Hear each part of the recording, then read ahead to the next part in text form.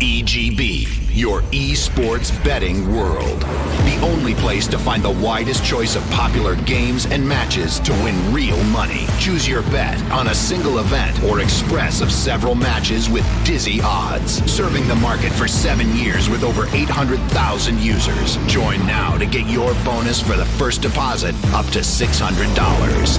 EGB, you know for sure who's gonna win.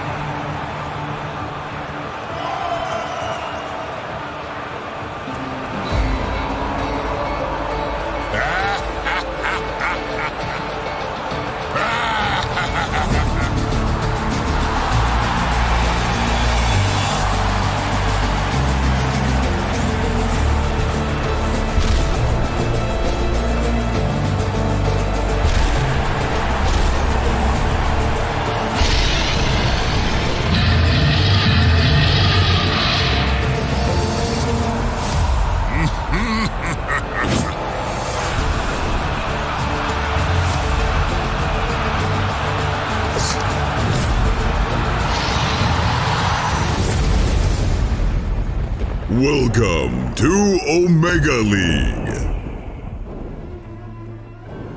As the deep voice said, welcome to Omega League. Group stages continue here today as we have 3 series in the Immortal Division coming your way. It should be a couple of good ones, a couple of great people to talk to, and panels and draft panels. The commentators are going to be great. Everybody's great. You guys are great too, right? Lizard, Great. BSJ? Great That's some ice cream. I'm fantastic. It's apparently ice cream day at the office today, but full disclosure, I think in the time that we've been here, we've been here 2 weeks. You've been there a little bit longer. Yeah. It has been ice cream day at least 3 times. Yesterday, it was pie day. Yesterday was apple pie day. The day before that was 2 other pie days. I don't get it. Yeah, but they like you guys a bit more than they like me and Kyle, I believe, because we didn't get any ice cream days before. I had breakfast with apple pie today. They want to make the fantastic. Americans feel at home. Yeah, that's what it. they're trying to do. Give us ice cream and pie.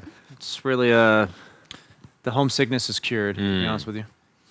I must say, I've never had apple pie. Maybe once or twice in my life, but apple pie breakfast is definitely not to make me feel like I'm at home. I had a math teacher back in elementary school that we celebrated Pi Day. In America, at least, it works this way. March 14th, obviously, in in places that listed correctly, date and month doesn't work. But in America, 3/14, every year I had the same math teacher for 3 years, and we'd celebrate Pi Day, and it was like 8 a.m. class, and we're all just super excited because we get to eat pie, and we all knew it by the 2nd and 3rd year, and. That might be You said you've done it 2 or 3 times for breakfast. That might be the only few times. Yeah. I've done it. But you guys have all sorts of pies, right? Cherry pie and all that Oh, stuff. yes, and lots they're of all pie. very like. It was a with the wide assortment of Yeah, pie. with the perfect crust and everything. Yeah. That sounds like a great teacher as well, because I would imagine that that's his initiative or her. Yeah, it was a her in this case, and she was great. I feel like those are the things that like that you remember it. Yeah. That's 20 years later for me. Wait, what date is the pie day again? March 14th. 3/14. 3/14. Yeah, Math nerd. Math, yeah. She was a I math see. teacher. I see, yeah. I mean, I like it. I like the effort put in there. What did you get for 420? 20th of April. I had to wait till 9th grade. No, I'm just kidding. All right, let's talk about some of the Dota. Yesterday we had a day filled with Dota 2 as well. Yesterday we actually started quite a bit earlier than we do for just the European days, because yesterday we started with the finals of the Southeast Asian League. Now, these are the lower bracket finals, not actually the finals. This is Friday, not actually Saturday. But I will tell you anyway what happened, because we had 2 teams in the Southeast Asian finals. It was Execration versus 496. Personally, and I think most of my panelists as well, we were not familiar with 496. Execration is a familiar name, it's some familiar players. 496 impressed us so much, though. Yeah, Bombi God. Oh, Yesterday, really? they had these 2 supports. You had Bombi. That Bibi on the offlane is story for himself as well. But Bombi and Yossi or Yassi, those 2 were on fire. Position 4 and 5 literally looked like your legit tier 1 teammates, like tier 1 supports, and they're coming from Vietnam. Their earnings were like 5K before this, like all together. Well, first of all, they won, of course. Yeah. They played their biggest tournament yet, and they won it as well. It's super impressive. I really hope that they get more invitations, that we get to see them more often. Also, we had some Dota 2 being played. 5 men was very impressive in their series against Alliance. And after that, we had 2 relatively easy 2-0s with Secret and Fly to Moon beating, respectively, Viking and Ninjas in Pajamas.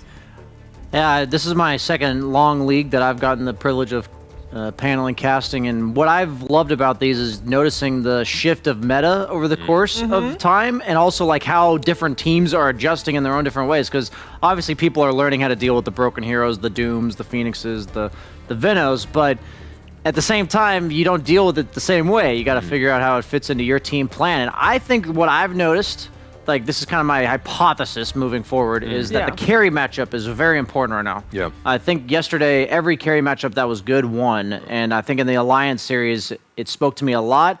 And in Secret series, it's never that straightforward because, you know, they picked like Omni Knight. You know, even they don't know. Like Papi was doing an interview here for us, and he's like, yeah, we picked Omni Knight versus Magnus.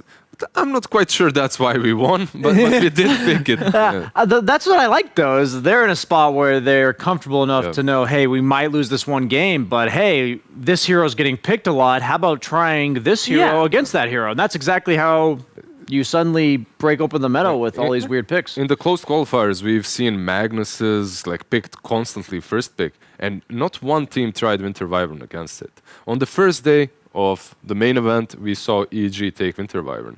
Terrorblade was picked a lot. Now you see people picking up Arc Warden. And sometimes Alliance picks Terrorblade into Arc Warden. Sometimes they pick it into, exactly like yesterday. But also Phoenix is picked a lot. Some teams are picking Arc versus it. Some teams are going full mobility. You get heroes that can get on top of that early, like a Mirana or something. So yeah, we're adjusting, we're shifting the meta, and it's an enjoyable thing to watch. It really is. So far, there's a couple of teams that have not been able to keep up. We just saw the group standings. We have 2 teams on Group B that haven't won a single series yet, Team Liquid and Ninjas in Pajamas. And if we could take a look at the schedule for today, we actually have that. Well, we see them first. I mean, Liquid, you know, they only had 2 series so far. Ninjas in Pajamas have their last series today. Now, I'm going to tell you guys what's going to happen. You see 6 teams per group. The top 3 will make it straight to the playoff bracket, with the 2 going to upper and the 3rd going to the lower bracket. And then position 4 and 5 are going into a playoff bracket. So they still have 2 slots between 4 teams that they'll fight for. And the rest will get relegated to the Divine League. But it's looking pretty difficult for Ninjas in Pajamas. They have to win this series against Liquid, and then I hope Liquid lose the rest of their series so they're at least tied, and they might have to play tiebreaker or whatnot. Yeah, I can't say I'm too much surprised by NIP and them losing all of the series, because they did switch up their captain, and most of us analysts know how much Soneko brings to a team. That captain, he's not your immersion from NAVI. This is a guy that controls what you're doing after the game as well. Like, he controls what you eat. He tells you what heroes to practice. He tells you what to look out for, how many replays. You're still talking about Soneko, though, right? Just about Soneko. Very hands-on. Yeah, and they just removed him and brought in a completely different person, which definitely resulted in a bad performance, in my opinion. From at the very least, you're going to have to take that brief dip to get back to where you were getting used to this new captain. So, but whether or not he's better for the team or not, you can't make that significant of a change without expecting the short term to go a bit rough. But how long would you normally give a new captain like that to be, you know, I don't know if he's actually actively captaining or if it's Era doing the captaining. We haven't had the chance to talk to them yet because they haven't won yet. Yeah, I'd say a month or 2 before you have to see some palpable progress. Like, it doesn't necessarily mean it has to be fixed, but you can be like, okay, we're on the right track. Yeah, they're on the way up. Yeah, it's difficult. But what about Liquid?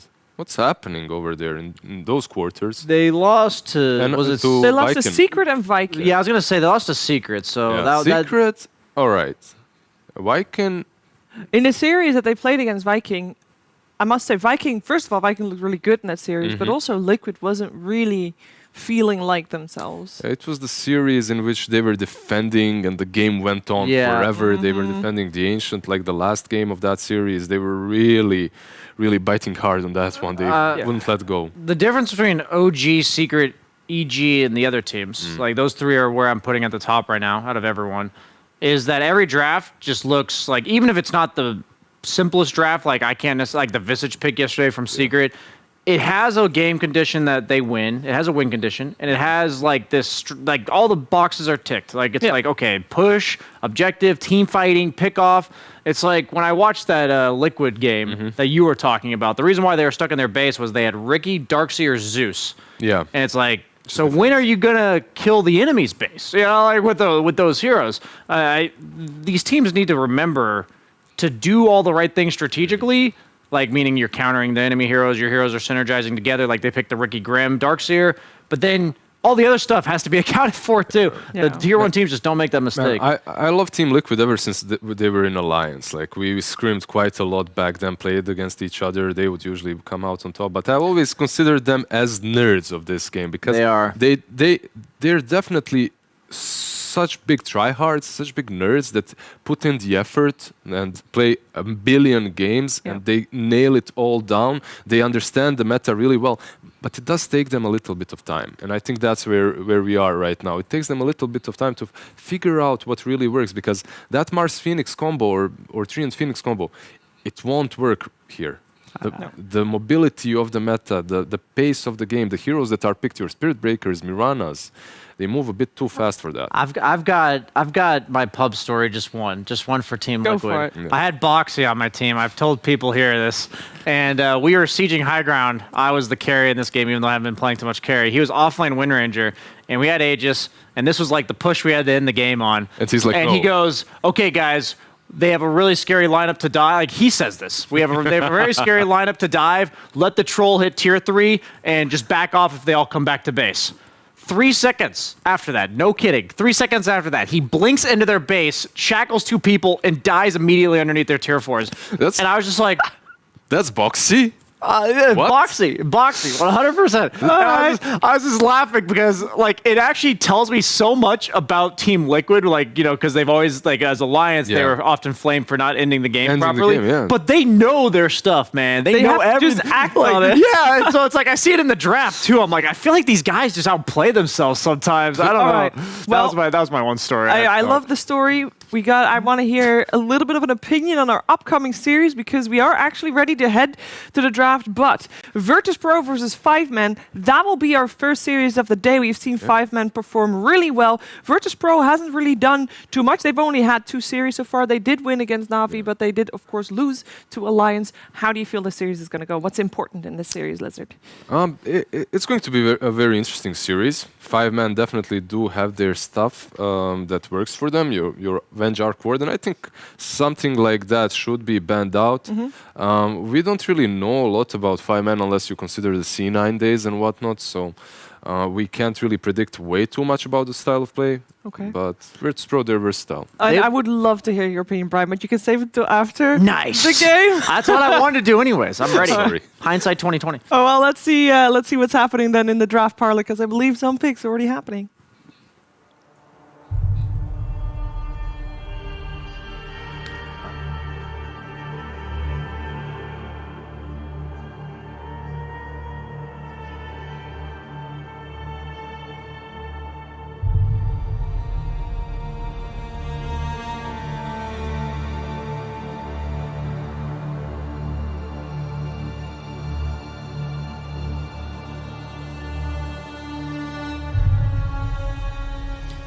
Well, now I'm disappointed. I was really hoping to hear Brian's perspective on things. It's always so unique and, you know, enriching, but I guess I'll settle for second best. I've got Kyle, I've got Fogged. Gonna jump into 5men versus Alliance, a kind of unpredictable series. 5men is a team that has kind of been impressing throughout the Immortal League. I don't really think many people had high expectations for a stack, so to speak, that is unsponsored. And Virtus Pro, should be the strongest team in CIS, you'd think, based off of the star power of their roster, but not yet delivering as we jump into the draft. Right off the bat, 5 men picking up a Doom and Oracle VP, Darkseer, Shadow Demon. But I want to hear, Fogged, what is your opinion on 5 men right now? Are they matching your expectations? Did you think that this roster would be playing as well, or should they be playing better? Give me your opinion. I still think they have growing pains, right? They're still new. I think yesterday was a display of their potential, of like how good they can be, their potential, of course. Misery just playing like actually a beast. Everybody was doing the right stuff. Ace had his one game where he was not the best on the Void, right? He had some like missed chronos and stuff like that, catching the perfect targets. But when Ace is playing Ace heroes, they look great. I think they're meshing pretty damn well. I think they've only have like 16, 20 games, not even that under their belt. I think you should be pretty satisfied if you're a 5-man fan, or if you're even like playing with this team and watching them. Then how about VP, Kyle? How are they matching up in your expectations? Give it to me straight. I think they had a little too much fun. Okay. It's actually one of the downsides of boot camp. If you're stuck, it's one thing to go and train. I think this is an important distinction the top teams utilize. Same reason I really respected Sunby. He made this decision when he was coaching Secret not to stand in for them because he didn't want to jeopardize that relationship. I think using boot camp solely as a method to get better at Dota is great. When it bleeds into the 5th month or so and suddenly it's more of a team vacation, it's tough to have that seriousness when you get into the room together.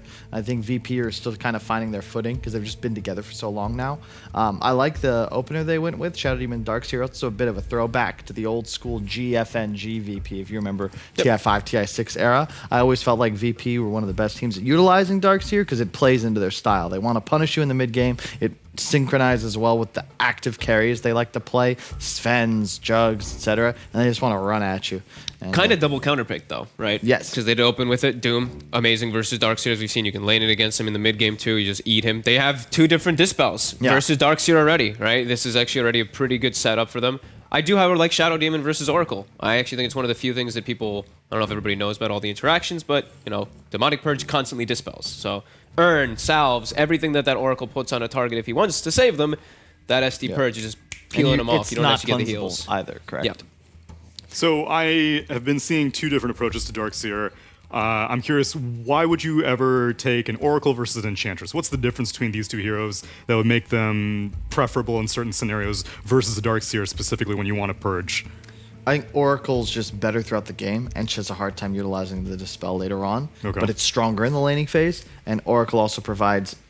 Oracle's more for playing with a core, and just semi-independent, and ultimately you're not really as effective as a defensive support. I think it's more to dominate early game for the most part. And to your point, Fog, when I love Darkseer is my most played hero in Pro Dota. We would first to it as well when we were playing, but into Oracle is always like insane to me. That people are like, again, the hero is great, and the changes to Surge make it way more of a tool in the mid game because you're just like super speed someone, they go in and mess things up, but the laning phase is impossible. Like you actually can't play Dota against Oracle. Yeah, my big thing is Enchant has a cooldown. Like it has a pretty long cooldown. Yeah. Oracle's Q is pretty low cooldown, and it's AoE. So let's say it's you see Darkseer, they're gonna do a double melee, right? Yeah. So Oracle, boom, you can dispel both of the ion shells in a lot of situations. You actually provide more kind of like burst damage. I think you pair really nicely with a lot of these core heroes. I've seen like these PA oracles or something like that, and it just troll oracle, and you're just able to kill and push them off a lot easier because you have that extra burst damage rather than just like an impetus or something flying a lane.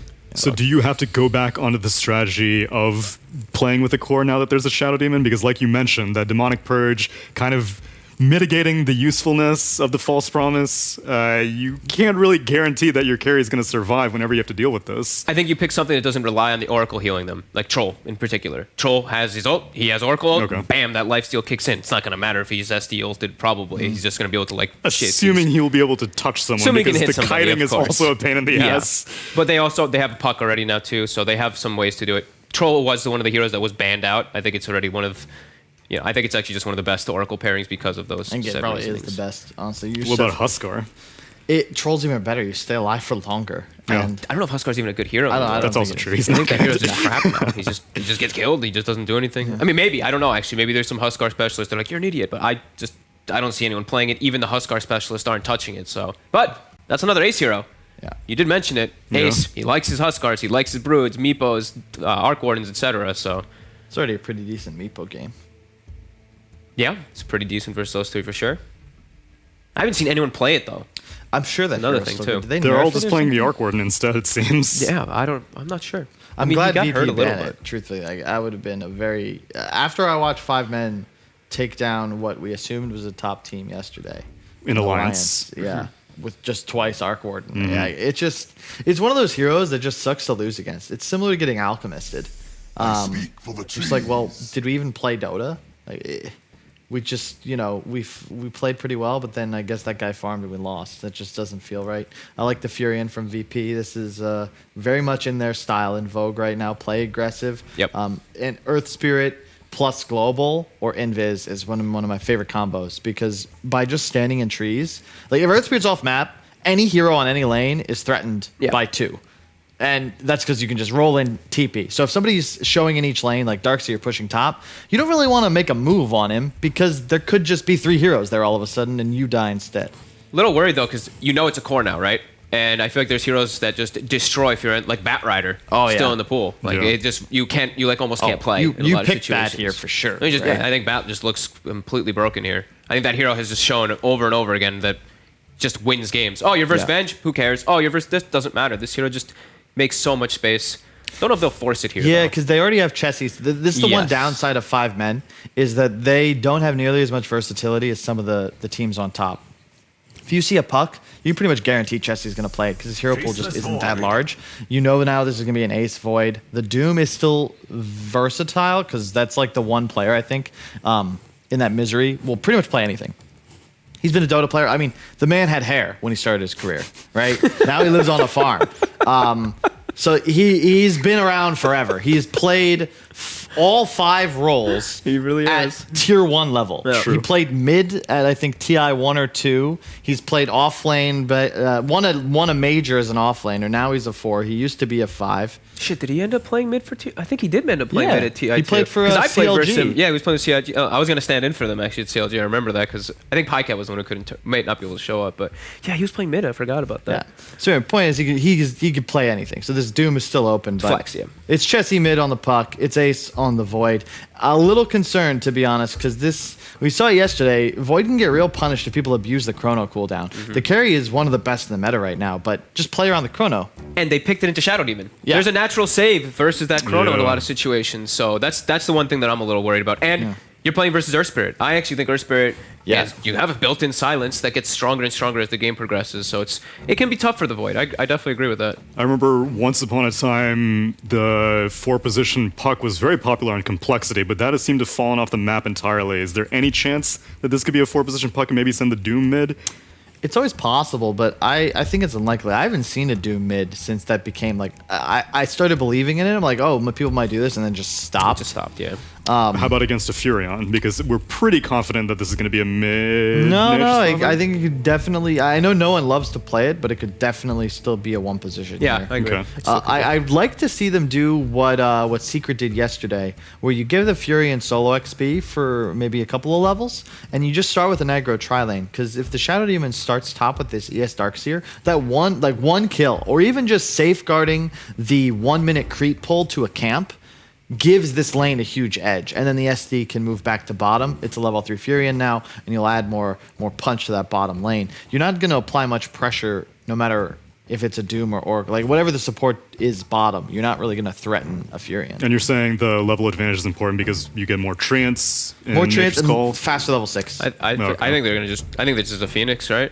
Phoenix was banned first 2. Oh, I'm so super blind. I'm sorry. I was just like, Here, what? I can fix I mean, the it's my for glasses. you. I'm sorry. Yeah, it's not really working so great today. I was just like, wait, what the hell? Why the hell is it not just picking Phoenix? I was like, there's no one even egg hitters or anything. There's still potential for the Bat Rider that you guys had mentioned earlier, but Then they'd have to swap. I mean, they could. I think they could still do it. They could move these things around. Yeah, I think the Bat is definitely one of the better picks there. Tsunami's program is 5 seconds ahead of ours. Is it? No. I don't know what you guys are talking about. No, I mean, it was still there. I'm surprised it actually was not taken out. And versus, we said the reasons why beforehand, right? Why they might take it in the fourth pick. VP, I think, just didn't do their research right, because they should know this is a Chessie puck. They banned out 2 mid heroes. Yeah, that's Yeah. Really weird. That's just a total waste of your last 2 bans. And Bat, to your point, is the hardest hero for them to deal with. Now you need an answer to this Void and the Bat, and that's tough to do in 1 pick. but really dislike the bans from VP. They should know, if you look back at 5men's matches, it's Chessie playing puck. If you're forced, I mean, we're assuming if you're forcing this Nature's Prophet to be a mid or a carry, you're just countered. Like I don't know, they can just put bat mid. I think, in my opinion, put puck as on Misery, have the Doom on Jibe, and then run your Oracle Void. Whoever plays bat, they've got a free game. They can win the game for 5men. It needs to be a core. And I'd say it should have the highest farm priority possible, because like they legit cannot do anything to bat. You could purge him, I suppose, as if on a bad blink in, but I expect him to just take over this game hardcore. You have so many cancels now, like Bat Lasso's a kill, you got Doom for a kill, Coil and Chrono always is an option as well, and VP are just full on tempo.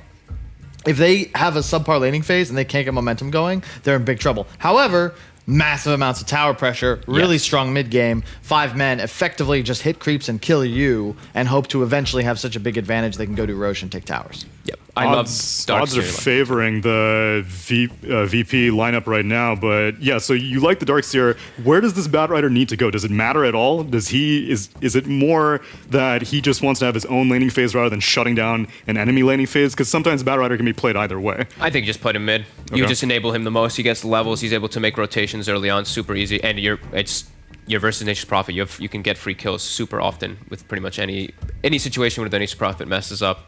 I do like Darkseer Lycan though a lot. I think this combo is something really good. It's tried and tested 6 years ago, 7 years ago, right? People were just like, oh, Ion Shell Wolves. They run through, they're invisible. It's vintage, you know, like an old wine. This has always been good, and VP traditionally have always played it well.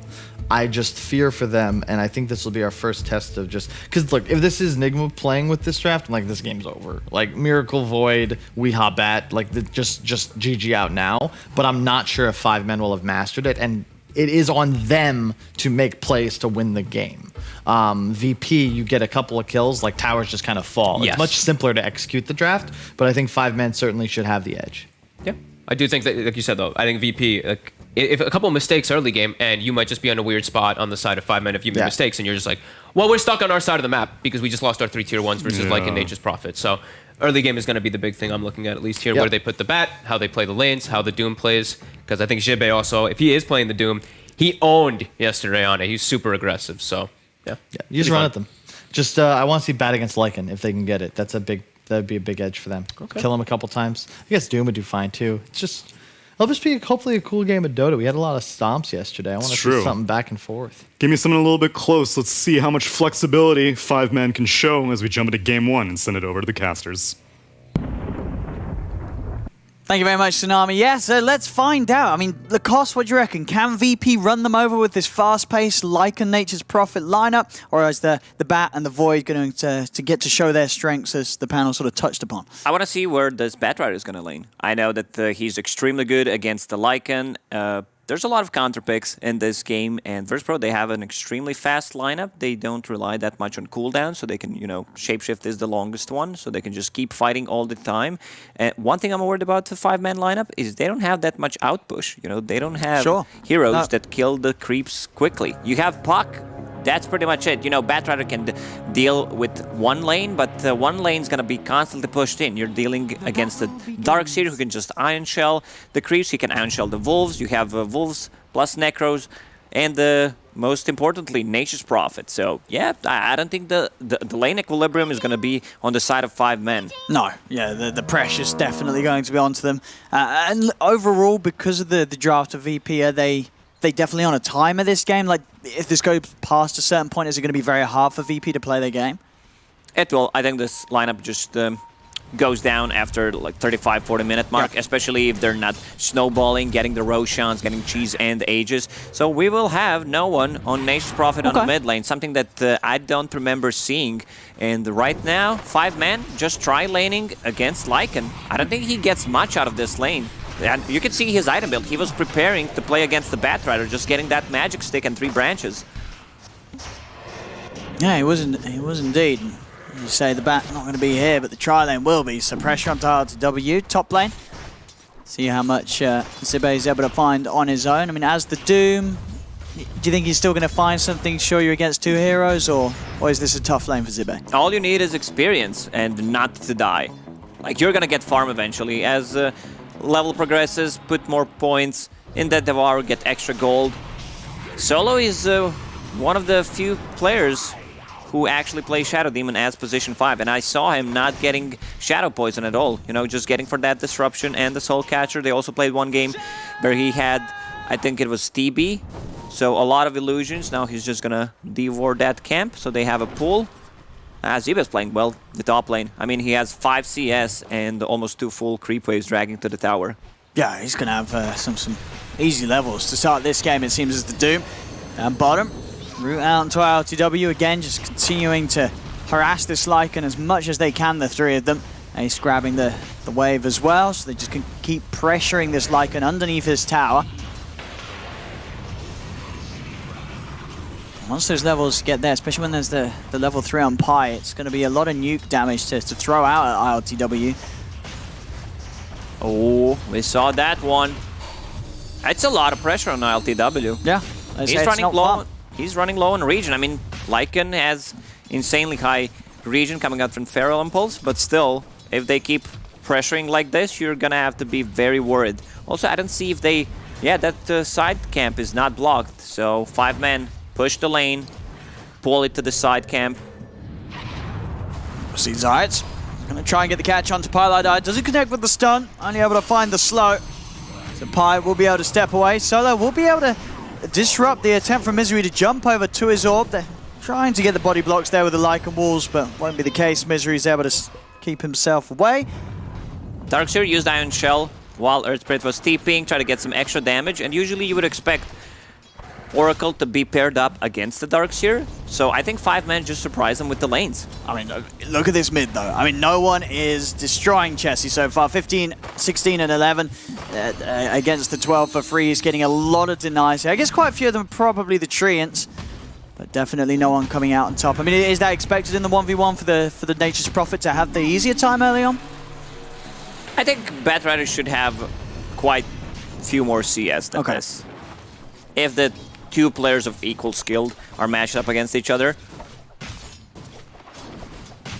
Yeah, for now, no one with definitely with the advantage mid. But we have seen that be the case. I mean, especially in like yesterday's series as well with 5 men. Chessie did usually have a rough time in the lane. Usually fell behind, but it didn't matter. He was able to make up for it in many other aspects of the game compared to just the mechanical laning. Chessie lost his lane. Yeah. To his brother, but then managed to make a comeback. So it's not all about the laning stage, you know, it's about who you're playing with, who's empowering you. Also, this tri lane at the bottom for Virtus.pro could easily just become a quad lane with Nature's Prophet TPing. And I think they want to make a move once he gets level 6. Chessie, Invis level 6. Oh, he's not level 6 yet, never mind. Yeah, not quite for them, just about a wave away from it. I was just being too hyped for it, you know. Kill the Nature's Prophet. So far, 5 minutes in, nobody to go down. He is going to try and go on to no one. No one going for the TP out. Only just gets away though.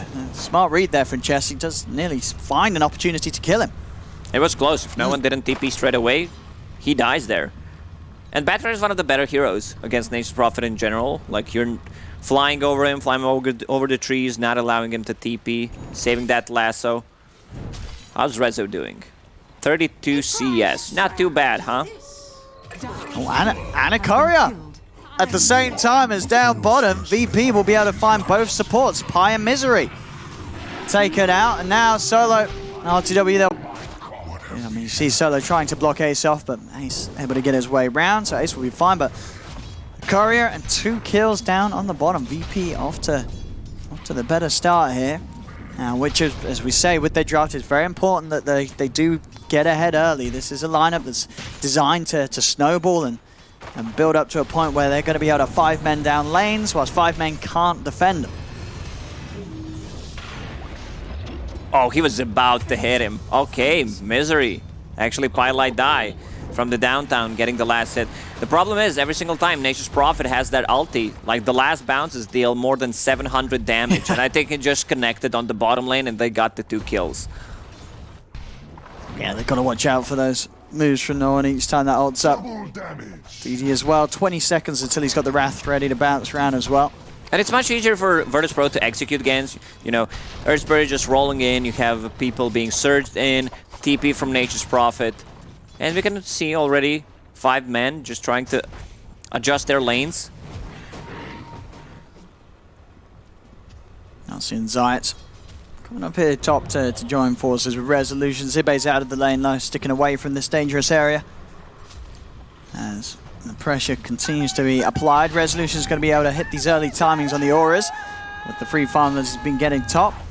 And no one cleaning up those stacks, just continuing to stay quite ahead of anyone else in the game here. 53 CS at this pre-7 minute mark. This is an incredibly farm Nature's Prophet mid. So they have Lasso, which they're not using. They have Doom, which is online for a minute already. Their heroes are very good at killing, and when you have hero like Doom, you need to have a good chasing potential, and these are one of the best heroes. Batrider, you have multiple time walks being used, plus a Puck coil just holding him in place. I think Puck in the mid game just destroys Lycan and Darkseer, where you can't move. Yeah, that whole sort of surge mechanics just put to an end. As long as Misery finds those dream coils, as you say, yeah. Lots of ways to ensure that 5 men can control these team fights. Particularly when Ace has got his 6, and just about to do so, getting that Mask of Man his first day, so that he has some punching power in the fights early on. I'll be right back, Owen. Just grabbing my stick to poke them, do something. 3 kills, 8 minutes in. You know, first game of the day here in the Immortal League. Team's still taking it easy, taking the time to wake up.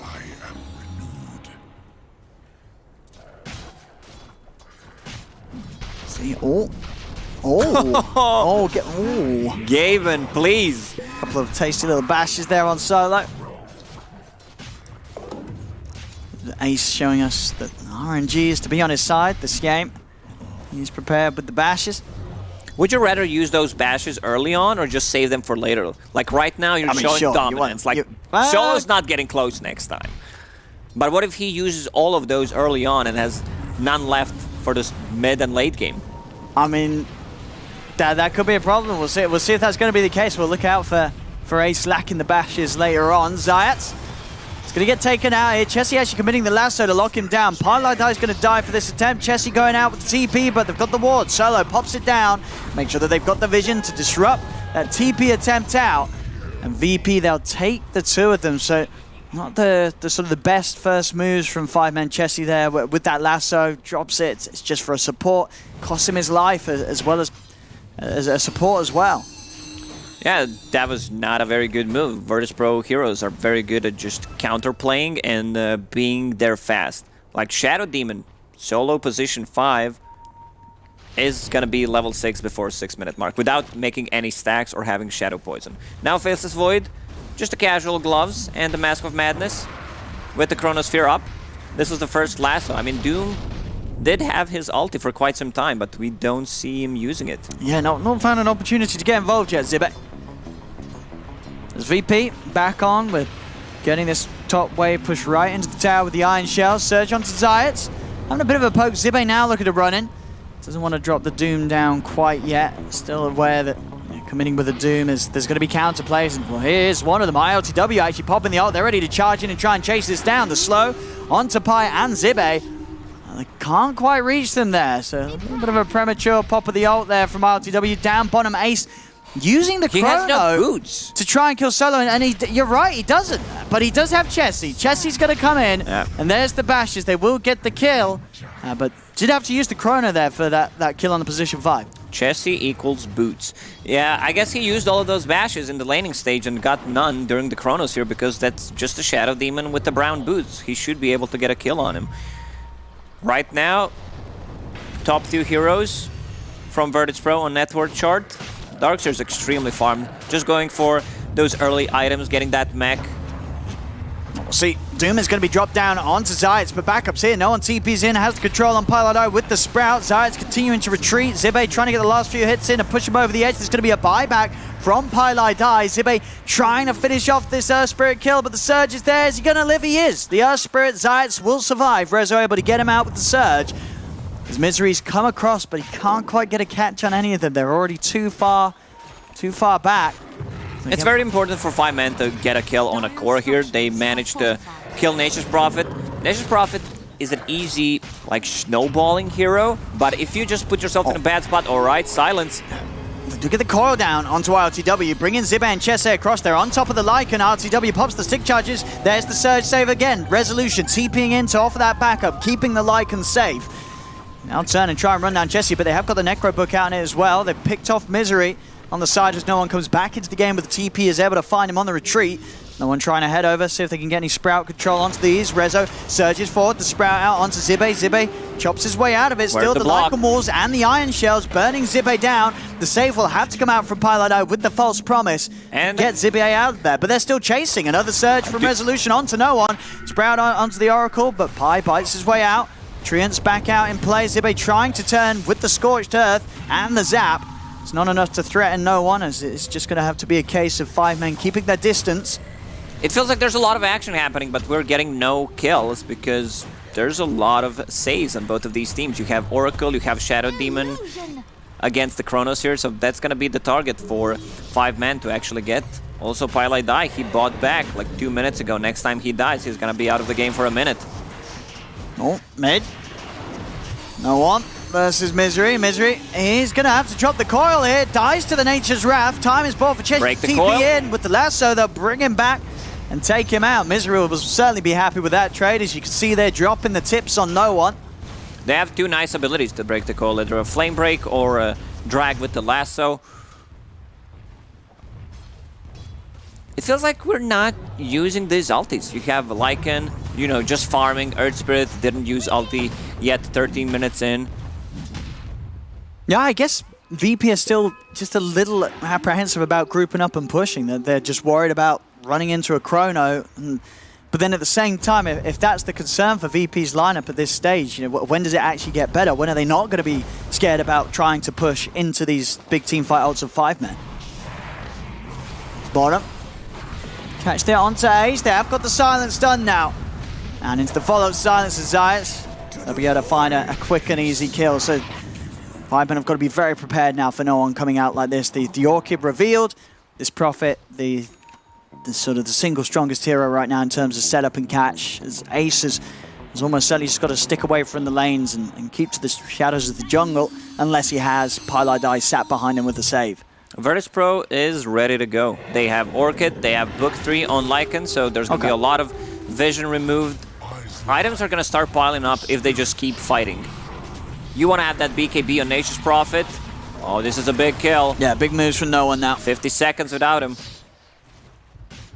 It's not cheating, he just bought back in the previous fight. Yeah, right, does seem still very long here, just 14 minutes in. It's mid lane, Chesse. Gonna charge in on this, but Zayas, Resolution and ILTW ready to fight. They'll pop the ult, jump in from Misery with the Dream Coil to try and stop them from getting on top of Chesse, but they'll still be able to find him. They kill him off before he's out, and no one's there with the catch onto Misery, finding him after he jaunts away to the orb. ILTW continue to run in, chases down Zibe. This is what VP want to do, just running over 5-men here at 14 minutes in, and we're really starting to get a taste of what this lineup, this draft is capable of at this early point of the game. They're very aggressive. Another good silence. Got the wall down. Back into the control of Zayas, and they're playing perfectly fast now, VP. This is exactly what they set out to do with this draft. Yeah, when I said they're ready to fight, this is what I meant, you know. It's go time. You have Orchid, you have Necrobook 3. It's time to get some towers. They already lost 2 towers. Solo's just gonna die. Nothing to see here. Been there, done that a couple of times. Also, Faceless Void, he has Mask of Madness. And he went for Battle Fury as the next item. I guess he just wants to, you know, deal with the summons. Yeah. But it's very punishable. Like, it takes you're just going to get... but they have 2 silences. How are you going to defend yourself? I guess he's just relying on Pilot Die to take care of it. Yeah, there must be. Also, I would love to see a different creep on Doom. He's keeping that... You're not a fan of the Zap? Not a fan of the Zap. I would love to see Purge creep against the Darkseer. Talking about the Doom in trouble, Pilot is going to come in with the save. Ace is going to drop down the Chrono, only catches Zayas in it, and Solo's able to come in with a defensive disruption. So Zayas, he's not even going to die in this Chrono. As now 5-men have got to get out, and now Chronosphere's on cooldown. Nothing to be found with it. You have full 2 minutes to play around the Chronosphere timing right now. I think it's time to get the Roche, and I believe Lycan's already in the Roche pit. And this, I mean, it feels like that hurts real big. You know, you're playing against this lineup that's really starting to amp up and overrun you. Those big ults, like the Lassos, the Dooms, and the Chronos, they've got to be used perfectly. Like, that's your only mechanism of actually slowing VP down right now. Yeah, you need to use those efficiently. One of the reasons why I was so surprised that they picked Batrider and Faceless Void into Shadow Demon. Usually it's the other way around. During the panels that I was on, I kept talking about having a save ability against the Chronosphere, against the Magnus. I think it's very important, and we're going to see better teams keep doing that. I wanted to poke a bit onto Zibe, but Pyladai is here by the side of him. Solo's going to commit with the Demonic Purge. No one, and Resolution coming charging in. Zibe is trapped in the Sprout. VP there. He gave up. I mean, he had Quelling Blade ready, did not want to use it. He understood that he's dead. You know, that also says something about the state of the team that they're in right now. Yeah, this is, you know, can they really keep up and hold back VP right now? Ace, as you say, still trying to get that Battle Fury done. But yeah, it's going to be such a risky game for him to play. Already struggling with finding kills with the Chrono, and as we point out, it's only Pi that can save him. If he's ever caught out silenced, he's just going to die, Battle Fury or not. That's not going to keep him alive. And you know what? ILTW, he goes for a second Orchid. They want to be able to... he's probably seen the Battle Fury on Void. He's like, all right, I'll just get another silence. What's he going to do? At this point, I think it's better to just completely bail that item build. You need to take care of yourself. If you wanted to get an farming item, like, try to get it straight away. Be more greedy, but you can't get Battle Fury after Mask of Madness into 3 silences now. I mean, you can, but this is what's going to happen. Pi will be able to get there in time with the False Promise. The wall and the vacuum down onto the two of them. Zibe leads him, drops the Doom down onto Resolution. Pi gets punched out of the game by no one. Resolution still very tanky as Zibe and Misery, they're trying to finish him off. Solo being able to buy some safety for Rezo with the disruption. He continues to retreat. Zibe cannot finish off this kill as no one. He's just cleaning up. It's a triple kill for the Prophet. Zibe's trying to hide in the trees. He's able to blink up and get his way out there. No one's trying to chase, but Zibe too speedy. Will manage to escape far enough away. But still, it's a triple kill for no one. They're pushing on the bottom. No one now with a full BKB as well. It just really seems that 5 men, they cannot deal with the speed that VP's playing at. They cannot. They really cannot. And Doom, he goes for the target that he needs to go for. Like, he needs to Doom that Darkseer, otherwise someone's gonna get Surge out of the fight. And there's a ton of regen on him, so he's also not the perfect target. You know, he does not have that one hero that he can solo kill. Yeah, no one's just popping off. Yeah, this Prophet's out of control. We're seeing 12k net worth on Prophet. The closest on 5 men right now, it's Ace at 7k, almost 5k behind in terms of each team's top core at 19 minutes in. That's a massive difference. Virtus Pro playing at turbo mode speed, while 5 men playing at 1 speed, the normal one. Things...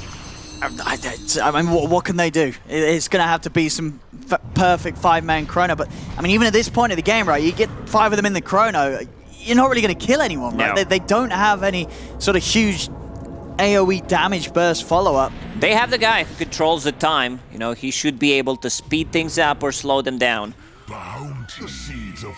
Time and this doesn't seem to be controlled suitably by 5 men this game. Ace. That's one thing he can do. TP is going to get him pretty safe most of the time when no one comes hunting. He's still going for it. He's going for it. He's a dreamer. I like it. You know, that this is a man after my own heart. I mean, that not always a great thing to do in a pro game, you know, going for the Battle Fury, but I love it. He sees the summons. I mean, if he can get Battle Fury, then Aghanim's, then BKB, then probably a damage item, then he's going to be all right. It's a lot of items, though. It's a lot of items. He's going to need a lot of time for that Ace. But he's a dreamer, and I like it. Yeah, just have a bro agreement where Virtus Pro is not allowed to attack him for the next 30 minutes. Just, you know, if they let him have another 20 minutes, he may be all right.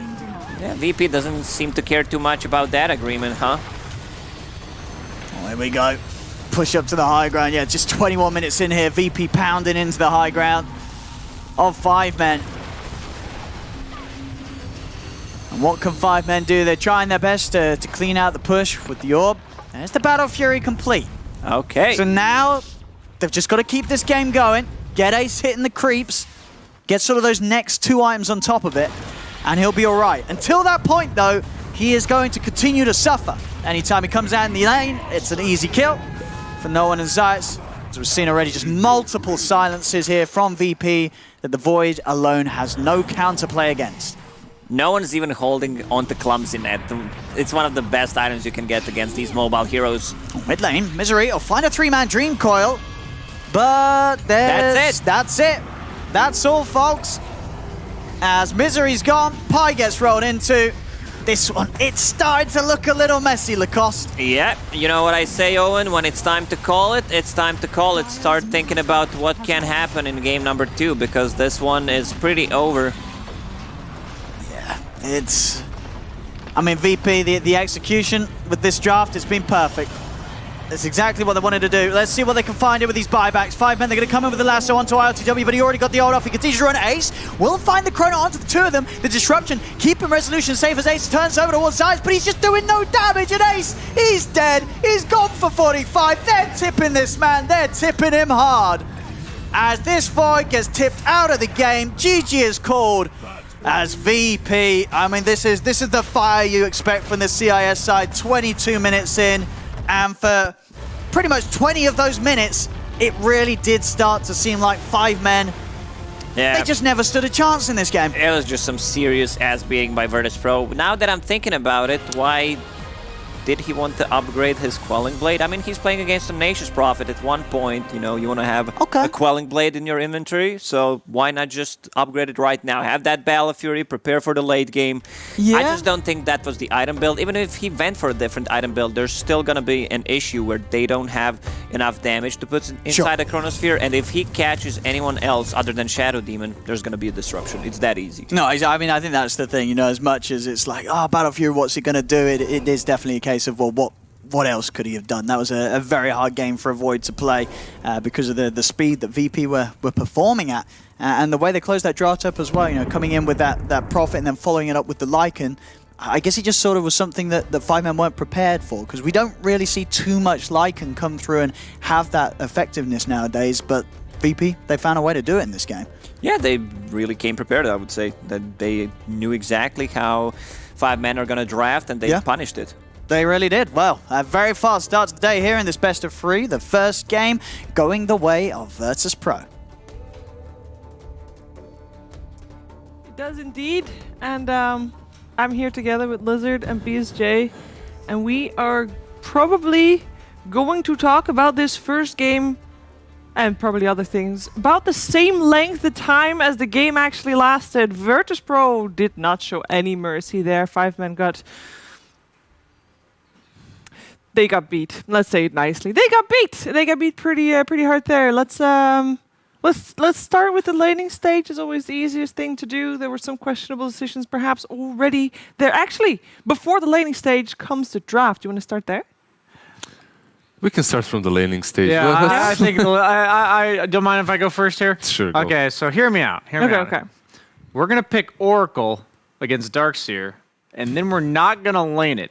They're going to pick Lycan into Batrider, and we're not going to lane it.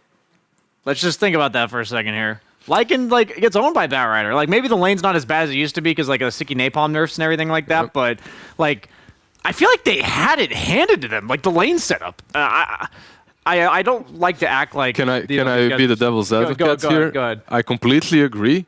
That's not being a devil's advocate. But it's hard. In this scenario, it's really hard to be one. But they did have Doom versus Darkseer, which is also kind of alright. And they had Bat versus Nature's Prophet, which should go Bat's way, like 100%, right? So they did have some things going for them, but they didn't utilize them to perfection. Like your Batrider absolutely had no impact in the game after being given a solid lane. He's bottom half of the net worth charts, like after the laning pretty much in the mid game. And all things considered, you're going for a bloody Battle Fury on a Void in this game. He had time. He understood the pace. Can I also interject? Sorry. You called it a bloody Battle Fury. It did not see any blood, apart Yeah. from his own. Yeah, and I'm not really a good devil's advocate as well, calling it that way. It's like Nature's Prophet already finished an Orchid. Like if you're going for that build, Mom Battle Fury, you're gonna die, and you can justify it. Okay, I have an Oracle, but that Oracle's game is also hard. Like he can't always be there for you. And that's what happened. He just died 4 times in a row. Your items tell you, like when I see a player's items and when I use my items, I think it's the person saying to everyone watching, this is how I think the game's going to play. Yeah. Like, so if I buy Battle Fury, it's like on an anti-mage, I'm telling you, I'm spending the next 5-10 minutes hitting creeps. Yeah.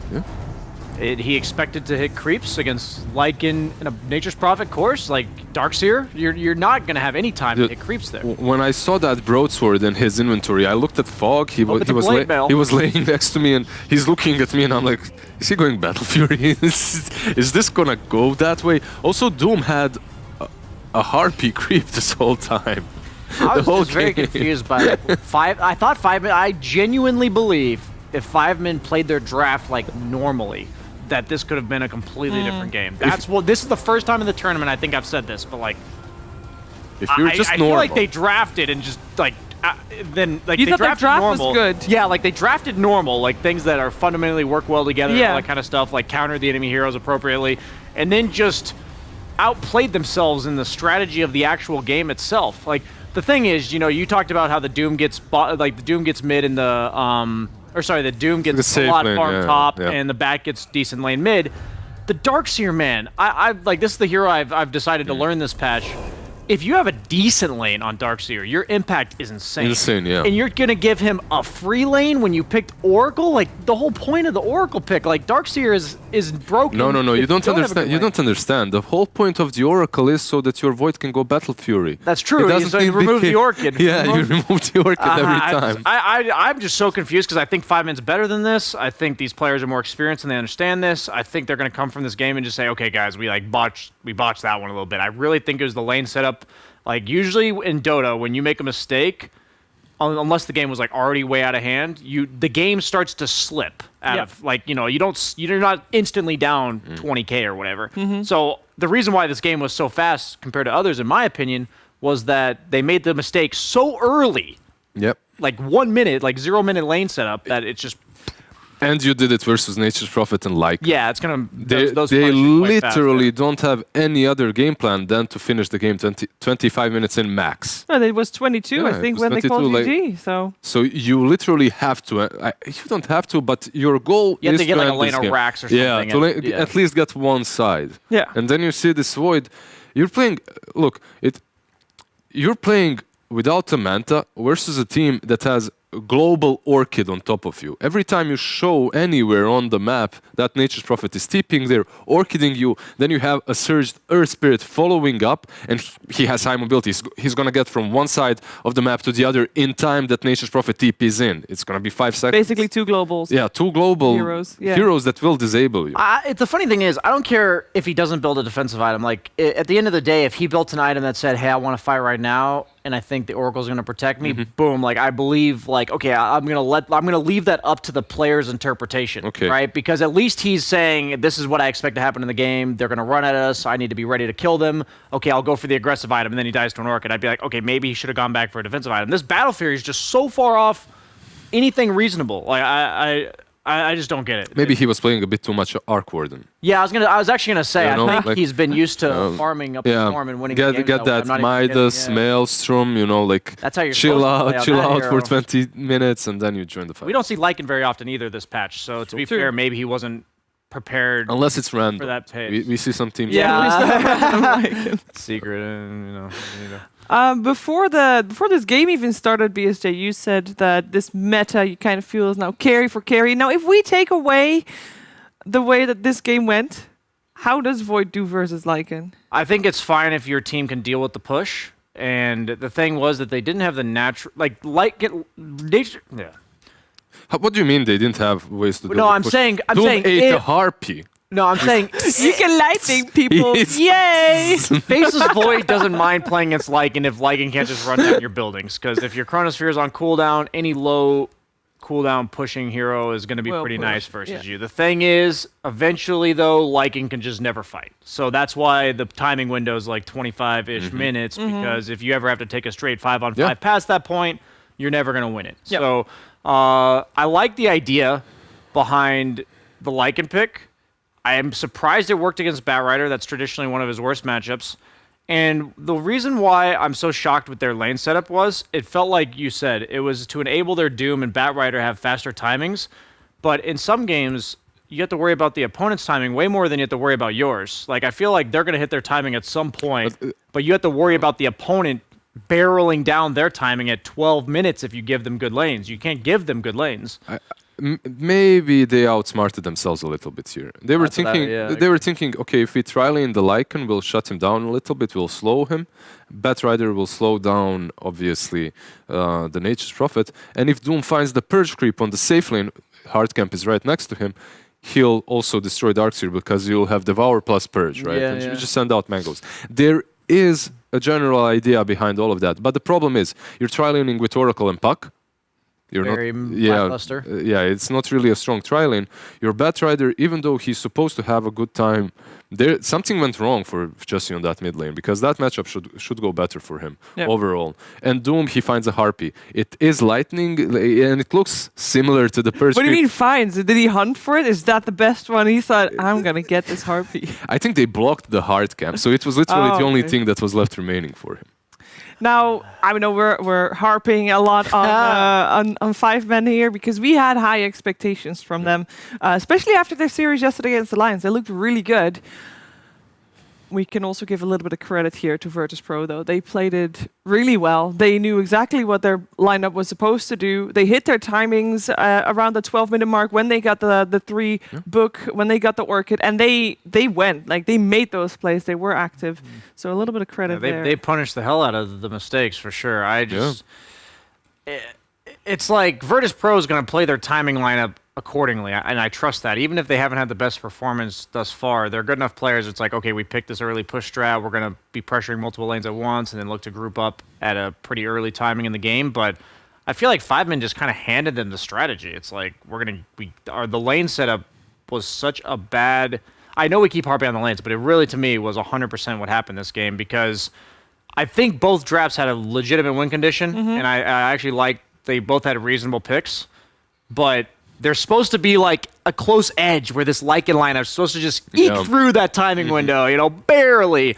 And it's like, instead they just go barreling through the front door, and game's over at 20 minutes. So yeah, he crushed them a little bit earlier than we expected, if nothing else. Like, I saw the same lineup. I'm completely agreeing with him. I'm seeing this lineup and I'm thinking, okay, if Void gets his item timing, suddenly, like a Nature's Prophet, they can't fight him. And maybe end game is Nature's Prophet finds some hacks, AC, some crazy split pushing, catching, catching, making them push while you're split pushing Nature's Prophet and fighting 4 versus 5 because MP can TP back, some surprise hacks, Abyssal on Lycan.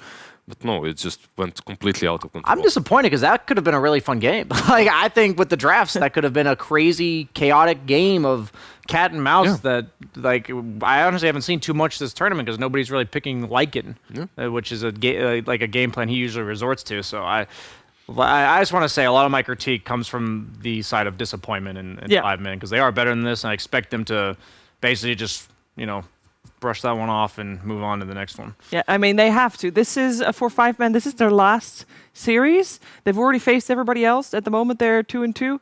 And, well, first of all, they can't be at the top of the group anymore, I think. It's a little bit too tricky for that. But they can still make it top 3 if they just win this series. And then some other people have to be tied with them or something like that. But they have to win. So the question is, do they go back to something they could have done in this game as well? Thing that won them games yesterday, first phase Arc Warden. They could go for it if it's not banned, but I believe it was banned. It was banned second round. Second phase, yeah. Okay, if it's... what was banned in the first? Was Venge banned, perhaps? It was Mag Phoenix on the side of VP. Okay, that's interesting, because I wouldn't be surprised if they first phased Arc Warden and Vengeful, but they have to be careful about one thing.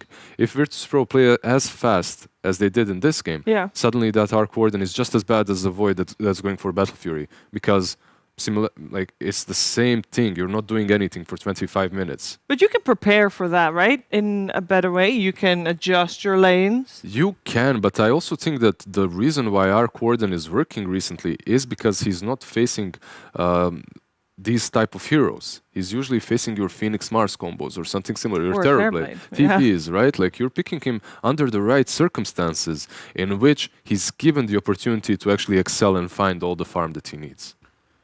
Yeah. I'm not actually convinced that Ace can play normal carries. I'm not 100% convinced yet. Like his microing kind of cheesy-ish heroes, it's beyond impressive. He's always been good at that. He was like on Lone Druid, I remember back when he was on the NIP with PPD, and the Arc Warden now, I just...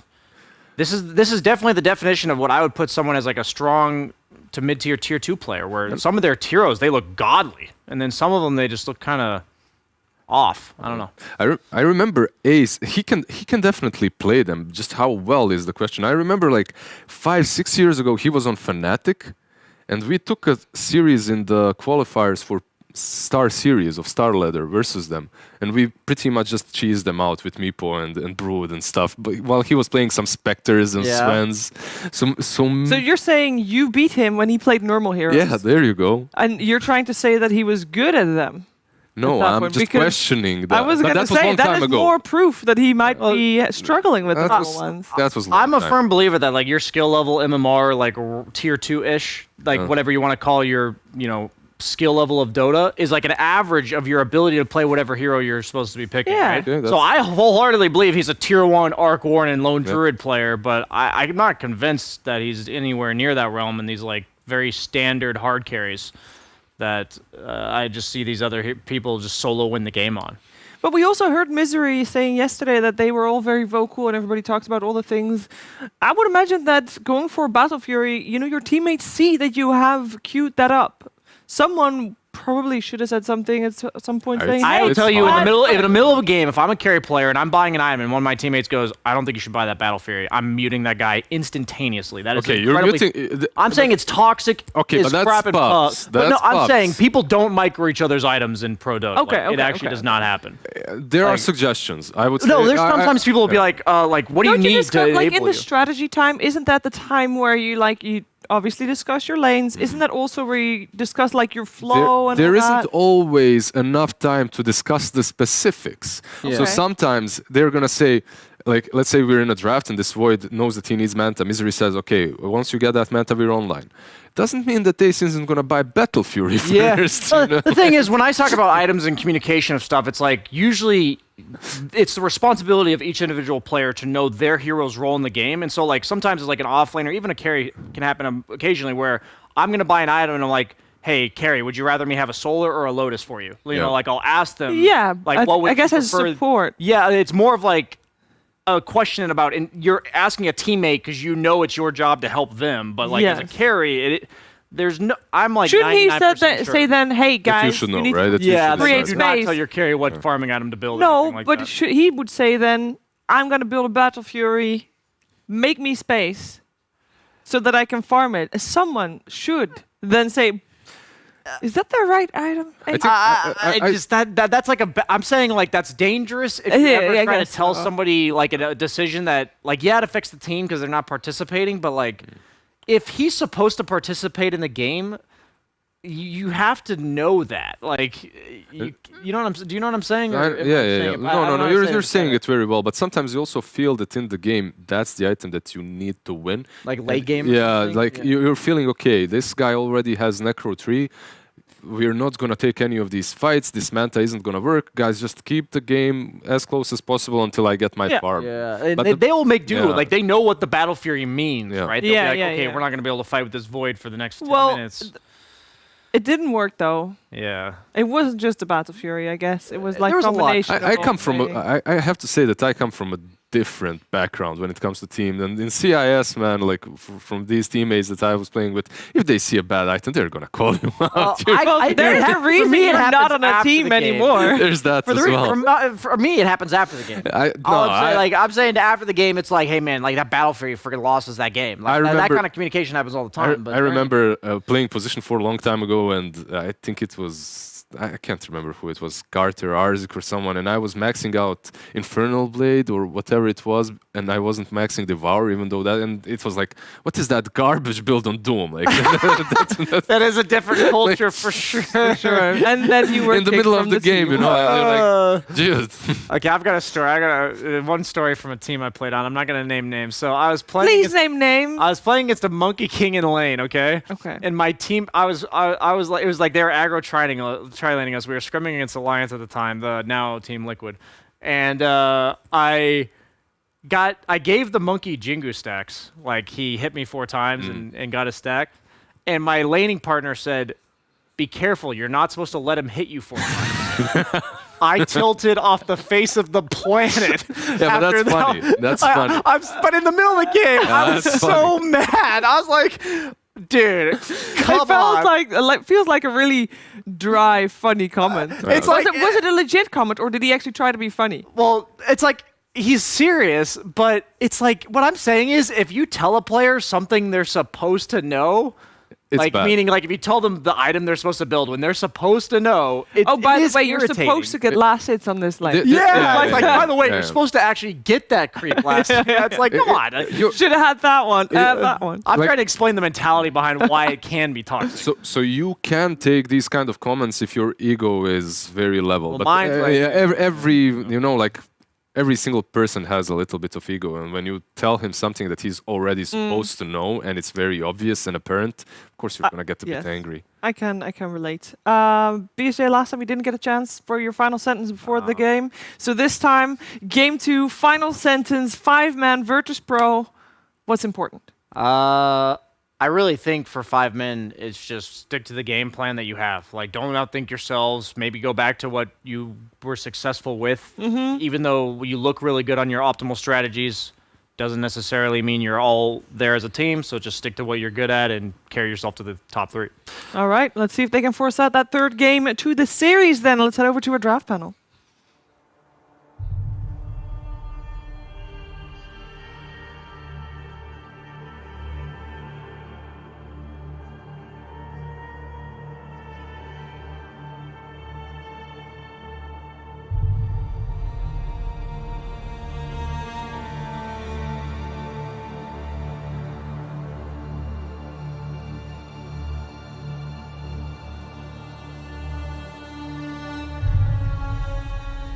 I hope you all enjoyed that rant, expounding on the importance of item builds.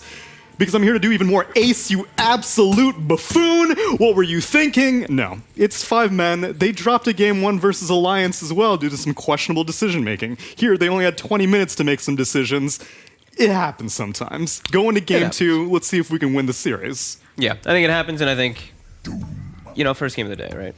Just chalk it off to that. First game of the day. First game of the day. Early morning. Just wipe it away, Now they're going to go back to their usual strap. They're like, all right, we can go avenge our court. Oh, damn it, they banned it this time around. played. Aha, they can't do it this time. Yeah, I think VP, they were first pick the previous draft, right? So they didn't want to leave the option for 5 men to go venge into Arc with no ability to respond in that first phase. I think the biggest question mark for me was 5 men. Why in the hell, Chessie can't play back.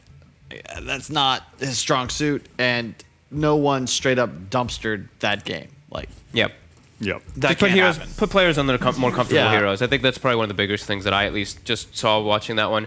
So right now they're going to go for this Medusa. I have to back you with the dude, bench. it's just also just keep it simple. Yep. Kiss it. Keep it simple, stupid. You have an Oracle, lane it against the Darkseer. Don't tri-lane with pucks. So, what is even happening? Well, one of the big critiques of 5 men, like you had said, it's like, Chessie's hero pool, right off the bat. Yeah. We were questioning VP's bans in the last phase, banning out some mids, so maybe that's what 5 men are trying to adapt to. Show some flexibility, make teams question that, maybe they can put these heroes on different roles. This was not a good experimentation, I don't know though. if they demonstrated that they could in their previous game. Dude, look at this Medusa. She's partying. It looks really cool. Give her a telescope. The stone gaze goes off. She's going to have billions of range. Yeah. I think this Venge plus range carry is always just something that's going to be up people's sleeves. I think it's actually been around. I think it's been strong for a long time. Is it? And people have just been kind of forgetting about it. Well, I've been seeing it with Drow a lot. So why Dusa over a Drow Ranger? Obviously, Drow not a first phase hero. I guess Medusa might be a first phase hero if they can get away with it at Arc Warden. So why this? Dusa, I think, tanks Doom a bit better, and I also really like having a Dusa or Gyro against Phoenix because you don't lose team fight DPS when you start hitting the egg. It's also just pretty much damage amplification and range is better on spread damage carries. Because Dusa, you do all this bonus damage to everyone that you target. So 10% more damage is just considerably more because you're hitting more units. In addition, the range is very beneficial because I believe it affects the split shot range as well. Assuming it is based on your attack range, if I'm not mistaken. So stuff like Dragonlance, Telescope, that all boosts it as well. Also buffs attributes, not damage percentage. Remember that. Yeah, but it's still damage. Yeah, it's agi though. It's based off of the prime stat of the hero. So I mean, knew for that. those heroes, yeah. But it's DPS. Sorry, we were just talking about WoW for like 15 minutes. Yeah. So I mean, I think the biggest thing is really you see Phoenix Doom, right? Like this hero eats these spells. You eat it all, and you're great versus Phoenix, like you mentioned. So I think that's the biggest thing to take away from it there. Are we itself. looking, is this going to be a mid lane Dusa? Because one thing to note is that it is on Dire, and we had been seeing Gyrocopter be especially popular on Radiant because you can put that ward in the high ground for the mid lane, be able to flat cannon 2 camps. With Medusa, it's not as convenient on Dire. You'd probably have to go a little bit further, and I still like Medusa mid generally over other lane matchups. She doesn't really lose very many mids, right? I think she's gotten better versus. I think if you see an int hero mid, you can just be like, okay, yeah, do some mid majority of the time because the way that Snake works, of course, with the mana return. But I think they'll probably just put it on Ace. I don't think that that's a Chessie hero. I think Chessie's more about that activeness in the mid game. Like his lane, he's not gonna. Of course, we've seen a couple of times, right? Like Chessie in his lanes, he suffers a little bit, but it's where his mid game prowess actually comes into play. Medusa can't rotate. That's going to put all the pressure on Ace. I guess maybe if they find a hero that he can actually look to be active on, then they can switch it up. This game, they're going to pick something like, I don't know, Clock. Just get some Roamer from Misery. I actually really like Bounty Hunter, too. They go with the Void Spirit, most likely for Chessie. Yeah, that active, very active hero. I wouldn't mind Lina support either against Phoenix. I think having a support that deals with Egg is really nice to have. Yeah, I think it'll likely be. I don't think it'll be Mirana, just because it's Misery, right? Yeah, he Mirana loves that. He's always loved that hero too, and it is the Egg Killer. And you have Moonlight Shadow for disengage versus Doom and versus Phoenix. It's a really good hero to captain from because your arrow represents kill threat. You have built-in smoke with your ultimate, and you don't need to last it too much. You want some farm? Go arrow a hard camp. Easy. I think it's a little weird if they do pick it like first here, though. I think they need a traditional like team fighter because right now their team fight's not going to be great. They need something to actually work well with Stonegaze, something for Zirbe. I think their draft looks awkward. They have no front line with Medusa if they pick the Mirana this early. But yeah, they've got the last two. They've got 2 more picks. You could do something. It's a really no one picks this hero, but I'm a big believer in Silencer. Even as a support, I think that with all these first 2 Phoenixes coming out, there should be more Silencer in Dota. So you'd rather just prevent the egg from coming out altogether rather than focus on killing it? Well, not just that. If you last word Phoenix, it's also the laning phase. You can't dive away properly. And in addition, you silence them and you just kill them. It forces Phoenix to think about egg usage a lot more, whereas it feels just like totally free Phoenix games, even when it's first 2'd through most of the matches I've seen in the Immortal Division. Yeah, I never get to see Silencer. I always want to see it when I see like some great initiations, like your Bat Silencer, your Void Spirit Silencer, something like that. I mean, it could work, but no one picks this hero. Rarely seeing Shadow Demon also, but VP seem to prioritize the hero quite heavily. No real hard counter like we saw against the Oracle in Game 1, so what justifies the Shadow Demon here? Still good versus mobility course. It's good versus Dusa in mid game too. If this Dusa gets fat, get your illusions of that Dusa. That split shot is insane in the later stages. It's a comfort hero for solo too. He's a big fan, and he also goes a more unconventional build. We typically see Poison maxed out. He skipped it, went 4-4-0-0 or 0-1. Second time we've seen that now too from him. Yeah. He really likes to go for it this full 5 position. It's a lot of damage on your W when you go this bout, and they go for the Rubik. It's quite nice. To your point, talking about Dusa getting big, disruption, etc. Rubik just steals it. So whether he gets Purge or Disrupt, it's very effective. And it's nice to have a kill threat. Also good against the Doom. Nice ganker to play with the Void. I think it's also the triple range tri-lane. We saw them doing it with the Arc you're Ward, right. and boom, this is literally the same heroes, just insert Medusa instead of Arc Ward, and you run this aggro lane, and it's been pretty dominant. I did like the way it worked. I think it works, of course, better with Arc Warded, but at least Mystic Snake applies a slow now, so there's a little bit more of that kill threat that can come out. It's weird, the tri-lane's coming back, and that I actually am liking it. Me too. Not necessarily. I'm not sure sold on it yet from a strategy point of view, but I missed tri-lanes. For a long time now, it feels like the meta is just involved, I don't want to say brainlessly, but it's just dual lanes every time. It's just, I'm sure there have been multiple games in the past that tri-lanes would have served one of the teams well. This is a rare meta, though, where I don't feel like tri-lanes are making any new heroes viable. I don't think that this is a hero that, like, oh, we can tri-lane this hero, now we can do it. It's more like, well, these heroes are good. They're always good. What if we put all three of them in the same lane? So it's a different evolution of a tri-lane than in previous metas, I think. I think it has a lot to do with the solos that are coming back. Like this Fury and Core, as an example, probably benefits from having a tri-lane.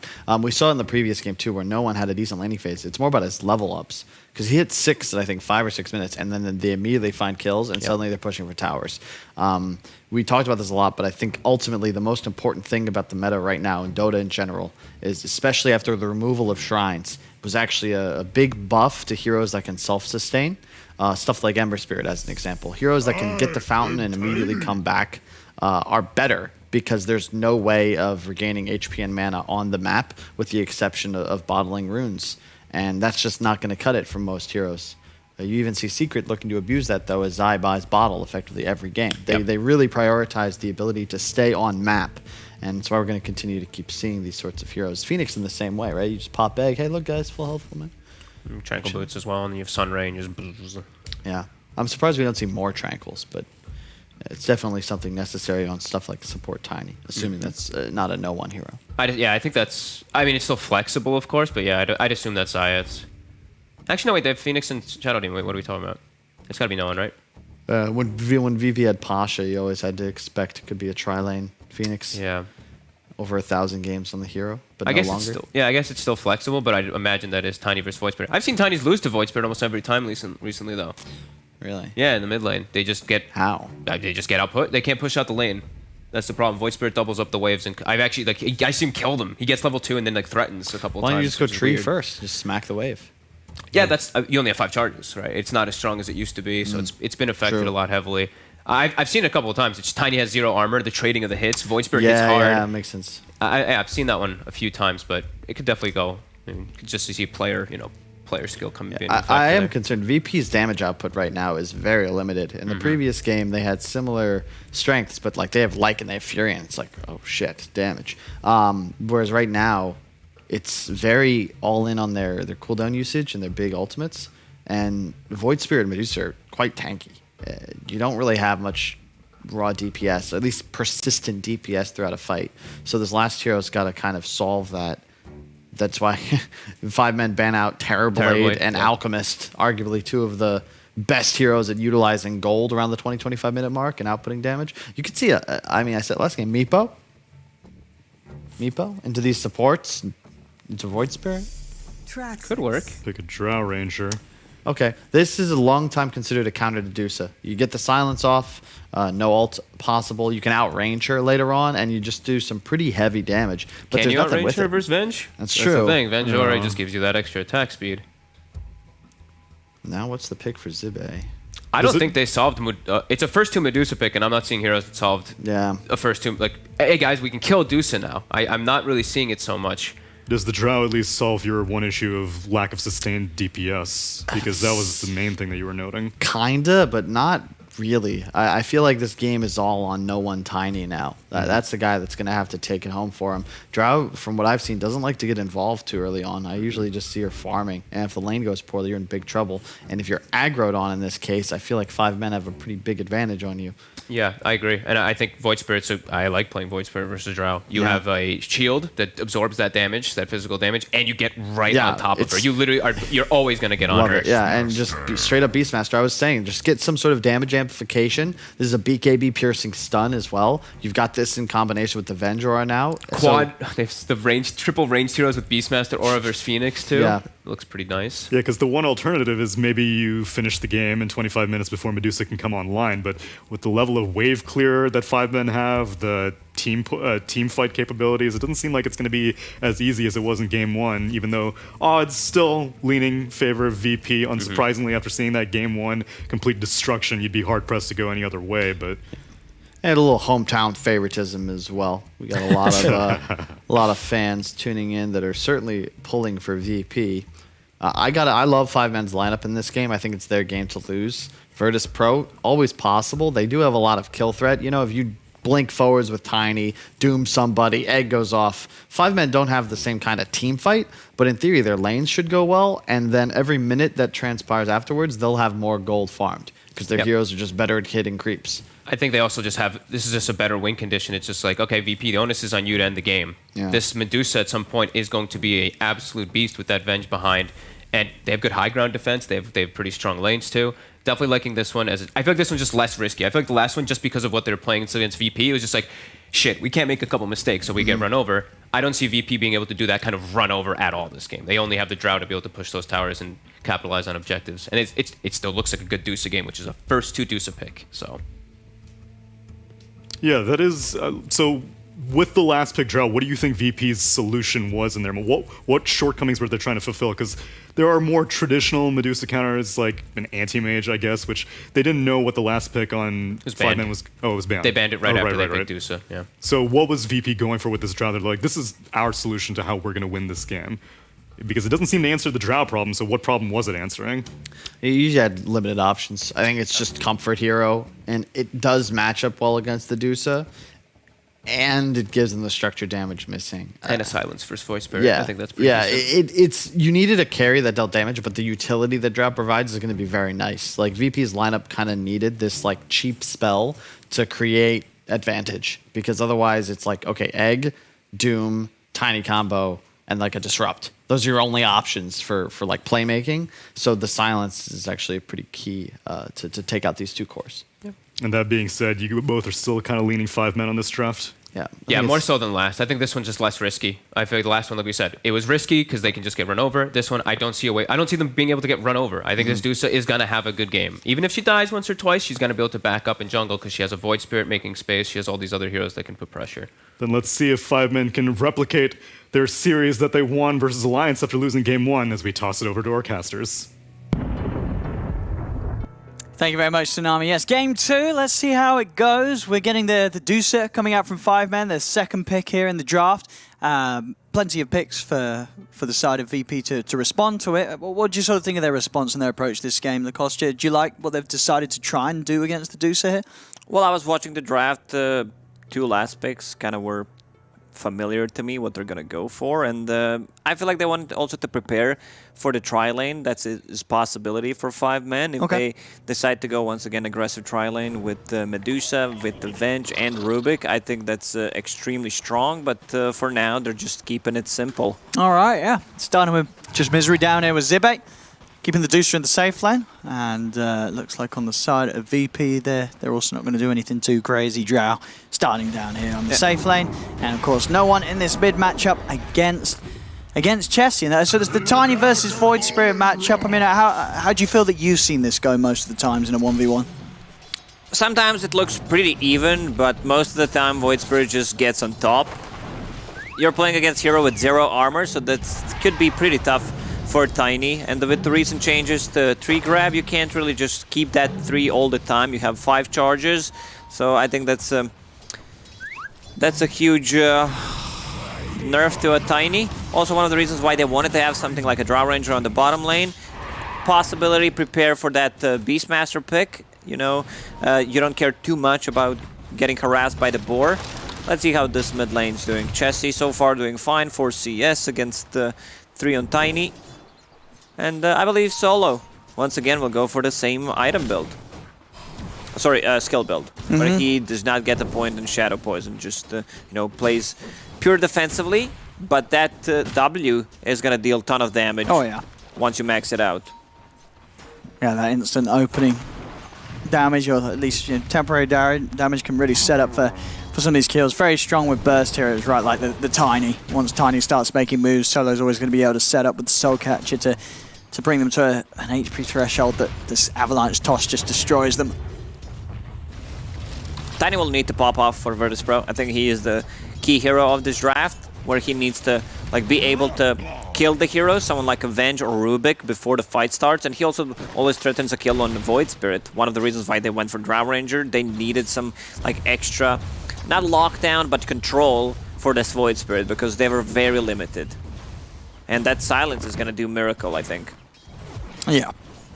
And again, would you agree that this is a game where they're going to have to keep it pretty fast? VP going late against the Deuce is never really going to be an option, or do they have some tools late game that can be good against Ace? It's a lineup that scales, taking over the Medusa illusions with the Shadow Demon and having a Drow Ranger, but still feel like Medusa, Beastmaster, Venge is just the better late game option that I would always side to. Yeah, lots of ways to really empower this Medusa and keep her safe with the swap saves. So far, looking at the last hits, it's only, everyone's really sort of getting a look in. I guess this top lane, Rezo, okay, he's struggling a little bit. Only 5 CS at the moment on this off lane Phoenix, so that will be the slow start here. Zibe, look at his build. 80 damage on a Beastmaster, 2 Fairy Fires, Belt, and a Magic Wand. Like, usually you don't want to get a Magic Wand, especially if you know that Solo's not gonna get... I mean, Magic Wands, don't get me wrong, it's one of the best items in the game where you must have it on a hero. But he's tanky, alright, they're making a move.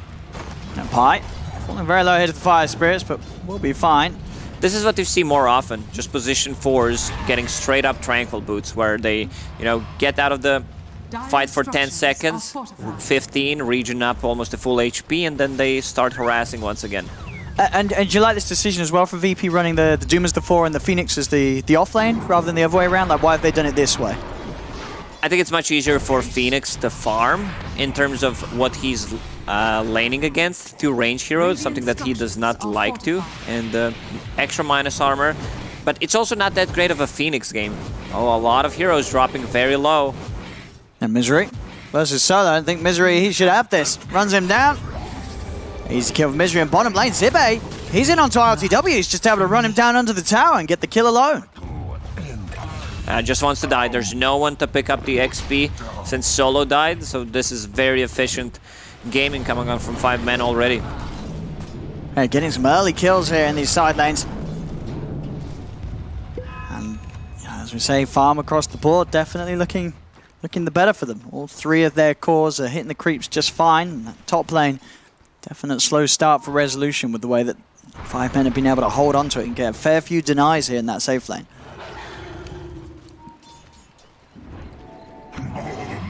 From the void. 5-minute runes up. As VP, they're going to try and make a move down here. They're coming in with the smoke, Solo, and no one. So they can find a disruption into the combo of the Tiny. See if they can burst. Same time at top high. That was... Well, where was he going? What was he doing? I don't know. What was he doing? What was he trying to do? He just walked down. He just walked in. That's a good question. Yeah. I really have no idea what that was. Did he have... trying to put some... Was he trying to... I don't think he had a ward. Was he trying to ward? Did he just stop looking at his hit? He just walked down by the cliff.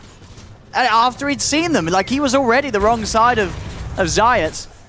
I mean, you can't ward in front of the full creep wave that's going to be noticed. I mean, you're playing against the professional players. I'm not sure what that was. No. That was a little strange. Rezo able to dive out just in time, and Pi, he's going to take quite a punch here from Zayat. Phoenix will come back and use Fire Spirits, yeah.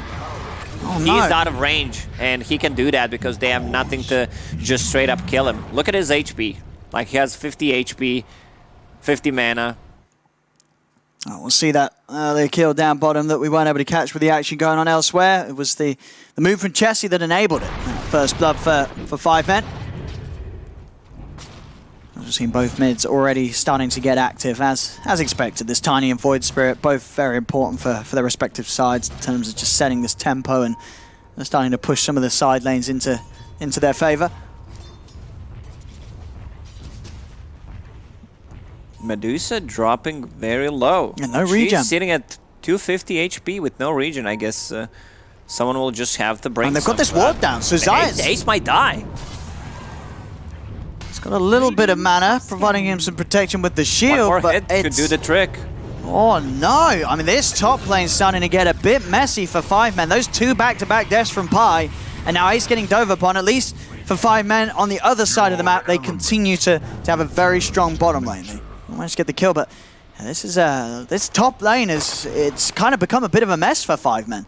It is. At one point, if she dies one more time, we'll just need to fall back to a jungle, or if Tiny gets a good rune, it's very important that you go for the runes, secure them for your Tiny when he's playing the mid lane. No one. On the way over. Starting to get the opening onto Zibe. The Remnant will pull back no one for the time being. They get the disruption out into the setup. The silence as well from RTW, pushing the 2 of them back, making sure that they can kill off Zibe with no potential save coming out from the rest of 5 men. Zayat, they've just done it again, top lane. I mean, Pi, he came in bottom to try and help out Zibe, wasn't able to do so, and again, Ace is being left alone top, and Zayat and Resolution, they're just diving in, and this is before they hit their ultimates. Once these 2 heroes have their level 6s, this lane, I mean, it's got to be considered just a no-go zone completely for this Medusa. Yeah, I think Medusa does not go to a top lane anymore. 5 men making a mistake, showing too many heroes at the mid and the bottom lane, which allows Virtus.pro to actually play aggressive on the top lane and just dive the tower. I mean, Chessie, he's come up here to, I just kind of guess, find some experience. I mean, getting a kill on these heroes is very unlikely with Doom and Supernova available, so not much that Chessie can do. Yeah, I say that he's going to try and go for Rezo. Will at least force out the Supernova from Resolution, as Rezo has to pop that at the Warrior being blown up by Chessie's combo, so he's able to force that out of VP. And whenever you see position 4 being on the mid lane, what Misery is doing right now, you know the mid laner is ganking. If you didn't kill him, if you know that he's full mana, full HP, something's cooking. Dry Ranger is level 6, so that's a ton of kill potential. Solo just got 2 Observer Wards killed. And it seems like he is gonna survive that. Chessie chasing. I still really want to try and make something happen here, 5 men. But Doom's Zayat, already level 6. Yeah, 10-minute mark. They got such a good start on that top lane, Zayat and Resolution. After a sort of a tough first few waves, first few minutes, like they weren't able to farm, but they got the kills. Now bottom, lead in onto the Vengeful Spirit. They'll find Pi. That's not a good roar. He's having to use it to run away, and he may not even be able to do that as the disruption from Solo holds him in place. The multi-shot won't quite clip onto Zibe, so he will live, but another ult that's been forced to be used defensively. Chessie, he still hangs around. No one's just able to walk up and combo him. The Doom's down and Chessie's gone. His Void Spirit game is starting to take quite a hit. He made that move up to top, didn't find any action, came down bottom, now loses his life. This is the perfect run for Tiny. Like, he can just sit down a mid lane, keep farming, and whenever he sees the opportunity, just pop it and gank the side lane. Yeah, he's incredibly strong now, no one. Highest level in the game. VP now 10 minutes in, up to a 3k lead. It just seems like another situation where 5 men have really struggled to achieve much coming out of the laning phase. They're just starting to crumble across the map. Zayat is so farmed. He's just 800 gold away from a Blink Dagger on your position 4 Doom 10 minutes in. I don't think you're getting this kill. It's very easy to just dodge the gank. Medusa going for Hand of Midas. Just wants to recover. Well, if you go for Hand of Midas, it's very punishable. Same thing that he did in game number 1. Well, Chessie, he dove in on this. They know that he already used the 2 charges of Astral Step. He can't get out, and the toss as well for no, and he finds himself a second. Oh, another death. Chessie's game as the Void Spirit's down to the bottom 4 net worth. This is... Yeah, on these sort of heroes, it hurts so much to fall behind at this early stage. It's going to be so hard for Chessie to have an impact to this Void Spirit if he just keeps dying. Next time he shows up, there's going to be another Doom ready, so he needs to be very careful about that one. Oh, it's very hard for 5 men. I feel like we might see the same kind of game that we had in game number 1, where they're just gonna run over the Twilight die. Yeah, I think he's not getting out of this one. He'll get a few creeps. These will be his last ones. As again, another death on Pi. No one, just, you can feel it. The momentums are flowing with this Tiny. He's getting everything that he goes hunting for. There's now, 3 top spots in the net worth. All that of VP's cause. I mean, well, so Zayt's has sort of become the pseudo offlaner here this game because of how good of a game. I mean, this is a 4. He's got his Blink Dagger done. He's got his Blink Dagger done at the same time as his Tiny. The double blinks are online for VP at 12 minutes in. They can just kill whoever right now with these 2 heroes, and he's also doing a very good job not giving away any spells through Rubik. He uses his neutral creep. Like, he just clapped, and Rubik does not want to have so that. Rubik gets a clap, Easy clap. Easy clap. Not going to be as effective in-game as it is in the chat. There we go, smoke from Chessie and Misery. Maybe see if they can catch one here, but VP's got a lot of heroes down here. This is a bit of a scary place to fight, and you can feel it on 5 men. They're already starting to run away. Demonic Purge used on Chessie. No one trying to get the lead in Chessie. He's actually going to go with the Dissimulate over on towards the Tiny.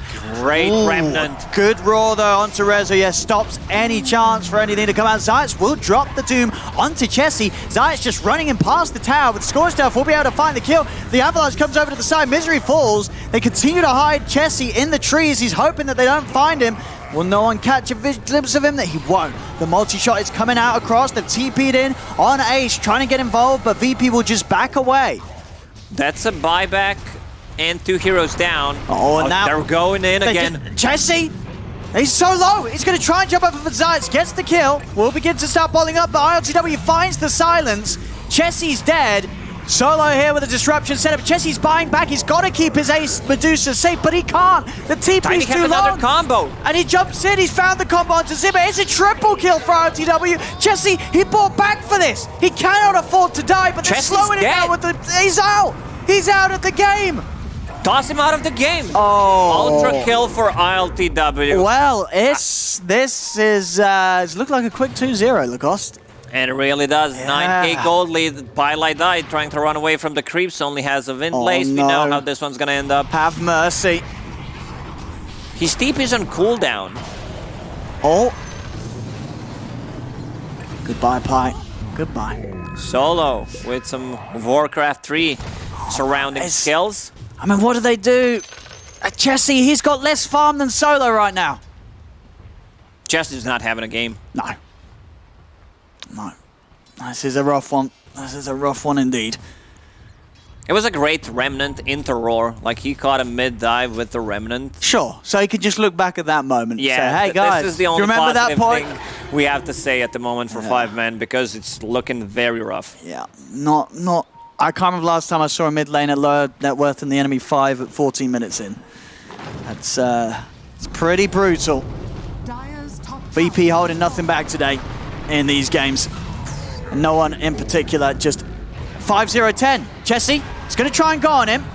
He's trying his best to burst him. Pilot though will swap him back into the Magic Missile. Can they kill this Tiny? No one gets another Avalanche off. It's defensive disrupt. They can't kill him. And Chessie's just going to die again. Oh.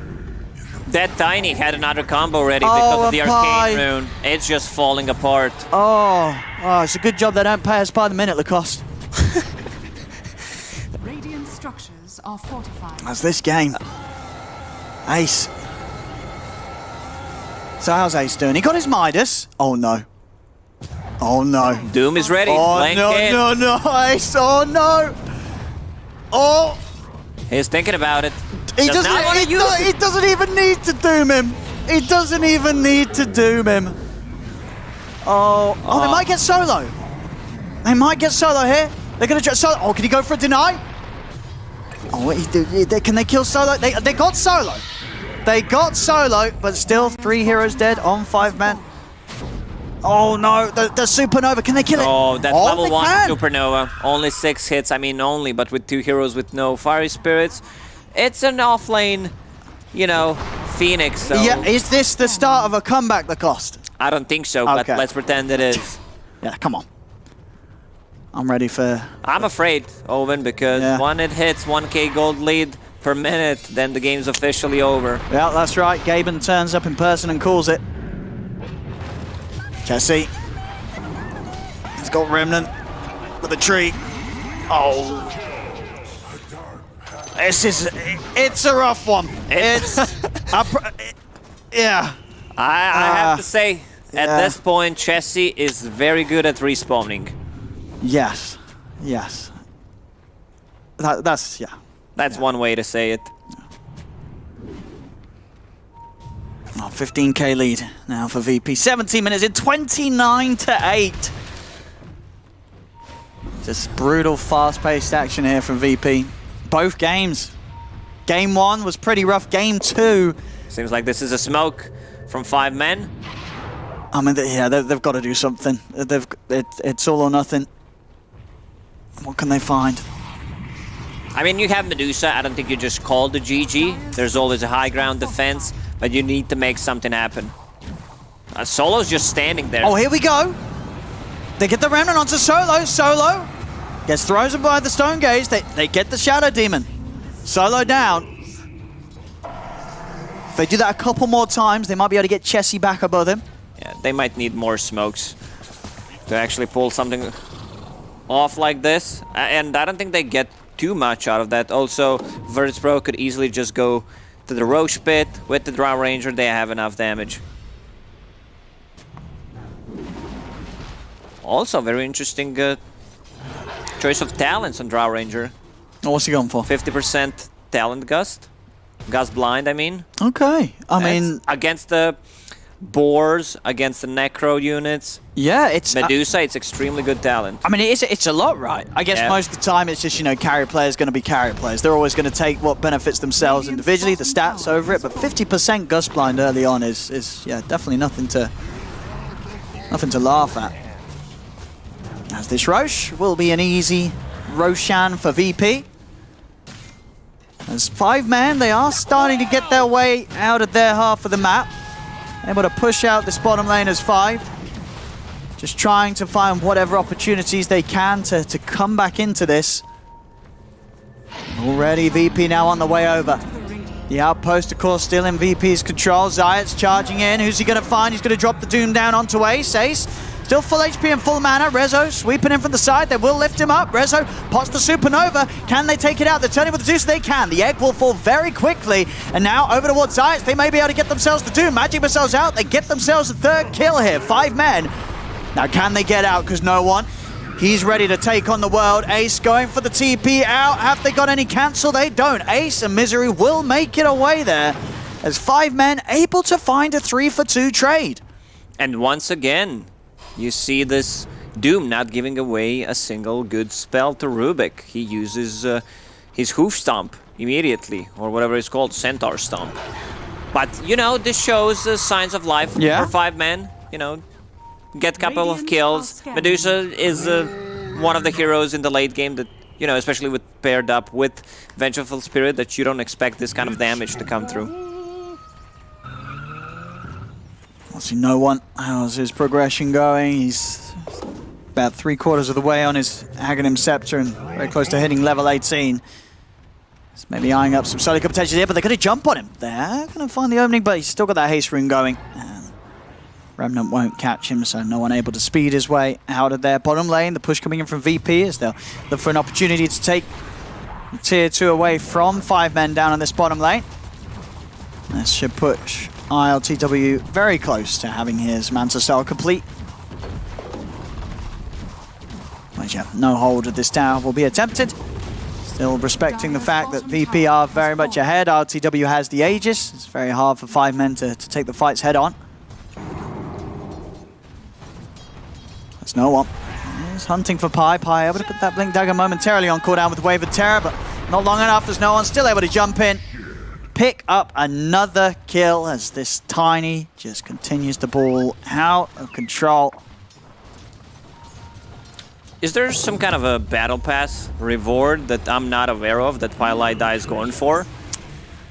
I don't know. I mean, you're right. There's a lot of achievements nowadays. Do you get battle pass points for everything? So maybe is at the moment. I mean, what's his KDA right now? It's not looking too hot. Have you ever seen a mid laner being the lowest on the network chart? I don't remember, but this one could be the game. It's looking very rough for 5-man. He's managed to get back ahead of Solo now, Jesse. You know, so he's on the road to recovery. It's a long road, a very windy road. There's no one. It's very hard for our observer to catch all the kills. Tiny is just out of control in this game. It's just everywhere. No one is having a beautiful time on the Tiny. This is, I feel like we've seen a lot of games where Tiny, and when this hero pops off, it just really pops off. And in the hands of some of these tier 1 mids. Still almost 2 full minutes left on that Aegis. I think it's try to pressure the high ground with their heroes. This is the build that I love to see when you have Tiny in your team, someone going for Veil. Just amplifying that magical damage. Also, we see more often when Tiny is being played as position 4, Blink Dagger into Veil, just to have that extra damage from your burst. VP can pretty much do what they want here, especially with, okay, no one actually adjusting the build rather than the Axe, just going for the AC. It's going to help them, of course, a lot with the building push. But they're soon to be coming in with VP. As 5-men, the best they can do is prepare from the high ground. Pi tries to step out of the base. Is he gonna live? He's getting beat down by the illusions of the disruption, and they will finish him off. Paladai gone again. AC out now for no one, so the push of VP is going to be incredibly fast. See what sort of whole 5-men could do. Ace, the only real hero on 5-men's lineup with some semblance of farm. He does have that, at least the Manta finished on top of the Midas, so a bit of a way to get out of the initiation from VP, a chance to pop that Stone Gaze despite ILTW throwing out the Gust. Full AC on Tiny. Some extra damage, extra attack speed for the team, minus armor on the buildings. Aegis will be gone in 20 seconds, so they need to be careful about the timing. Radiant are scanning. As a guy who builds weird items, Owen, would you go for Divine Rapier straight away on Medusa? I think you have to. I think you really do. I don't see any other way of this turning around. Ace has got to go, and he's got to dream big. He's queuing up the Halberd. I mean, I guess sure that is going to help against the physical damage output from either the Drow or the Tiny, but is it going to turn things around, though? It just feels rough. I mean, obviously, 5-men are in a position right now that, you know, regardless of what they build, it's not really going to make this position look much better that they're in. First Pro might take a fight, try to go for a gank, see what happens, because they don't... I don't think they can do that much on side of 5-men. They might lose a hero or two, but they can't take the Roche. Tier 1 tower's already gone.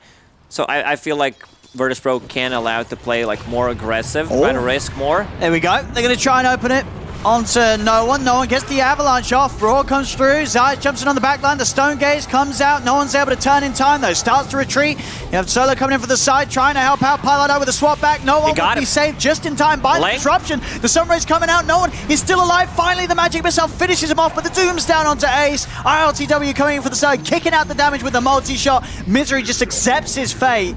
There's no escape for the Rubik. I mean, they kill no one. They do have to use pretty much everything. They still lose 2 heroes themselves, losing their big old carry as well as one of them. As now VP, they don't need no one alive to start pushing the high ground with this Drow. ILTW starts chipping away at the tier 3. But this is what I talked about. They can afford to lose a hero, but you have another hero who's beyond godlike, and right now, they can put some pressure. Next Roche might respawn in a minute and 20 seconds. They don't necessarily need to end right now. Jesse. Hype it up. It's hard to hype that up. Hype gone. Yep. Chessie gone again. The tip's coming out. They're able to tip Ace out of the game last time. Let's see if they can tip Chessie out of it this time, VP. Dropping them tips.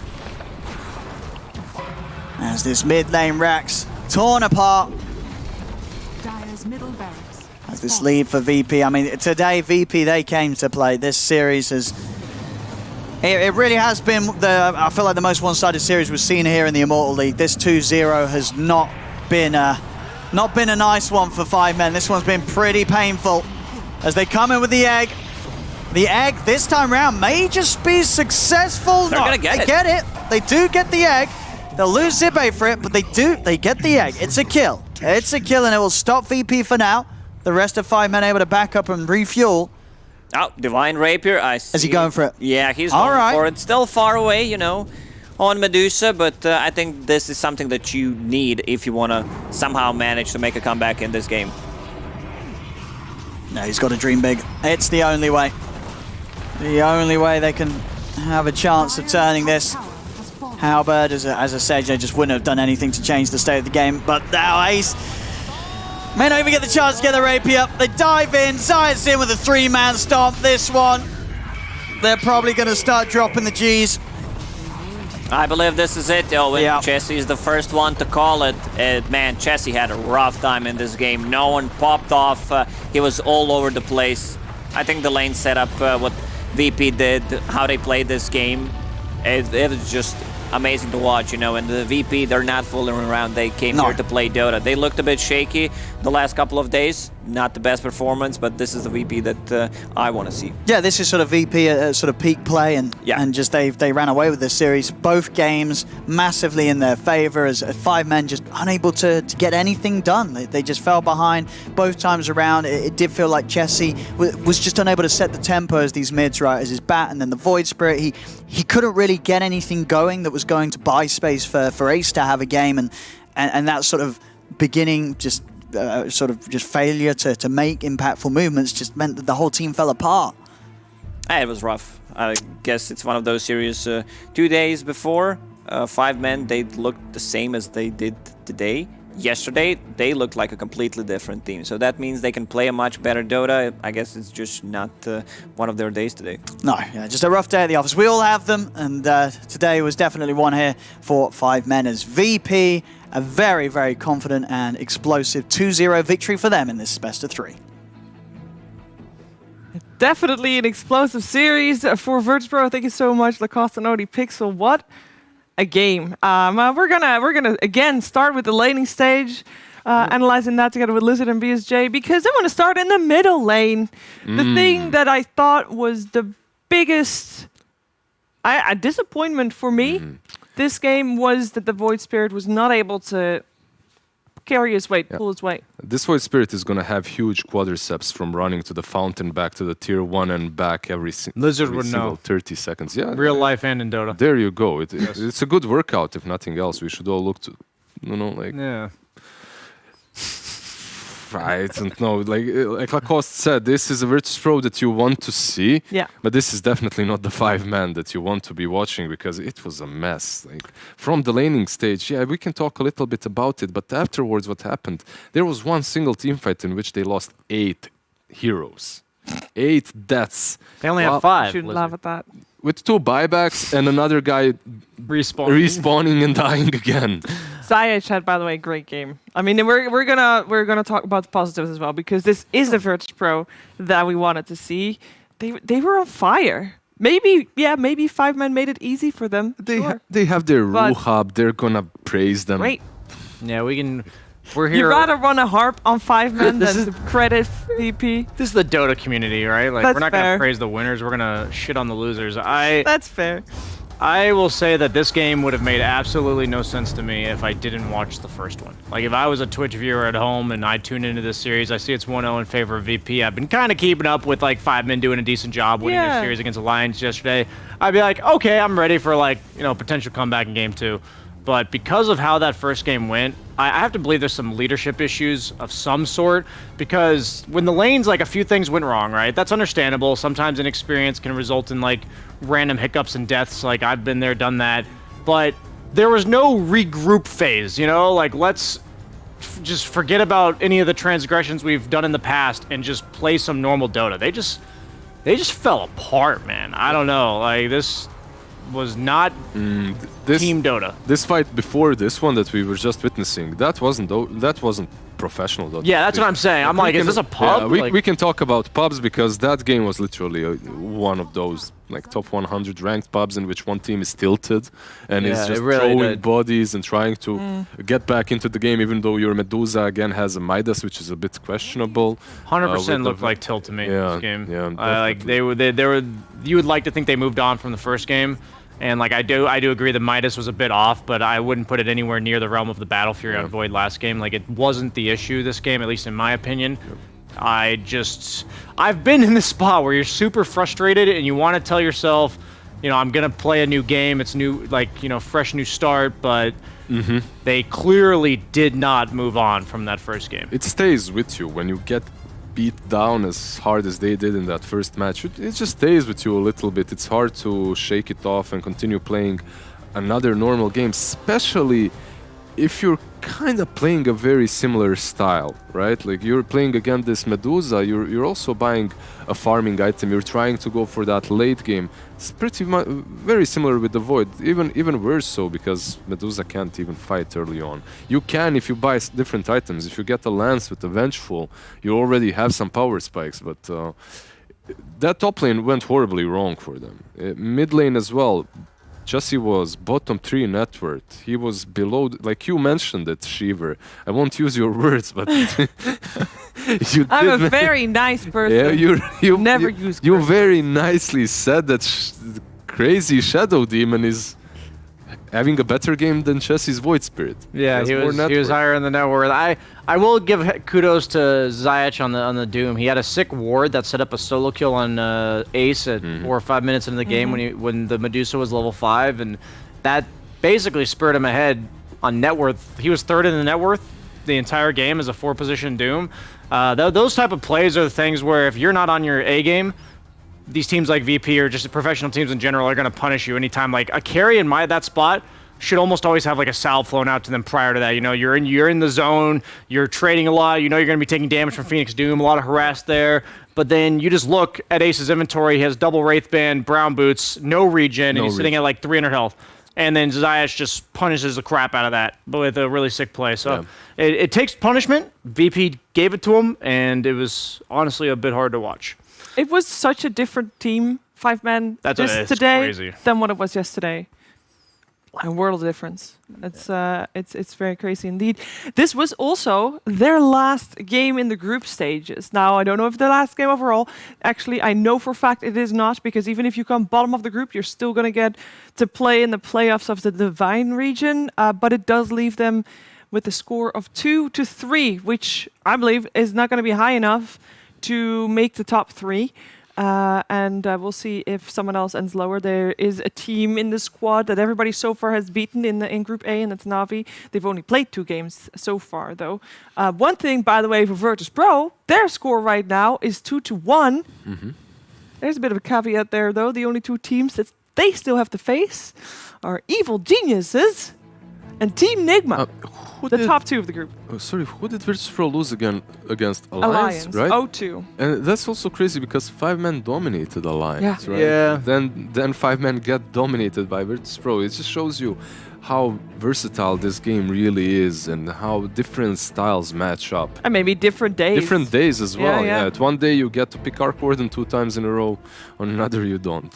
I try to say at least time and time again that the only difference between Tier 1 and Tier 2 teams is consistency. Like, when Tier 2 teams are on their A game, like, they can take serious games from Tier 1 teams, but when you watch teams like OG, teams like Team Secret, you will never see them play like they just did that series. You'll just never see it. You'll never see them play like Alliance did yesterday. It just doesn't happen. Yeah. I would actually say that having this league format allows you to be a little bit inconsistent. Because, it does. Yeah, because you're in a group stage, you even if you finish top 3, top 4, you get another shot. Maybe it gives you the illusion that you can be. Look, Shivs, when you're playing best of ones in some open qualifier or closed qualifier and you lose one single game versus some brood last pick, or because it wasn't your day, it shatters you as a team. You just lost a month of work in one single day in which you were bad. But this, you're playing the league format. But there's a very likely chance that this game was a deciding factor for who is on top. Yeah. Because there is a chance that VP is also going to lose against Nigma and then going to lose against EG. And that would mean that they are also 2-3, which means they're tied. But this is determining the head-to-head. We're not trying to take away, I think, like the importance of this series, and like you're definitely gonna receive punishment for being inconsistent, but that's quite less punishment than you would in the more like die hard, cutthroat situations. Okay. Well, unfortunately, we will not be able to pick VP's brain today. Hopefully, we still get to do that later. But what we are going to do is take a quick break because you guys also want to go on to the next series. We do too, because it is going to be, hopefully, a more even series than this one.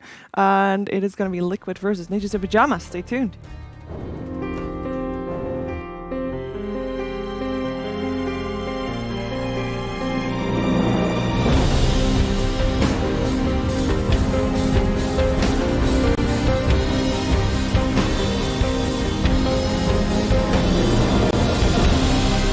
Omega League.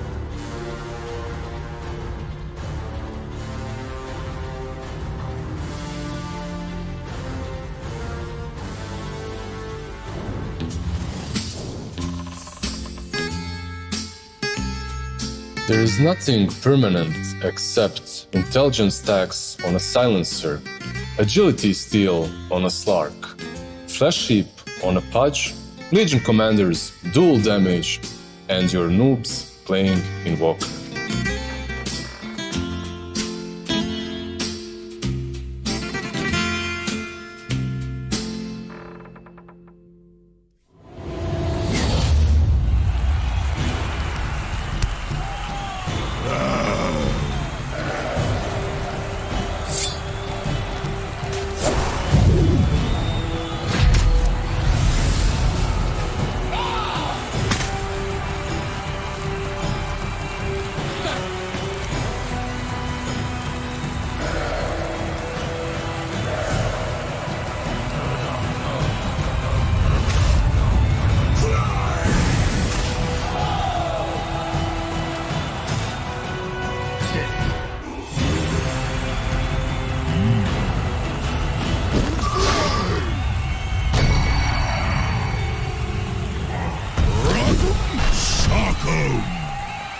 It's in the bag.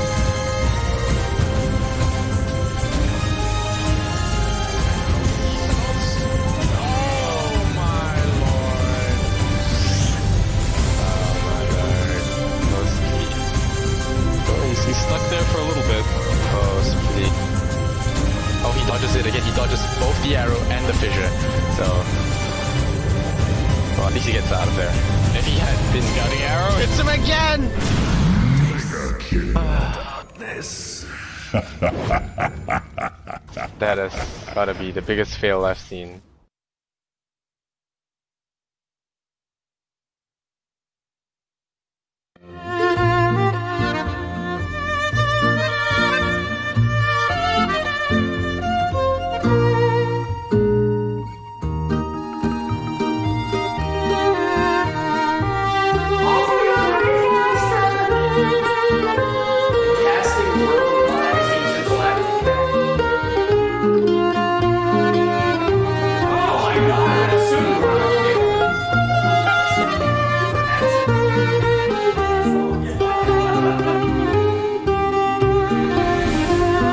Go for the zipping on to Weeheart, big bounce with the Nature's Wrath as well. The burst is too much. Ladies and gentlemen, we have had just an absolute pleasure. Thank you so much. No, it's way too funny for me.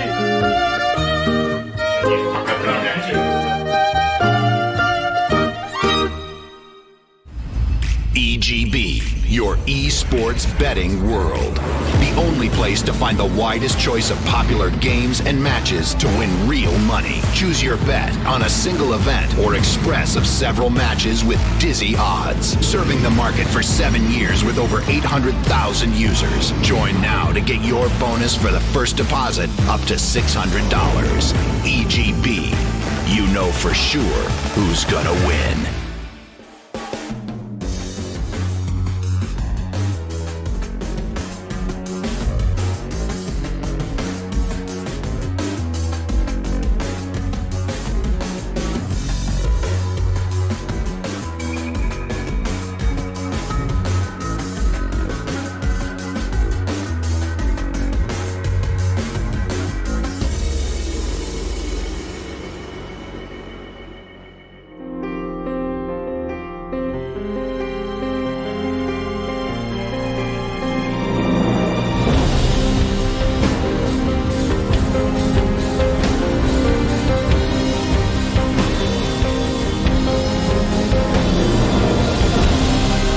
Omega League.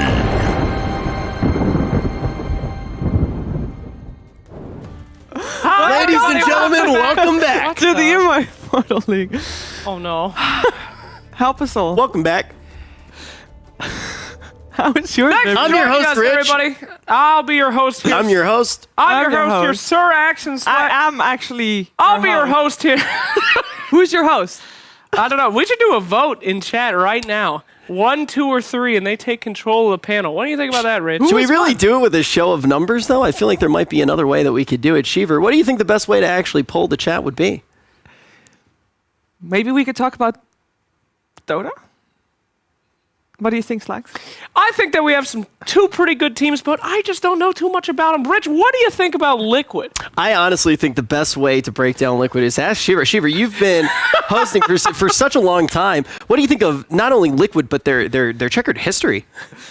Well, their history of Liquid is very great, but my favorite Liquid, I'm sure that Slacks would agree. Slacks, what is your favorite moment of Team Liquid? Oh my God, there's so many to choose from. Did you watch TI4? TI4, man, that takes me back. There was actually this one time back when I was young. We should stop. Well, host panel, Sheaves, lead us. The greatest host of the... I could have done that for quite a while longer. No, I couldn't have. My brain hurt to think of too many questions. I mean, I feel like this is an alpha thing to make Shiver the host of the host panel. It's kind of like putting us in our place of like a tier list of event hosts. Yeah, The logic, I think the logic was someone has to eventually make sure that we don't go too far. Which person would you trust most to do that? Who would you trust the least? That's another question. Now, can we make the chat vote on that? If one of these three hosts would be fired from this event, who would it be? Please vote right now. Hashtag WePlay. Hashtag WePlay Omega. Oh, shit. Rich or Slacks? That's not good for me. I think that you could get fired, Shiver. Yeah, you could definitely still. You're not invincible. I'm not invincible, but if we're talking about who is most likely to get fired, it ain't me. What would Shiver get fired for? I don't know, man. How would we all get fired? Well, what's the most likely way one of the talent crew here would get fired? Maybe this isn't the right topic to talk about after recent events. Just kidding. This is probably missaying Team Nigma's name could be an easy one right there. People have done that. They're not fired. Well, be fired on my production. What a professional faux pas. Fair. That's how we separate the wheat from the chaff. You know? The wheat from the chads. That's what I'm thinking. Honestly, Kyle's unfireable. I think a lot of people in chat think Kyle's quite the opposite. Kyle's unfireable. I think most people in the chat hope that Kyle gets fired. Yes, that's why he infiltrated now he's the one who hires. Well, and sometimes. That was the genius play by Kyle. That's he's true. unfireable. That is true. It's suable. That's the problem. If you say something stupid, they don't sue you, Rich. They sue the company, you know? True. Be careful. Two-way indemnification is an important thing, which was not in my contract. Dang. You got a contract? Oh. So we're going to talk about Liquid Ninjas in Pajamas for a little bit. Good idea. Yeah, so Shiver, who's playing? Woo! Liquid Ninjas in Pajamas is playing. The question would be, how have the teams been doing? Terribly, from what I've seen. I think this is our doubleheader haven't won a game yet series right here. You are actually correct. That's no need for such surprise, but thank you, Shiver. Why are you so surprised that Slacks is correct? Slacks, what's your favorite player on Ninjas in Pajamas? Yeah, shut up, Shiver. You think you're so smart. It really pisses me off. I love PPD. PPD. Go, Peter. I think Peter's going to come out and represent NA with the force of 1,000 suns. Yes, I do like Saberlight, though, real talk. Ooh. He is my guy to watch on NIP for sure. And Liquid, you. I think I got to go with Era. Liquid does not play on Era. Era does not play on Liquid. Yeah, he plays on NIP. Please keep plays up. on NIP. I thought you just asked for Liquid. No, I was just going off. Oh, sorry. on I thought we were still talking about NIP. I was thinking about Peter. Sometimes I get distracted. That's fair. Yeah, Boxy's definitely my favorite. Actually, I might go with Taiga because he plays Dark Willow. Insania. That's the boy to watch out for every Insania's time. He's Insania's Dota's bad. sweetheart. So I knew that I liked Insania the second that he made Sind mauled for 2 days straight. He got in an argument with Sind in Kiev. Yeah. You want to do it? You want to do it? Yeah. We all want to do it? 1, 2, 3. Bye! Take on the analyst panel. Later. That hurt. The analyst panel. Go over there. Do it. Dude, we did it perfect. We were so lined up with each other. What a great idea. Thank you, Kyle.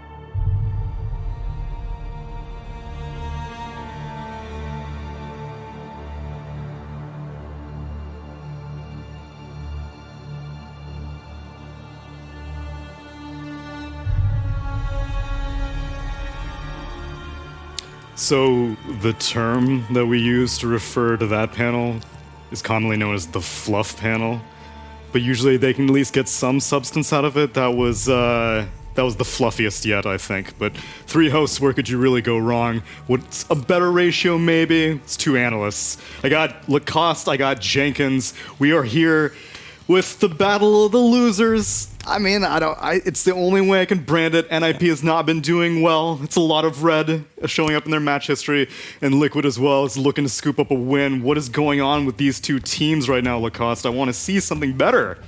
Oh, for sure, for NIP. I mean, I didn't really have high hopes for them, but I think this team could play better than what they're playing right now. They changed the captain.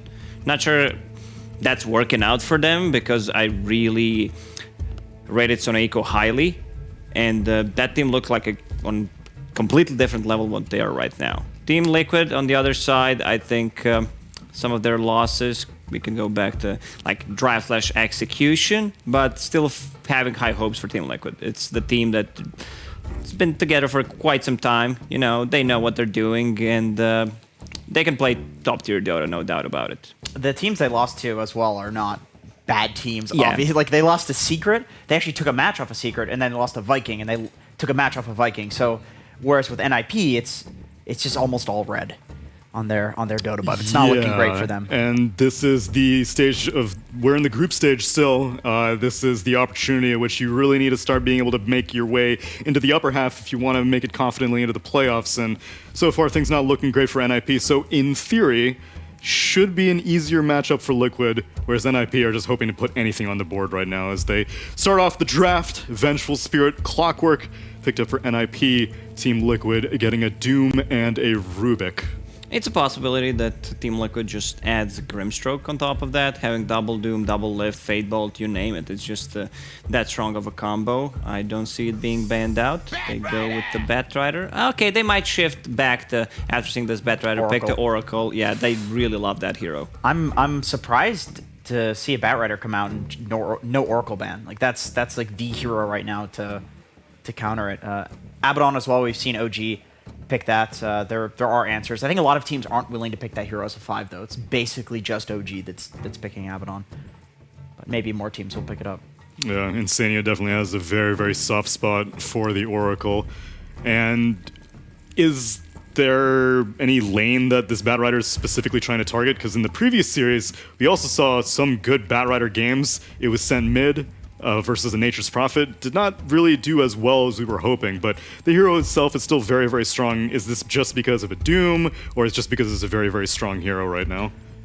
I would say it's probably just because it's a strong hero. Like maybe there's something that they're going to pick in the rest of their draft that they think a Bat really enables, or maybe they just feel like Bat's a really strong hero and that, you know, getting at second phase is really overpowered or something. I don't see why, you know, Bat versus Doom is like particularly good, or Bat versus Rubik. The nice thing about a Bat draft is that it's such a, you know, specific hero to counter that if you pick a Bat, you know what you're going to be playing against. You know you're going to be playing against the PLs, the Slarks, the Oracles, and that gives you a bit of an advantage in the draft. I mean, it's a risk, obviously. You're literally playing into counter picks that are going to happen, but you're still playing into heroes. Io is another decent counter to the Bat. The Lasso in particular, you can just relocate people out. Yeah, they open up with the Venge, so they have like one hero that is extremely good against the Batrider, so they don't have to care about that one. But I would love to... Okay, NIP, Luna. This is the hero that I've not seen since I believe Unique was playing in the Divine League. They're pretty much the only team who actually ran it.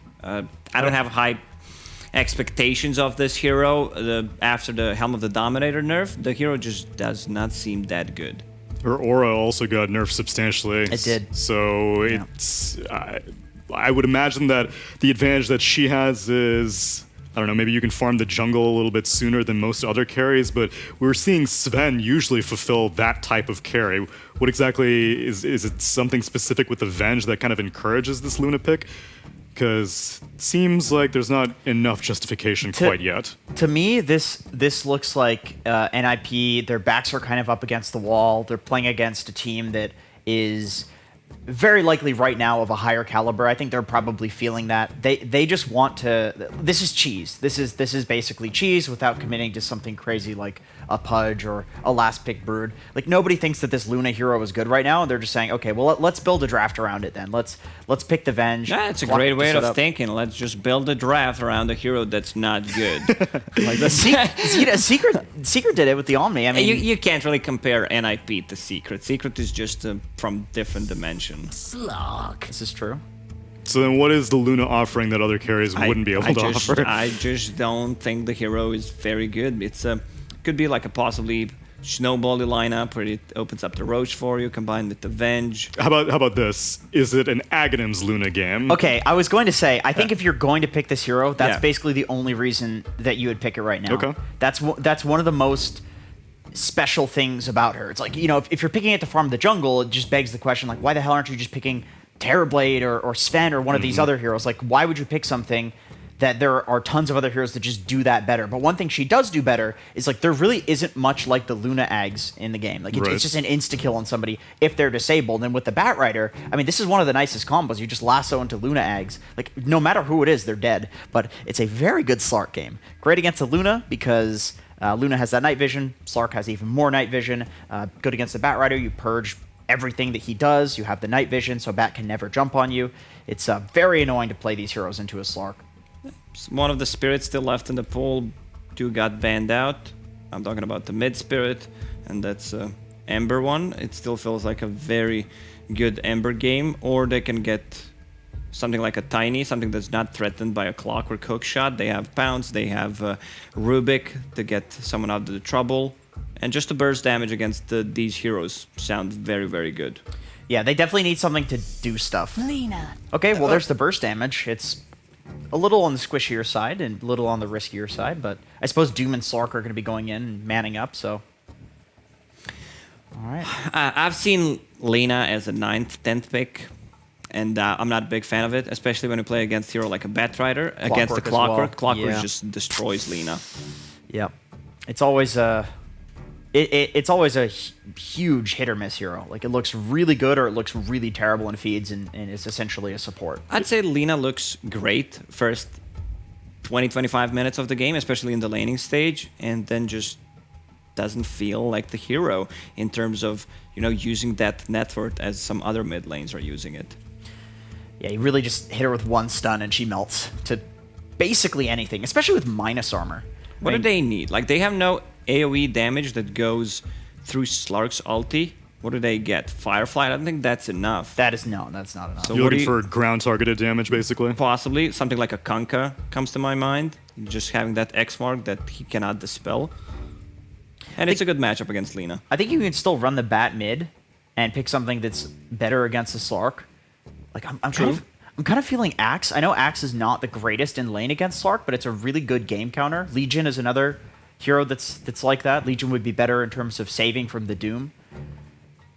I feel like you probably do a bad mid. Just dodge the Slark. Get out of that lane.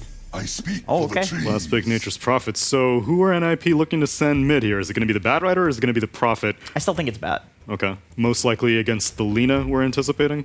Yeah, I think I don't see why Lena would do anything in that matchup. You definitely have kill threat as Bat versus Lena, and then the Nature's Prophet will do incredibly well versus a Slark. That's a tough matchup. You just can't deal with the physical damage and the treants. This whole series looking like a tough matchup. The odds, despite the fact that neither of these teams have picked up a win quite yet, still NIP have more losses overall, so heavily favoring Liquid. But Lacoste, based off the drafts, do you really think it's a 1-4, 0.75 kind of draft, or maybe not quite? Just by looking at the draft, I would give them more chance to win to NIP for sure. This is the kind of a draft that, you know, can pop off. We've seen what Virtus.pro did in the previous game with the Nature's Prophet. I mean, they had Lycan, but Luna can fulfill the same role, I would say. Still, you know, I'm still favoring Team Liquid in this one. It's a great Slark game. I expected some kind of a AoE ground stun damage that can control him. And he is with Io, so that's the hero that's going to buff him up, save him when he's in trouble. And yeah, I think Team Liquid has this one. Yeah, I'm honestly just not a believer in the Luna. That's the big thing for me here, is that I feel like their NIP is basing their whole draft around this Luna hero, and I don't think it's good. They clearly think it's good. I'm totally open to being proven wrong. Secret proved me wrong with Omni Knight, and it clearly has a place, but I think Luna's she's looking rough right now. Yeah, I think given the way that the draft evolved, it seems like they're going to have to go with the Aghanim Scepter build, because if she goes for something farming-oriented, a Slark will be able to beat her in a carry-on-carry matchup, right? Yeah, no doubt about it. I think you can go like 1 or 2 items than Ags, but Ags is for sure pick up this game at some point, unless she's completely snowballing. In that case, like, items don't really matter that much. Then let's see what this NIP draft can do. Hopefully they can pick up a win, because they desperately need one as we move on to game number 1. That's right. Both of our teams need a win here at the Omega League. Neither team has managed to pick up that victory, but obviously Ninjas of the Pajamas elimination is very clearly on the line for them right now, Fog. Yeah, and I mean, when you're in elimination games and you're going for this Luna, I don't think anyone else has picked Luna at all. Definitely been curious by it. I'm in the same boat with Jenkins. I'm not sure about this hero either. I was asking Brian too, because I'm like, Brian, you know, carry guy, what's up with this hero? And he's like, I don't know. I don't see Luna. So I'm really curious to see what they're going to do with it. I'm expecting some innovation. So it looks like potentially maybe some type of like aggro kind of lane here they're going to style with. It is something that they have tried once before, the Luna pick. Didn't work, though. Okay. Yeah, I guess like they do have that way to just, like the tower taking and everything with your Venge, with your Nature's Prophet. You get pickups with the Bat and the Clockwork, right? But still feeling it to be kind of hard because there is that Slark versus that Bat Rider, so he's always going to have ways to play around it. I don't see great options for Clockwork either besides Lina, right? Like hookshotting Doom, kind of tough. Doom's a pretty built-in tanky kind of guy. Io can tether out of it. Rubik can lift and throw you out of it. Slark can pounce out of it. Yeah, it just feels like Liquid does have a good amount of planning here in particular versus those opening picks of NIP. So Liquid seems like they felt it was very important for them to get the right lane matchups here as they were sitting inside of their base trying to determine what their side lanes were going to consist of. Now, Ninjas of the Pajamas did have that very, very deep ward at the bottom cliff area, which probably should have seen the Doom run out to lane. Yeah, I mean, both teams. I don't think I've seen both teams be so, like, adamant about getting those lane matchups just because those wards are very strange, right? Like, don't really see that so often. They get the Slark versus the Bat. They're happy. These lanes need to be swapped immediately from NIP. Liquid reading the situation perfectly. And so we're probably going to see Liquid respond with some TP plays of their own. And they'll win that one there because Bat already TP'd. Slark's now bottom. Doom can make his free TP toward top and they can switch their lanes. And NIP can't respond. And now they even have like a Lina versus Nature's Prophet mid, which we didn't get to touch on too much, but seems pretty okay for Koifa. Why didn't Boxy TP? I don't know. He's still holding it.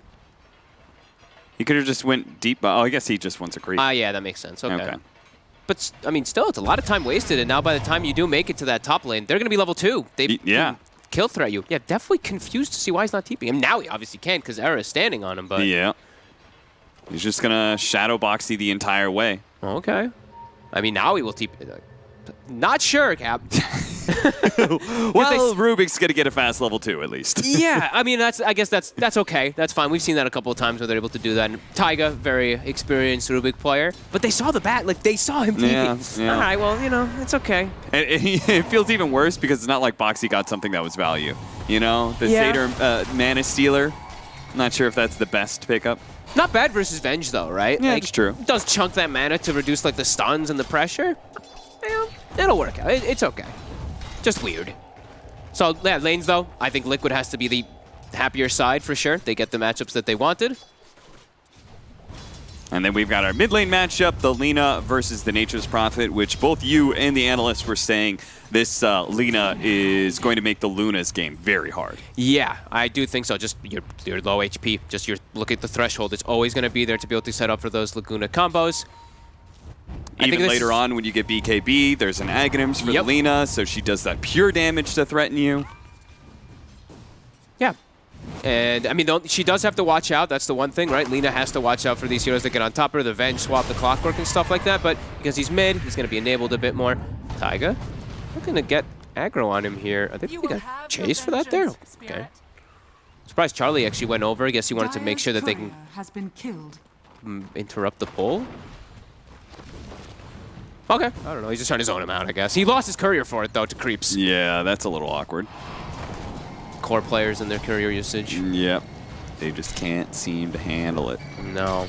And this looks like such a tough lane. Like Clockwork and Batrider versus Io Slaughter. You don't do anything down here. No. It's a free farm for Mickey. You can't actually pressure Insania, and they can turn and get aggressive. Yeah, Mickey is going to start sealing up some stats. He may not be able to kill Saberlight, especially with Era coming in and doing a nice cogs, but still, the amount of damage he put out, it's going to just kill some of Ninja's Pajamas' economy as they start burning through that regen.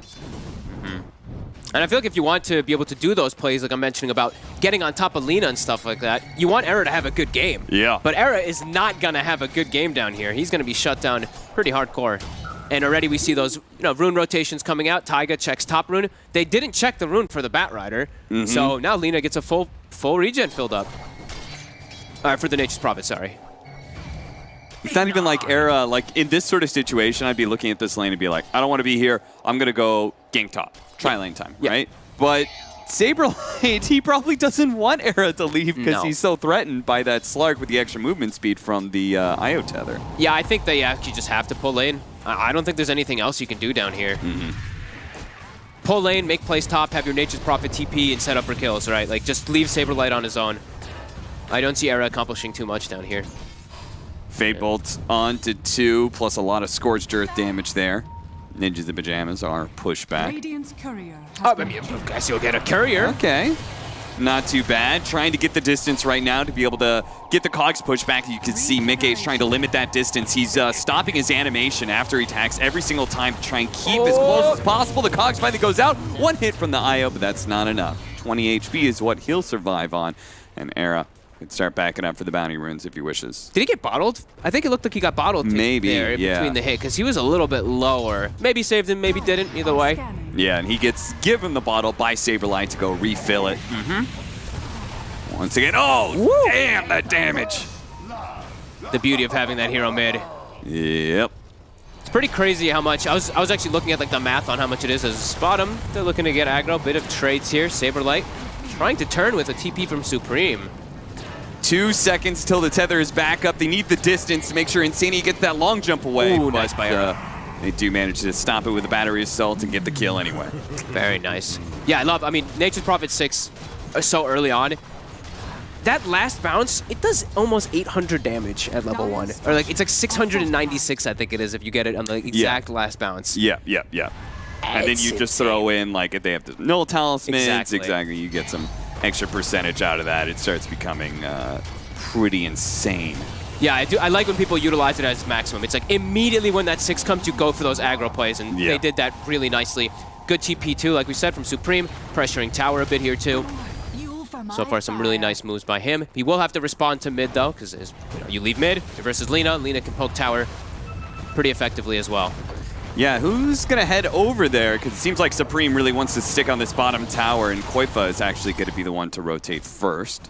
Tower, I think, is pretty much in deny range, though, but... Yeah. Arcane Rune TP, so not as ineffective there for Koifa, and they will secure themselves that deny. So Ninjas in Pajamas, they'll get that early tower lead. Yeah. And we'll see if they can actually build on that. That is the start of what they have to do with Nature's Prophet, right? Yeah, absolutely. Just look, I mean, especially because of how bad that bottom lane was potentially going to be, right? That Batrider versus the Slark, Clockwork 2. They've now enabled the bat a little bit. Mika's going to have a place to farm freely now, but now they can open up and make more plays around top to shut down this Doom, which they've done a really good job of. Box. Yeah. He's only level 4. Not a happy camper, that's for certain. Tries to soak some of the experience of this hard camp that's being farmed, though. He can't get too close because Charlie having that level 6, plenty of kill power. Yeah, and there's always the threat of the TP rotations from Nature's Prophet too. Koifa trying to trade here onto the tower a little bit. Didn't see what happened to his catapult wave. I guess he wasn't able to actually successfully set up a pull. Here comes that Fury on box. He's going to try and juke into the trees, stay out of sight. So Charlie can't lose that ultimate, but he doesn't even need it. Thanks to all that physical damage. Good blocks by Supreme. Toss back here into the LSA. Very nicely comboed. Unfortunately, Koifa's out of mana, so they're just going to have to go for the attacks, but it is enough. Era dies. First kill for Team Liquid, and a second regen rune for Koifa. Very nice timing there. And with the phase boots, he has that nice physical I actually like that he went for the phase boot build. I think this little slight bit of movement speed and turn rate when you're playing versus Batrider, right? Actually super effective, and you've got that extra right-click punch. He's got Laguna. They want Charlie. This could easily be a setup here with this ward. Smoke's gonna break. They spot Charlie. Charlie sees them, and he's fast enough, stays out of range. Nice move, nice dodge. Another one would be the phase against these treants, right? Yeah. It's going to be Nature's Prophet can very often kind of get on top of the Lina and threaten him or her. Going to start building into the Yule Scepter. Here comes that first ult from Charlie that gets the kill on Insania. I mean, they're making real good aggressive moves early on with every single time Supreme has ulti. Like, even then, he did try to throw it out there. Sure, it didn't bounce down there, but yeah, they're being very active. Looks like a team, to me, that came a lot better prepared than they had in some of the previous matches that we saw.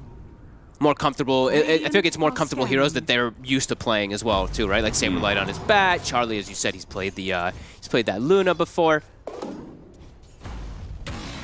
Yeah, off to a pretty damn good start here, all things considered, because they did have that. You know, Liquid was the one who swapped lanes and got the lanes that they wanted. So I think you'd have to be in a pretty happy position here as an IP that all of these things did play out like this. I would like to see them, like what they're doing here, giving Era a little bit of solo experience, since they do have, you know, 2 cores that can spend a lot of time jungling and stuff. They gotta boost these supports experiences. We're about to hit 10 minutes and neither one is close to 6, so. Yeah, we're about to start hitting that big mid game, and they can utilize these, you know, they can utilize that Nature's Prophet ult so well if Era does have those levels. So yeah, definitely do like that move. He's soaking that one up. He is still very under-leveled, though. Meanwhile, you said that Ninjas of Pajamas feels like their draft is very comfortable for them. Do you feel the same about Liquid and their lineup? Not so much. I don't see them really play these heroes as often, right? It's usually Koifa playing more of his style. I don't see him play the Lina that much. Sure, he does still play it, but yeah, definitely different. I haven't really thought of them as so much of an IO team either, so. Smoke wrap. They see the Rubik. And I feel like they're just going to have to settle for that kill. They didn't want it. They wanted something much grander, but sadly, this is all they're going to get. It is in time for that 10-minute Siege Wagon push, though, so they're going to get some nice damage on this mid tower as a result. And Supreme comes. He's going to have Orchid. He actually already has it. Wow, okay. 10 minutes, treads Orchid with the Bloodstone, or with the Blightstone. I mean, this is really fast timing versus Lina and Doom. These heroes are very threatened by this Orchid early on. And Liquid do not formulate a response fast enough. They lose that tower, which was pretty much full health, to one simple push. Now, granted, this is a lineup that is going to have to play it a bit slower and pick and choose their battles, right? Absolutely. I'm very surprised how poor they went after like lanes. Just because of a couple rotations. It's got nice body blocks. This was an optimistic play. And it would have been cool. Okay, they actually maybe... No. They're not going to be able to get anything out of this unless the Orchid comes out. Nope. Immediately breaks down the tree. So yeah, a pretty optimistic play from Ninjas Pajamas. It would have been really sick if they pulled off a swap into instant lasso. But now they're going to be caught in a really nasty situation. Supreme knows it too. He just stopped, turned around, and started attacking people because they relocate from the side. It looks like they're going to be able to get the pounce onto the Batrider here. Charlie playing the in and out game, trying to poke at these heroes, but Mickey is getting so strong off the stats he has stolen. They just didn't have the firepower to be able to truly turn and fight Liquid. I think they have to be thankful that they didn't lose more heroes there. Era actually hook shots in. Era decided to go back in and sacrifice his life for Koifa, and that's because the Wrath of Nature is up, as is the Eclipse with the neutral creeps. They actually tank up both of the Eclipses there. A very minimum amount of hero damage being done by either side with those two spells. Nice planning of the GG branch to be able to block out that little hole, but he is still going to be found here inside the trees. He does another play here, but he has no TP, so he's going to have to Quelling Blade through, but eventually there is going to be a dead end. His fate is sealed, and Ninjas of Pajamas get their 8th kill. I like how they just turned up with everybody on both sides, right? First Liquid, it's like, uh-oh, that relocate's coming out. Good positioning for them to get some setup kills. The Lucent Beam, I feel, actually saved that Nature's Prophet. It looked like Laguna was mid-cast animation. Oh, yeah. And then they can actually turn it all around because then Liquid overchases a bit there. Great reset by NIP. Yeah, he was like mid-animation of Laguna and that mini-stun. And because of that, Nature's Prophet gets another ulti off. Those big bounces come through. It's a little bit scary to me that Liquid was able to take a fight against Ninjas of Pajamas without having to defuse the blade yet on the Slark. Yeah, definitely. And they didn't have to really expend anything big, right? That was 4.5, 5 ultimates that came out from NIP. A swap, Wrath of Nature, Eclipse, Hookshot, and last one. It was everything. I said 4.5 because there's still one swap left. But sure. Liquid didn't have to use any of theirs. They just like kind of chased them out here. Yeah. So yeah, I definitely agree with that there. They will be able to back up and farm some stacks though, where it's very beneficial that they were able to push Liquid back, because now Liquid can't actually make an aggressive move themselves to contest this. That being said, Ninjas of Pajamas, they're going to still hit a really big timer here at about 5 minutes right there. Another timing will be around the BKB of the Luna, I'm sure, but once you get that like first stat item, and you're probably going to get your, what is Saberlight's current build? He is a bit far from the Blink Dagger for now, so maybe a little bit longer than 5 minutes, I guess we'll have to see. But once you get that strong combination of initiation plus the stat build up on Charlie, yeah, definitely strong. And they have they have all these little items that build up. Like Era, I said he was going to have a rough game. He's actually done pretty damn well, all things considered. Look at his net worth. He's got a drums. So if they're all grouped together on NIP with their ultis combined, their team fight's just stronger than Liquid's on paper, just straight up. Yeah. It's going to be up to Taiga to kind of change that one if they get a Doom set up, kind of isolate certain heroes. But yeah, NIP, that group with Eclipse, with Nature's Prophet ulti, it's a lot of damage that Liquid's heroes can't absorb because they're fragile. It's really just Boxy who's that tanky boy on their team. Everyone else, very squishy. Misha makes the call. Time is of the essence here. Smokes up just him and Era. Saberlight is going to kind of blindly head on into the enemy jungle here. Looks like Liquid have made the read of what's going on, though. Yeah. They have all their ults, so it's their go time to try to make something happen. Liquid just playing a lot more defensively. A very passive kind of game style from them this time around. Yeah. Only 3 kills. Again, something that feels like a little bit different. I wonder if those losses to, like, Secret is, you know, maybe an expected loss. Sure. But, like, Viking GG, I have no doubt Liquid looks at Viking GG and says, that's a team we should be able to beat, right? And so maybe they're, maybe some of that has changed the game plan for Liquid and how they're going to approach these matches for the rest of Omega League. I guess we'll just have to wait and see. Yeah, I mean, this one's just like, all right, Mika, you're Slark in a pretty good matchup, core-to-core matchup. Yeah. This one's going to be a lot on you. It kind of looks like a nice hook shot there from Era's. Going to be able to find the initiation onto Boxy. Flame break into the Cogs push is a cute little combo that guarantees a bit of extra chain stun. Liquid kind of looks a bit lost with the way that they're playing a bit. I think they're realizing like there's just no way that they can fight, so they're probably just like, hit creeps until we actually do have Diffusal Slark so that he can feel a bit safer. Koikfa just probably feels very worried because if he walks in, he's so fragile. They just don't have they don't have anyone that can actually tank any of these spells, really. It kind of feels like to me, Liquid have the sort of lineup where they've just kind of gone ahead and said, we're the better team, like we're going to kind of just draft ourselves at better late game and wait for the enemy team to make a mistake. Like they just make 1 or 2 errors and then our Slark will take over the game. Yeah, I mean, that's definitely what it looks like because they're all just farming. Like, and look at Koikfa's item build too, right? Got the Yules, hasn't used it yet this game, but he's just like, I need to farm for BKB because there's too many things I have to play against that get on me. The truth is, though, Ninjas of Pajamas, they haven't really made any mistakes just yet. They haven't gotten themselves either a big lead, but they are doing a good job of trying to take more and more map control, pushing Liquid out of their own jungle, and still maintaining a high level of farm on this Luna and the Nature's Prophet. Yeah, I mean, I'm very fortunate that they took the tier 2 bottom. They actually they can take this outpost. They can actually take the double outpost pre-20 minutes, which you do not see very often in these type of games. Yeah, which is something that Liquid, they kind of have to formulate a game plan. But the problem is that it's very obvious. Like, you kind of have to just 5-man into that bottom outpost, which is something that Ninjas of Pajamas, if they want, they could take a full 5-on-5 there. Boxy turns around, just goes straight for the Doom because he was being threatened by Era here. And there's the reload. The relocate's going to come in to try and ensure the kill, but they are actually going to fight back here. Supreme is going to show up and try and quickly kill this IO. Insania trying to dance away to the trees, doesn't quite make it. BKB activated by Supreme, so instead they're going to go for Boxy. Boxy is going to be able to bring down Saberlight here. Boxy runs the opposite direction of the rest of his team. They all retreat down as he runs up. They're going to go in still hitting the trees. Yes, look at that. Supreme doesn't have his BKB anymore. They still have the double damage onto Luna. The Orchid goes out onto him. Yule Scepter is going to quickly remove that. Now he starts getting off some of those spells, throws out the Laguna Blade, threatening, and he managed to get away. No, the last bounce does manage to kill him, but still a big win for Liquid as they clean up on that team fight and end up wiping Ninjas of Pajamas ultimately, because it all started off with a clockwork kill. I was very surprised how they actually all TP'd down to fight. And then I saw, you know, the Nature's Prophet BKB, but you can't hold your ground. As soon as that BKB starts ticking away, you know it's going to happen. Mickey will take over this fight. It's a very, very good Slark game, all things considered in this one.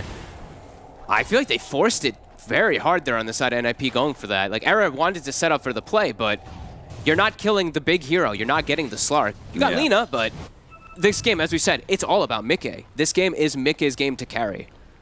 That's super scary. Taiga has a Blink Dagger, and I bet he could probably hold on to the Eclipse if he really wants to. Yeah, and he can probably like almost solo kill a lot of these cores here with that max level lift with the combo too. Yeah. It's going to be some time, 80 seconds if he does choose to keep it, but that's, I mean, that's so huge for Liquid. Now they're completely online. The Slark had just finished the Fusel Blade, and he got 3 kill cleanup. So he's probably approaching that next item on top of that Luna. I mean, whenever you have a Luna and you see now that Slark is 13 hub, well, I mean, they obviously don't know, but we do. You see this net worth disparity, you're going to start getting very concerned. Luna wants to play Luna wants to play like an item ahead of Slark, and now you're going to be behind a full item. Yeah, on top they're of that, taunting. yeah, I mean, that's some confidence already. They're definitely feeling themselves. And Ninjas of Pajamas, another thing that's going to be denied by not taking control of this game and not being the leaders is this little lineup that can do Roshan. They're supposed to be able to build off of that. It's a way that Luna can continue to maintain dominance in a game is, yeah, maybe you're a little bit afraid of being bursted down by this Lina, but you get a second life and all's forgiven. Yeah. And also, I mean, that aggressive play bottom, now they're not going to actually take... They took the tier 2, but they're not going to get the outpost. They're not going to deny it away because of that aggressive move. Like I said, I feel like they forced it just a bit too hard down there rather than playing it just a tiny bit slower. I feel like they just were like, hey, Charlie, you have to show up. And now Charlie's probably like, damn it, dude, why'd you guys make me go bottom? Yeah, he was working his way towards that BKB, too. Yeah, and he, like we saw there, he really needs it in order to stand his ground. I mean, they're going to keep smoking. They're going to keep looking for these aggressive plays. Every time they have Wrath of Nature, they are making sure they do look for some type of kills. Yeah, they can't really slow it down. Saberlight's going to start approaching the high ground here. Blinks. Okay, that was like a 400 range blink. Straight down. So I'm not sure if that's exactly what he wanted. Wasted smoke. That's like an impossible kill anyway with the IO behind the Slark. Would you try it if you're Supreme? Would you TP to that outpost? Oof, you got BKB. They still have a couple seconds to take that outpost away, but nah, it's not gonna happen. Do they not realize? Maybe they forgot. I mean, it's just chilling there. They take the tier 2. I really thought they would take it right away afterwards, but all right. He's gonna be able to see this rotation coming from Liquid. Doesn't have the mana. He could pop the stick charge and try and hookshot away if he really wants to. He's got the hookshot up now, but isn't even gonna try. I think he maybe could have just hookshotted over to that hard camp. Yeah. He was a lot tankier than I think that they expected too because of that Essence Ring, but gives up a kill, and because he's tanky, I think he gives up like 6 or 7 stacks to the Slark now too, so Slark in a better fighting form if a fight does kick off right now. And also speeds along his process of farming through this jungle as well. Breathing room, they can all push their lanes out, they don't have to worry about some annoying clockwork too. Yeah, Liquid's getting quite a bit more here out of the map now after that little bit of a shaky start. And they can get deep aggressive wards down too, so you were mentioning about that Roche. Now they're going to be more aware if NIP does look to set up around that area. They're going to check out the Roche pit here. They do have their BKBs. So Ninjas in Pajamas, I feel like this is where you're kind of all in. But Liquid also have has to keep theirs. forcing fights. Right, I think Koikfa as well just picked up hit. I think they're actually going to have triple BKB on Liquid in a second. Jesus. So they're actually, I think they're going to match perfectly versus NIP's probably like, oh, we got this power spike. But Liquid, they've got the power spike to match right now too. And that's what you're talking about, where Luna's supposed to be a item ahead. You get the BKB before everybody else. You run into a fight, pop Eclipse. It's like, I've won the fight. This is over. If you're on even grounds, though, then Eclipse doesn't do a damn thing. I see Liquid already drawing the line too. It looks like they don't want to defend the tower. They want to smoke and catch people on the retreat. Yeah. And let's see if they're able to. Maybe they can catch them if they push forward into the high they actually ground. got high ground That may be here. a perfect opportunity. Telekinesis starting things off. LSA, it looks like the Bat Rider's just going to die right away unless the swap. No, Koifa's going to hunt him down with the Laguna Blade, and Misha's life is forfeit as well. Maybe even a Courier. Yeah, they'll get that too. Boxy pushing forward with all that movement speed is helping to spot somebody here because they still have to relocate, and they're going to relocate right on top of Charlie. They're going to buy back onto Misha here. He does have the swap, and he's going to need it too because Charlie's in some trouble, has been doomed up. He actually does an offensive swap instead, and Charlie gets some time to lay out some Laguna Blade damage as he's bouncing back and forth onto Boxy. The relocate back out now. Boxy no longer having his BKB, and the Doom is about to wear out onto Charlie. He's got to be careful of the Lina, though, and it looks like the Bat Rider is the one who stumbles a little bit too far forward. Instead, Taiga, who'd stolen the swap, manages to get Boxy to safety here. Supreme with a BKB teleport out will be fine. But it's still a terrible fight for Ninjas the Pajamas. I mean, they bought back for that and didn't really get anything good. Bought back and died on the both of them immediately. And now, I mean, what, 22 stacks on the Slark. He can run around and continue being even more aggressive. Oh, boy. They've hit their timing absolutely perfectly just to match you. Like we said, NIP, if they were an item ahead, that would have been perfect for them. They would have been able to take it, but smoking onto the high ground as well, too. And now, like we said, it's 22 stacks on Slark. He's looking for fights. Looks like Mickey wants to go for Supreme instead, and Supreme doesn't have his BKB back up, but they didn't have a pounce either. Charlie, oh no, he has no way to be able to cut through the trees, so the stolen sprout from Taiga is going to be able to find this kill. Downside to being a range carry, I guess. Oof. Oh, man, it's starting to get out of hand real quick. Yeah. Mickey 509. Oh, my goodness. This Slark is massive. And, like you said, full item ahead on top of Luna. Eye of Scotty is, in my opinion, one of the most insane items when you're playing versus ranged carries. You don't attack, you don't move once you get hit by it a couple times. Yeah, all the way up to a 5k gold lead, and Liquid's really starting to snowball now. The hunt continues, and Supreme has to. That's another BKB charge down the drain. Koikfa's even going for his own right-click damage in this game, too. He's starting to feel very confident with that Grove Bow.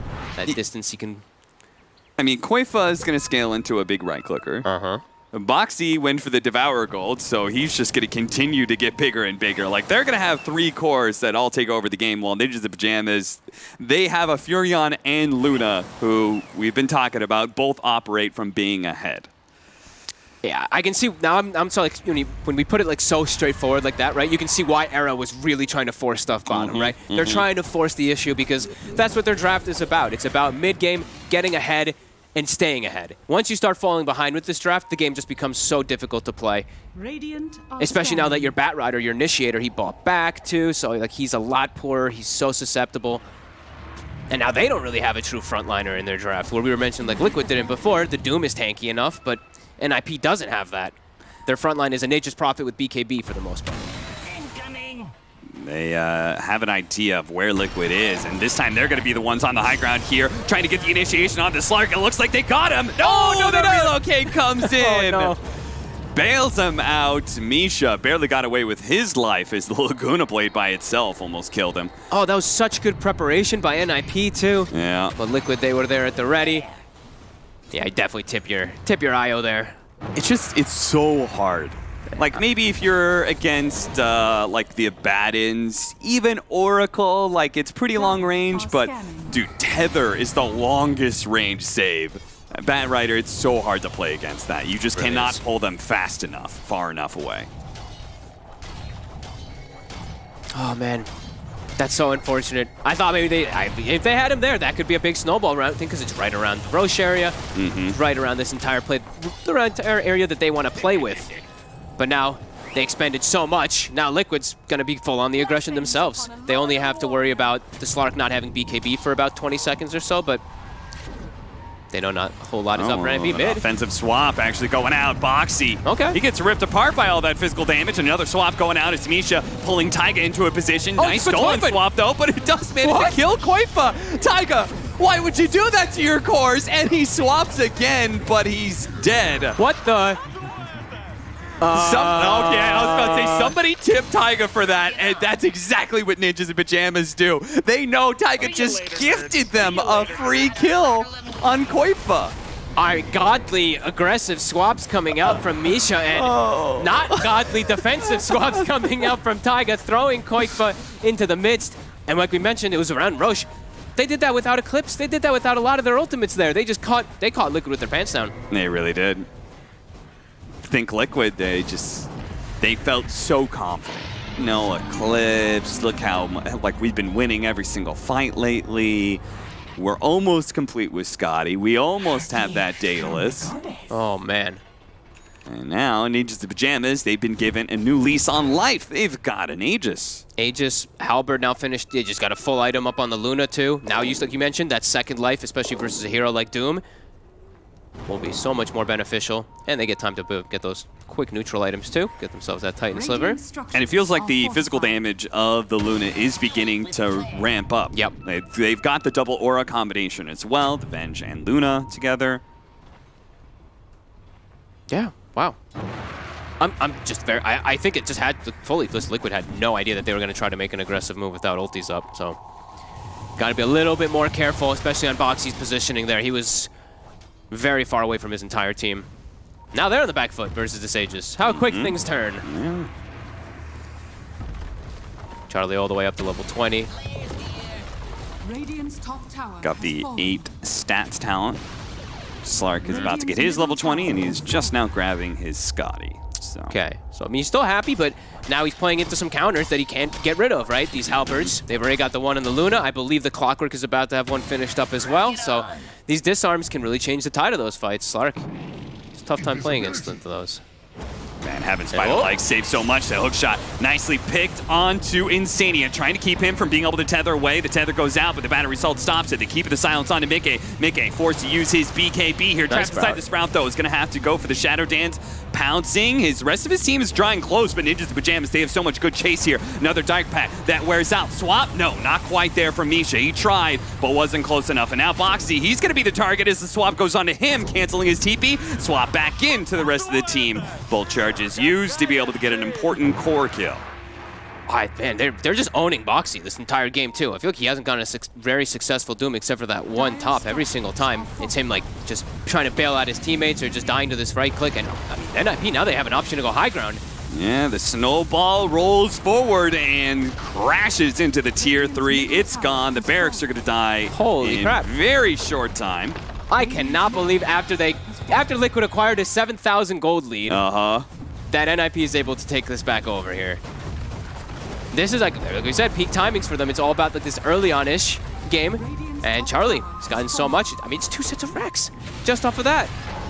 Mickey, he's going to come in from behind, see if he can kind of sandwich the team. Relocate out is going to be able to save Koifa here, but Taiga is going to be left behind. And Mickey's trying to build up that damage on a Supreme who activates his BKB. The buyback coming out from Taiga does steal a Lucent Beam. They're just trying to slow down Supreme as much as possible. Scotty's doing really good work. They did manage to can the Slark while the Dark Pact is down, chaining up the stunts. They need a little bit more. Mickey tries to jump away, but he's dead. Caught by the wrath of nature. Boxy eliminates Batrider, who does not have that buyback, but without their damage of the Slark, can they actually win the rest of this fight? Boxy going in with the Doom, but Supreme standing tall. Laguna Blade's going to lay out him, and he does fall. A dieback for him. Liquid do manage to appropriately target him down, but it's going to cost them so much as Koifa is going to be slowed to a crawl here.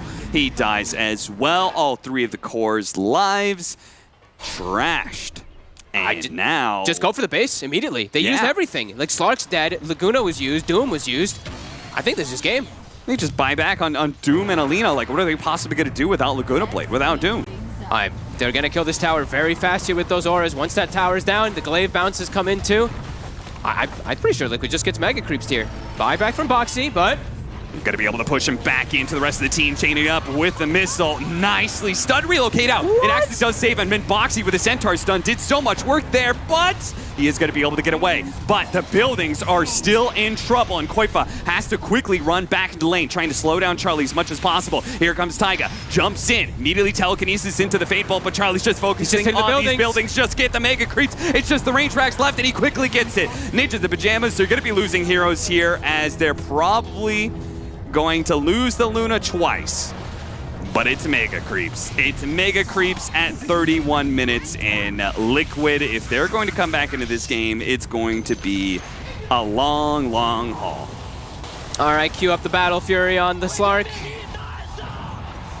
I mean, it's mega creeps. You're versus Nature's Prophet, and there's mega creeps. There's like probably like a what, 3% chance? Yeah, I think it's less very, than that. very Probably low. like a 1 to 3% chance at maximum that they can come back with this. The gold lead is actually not that bad, but I don't believe that 8%. That 8% is generous.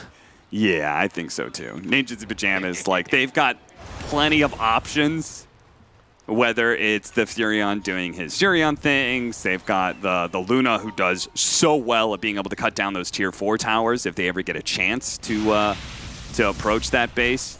You have 40 seconds where Luna is down. Let's see if Mika can get like a ton of stacks built up and chase, and then when Luna respawns, they insta-kill him, then they can go throne or something, but as long as NIP just does not go outside the base, yeah, they're fine here, because the creeps are going to push into the base, into the enemy base. Everyone hang out around your tier 4s. There's nothing else you need to do here.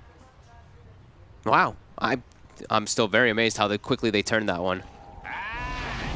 Just a small matter of moments. And now it's a full butterfly on the Luna too. Luna does not have buyback though. He does commit all his gold onto that butterfly. Oh. But look at this bottom. Those creeps. Yeah, Liquid's gonna have to back up eventually here. Hey, okay, they're going to try and maintain their offensive front by relocating back. All right. There's still a second wave coming in though, bottom and top. Ninjas in Pajamas are gonna go out for that relocate.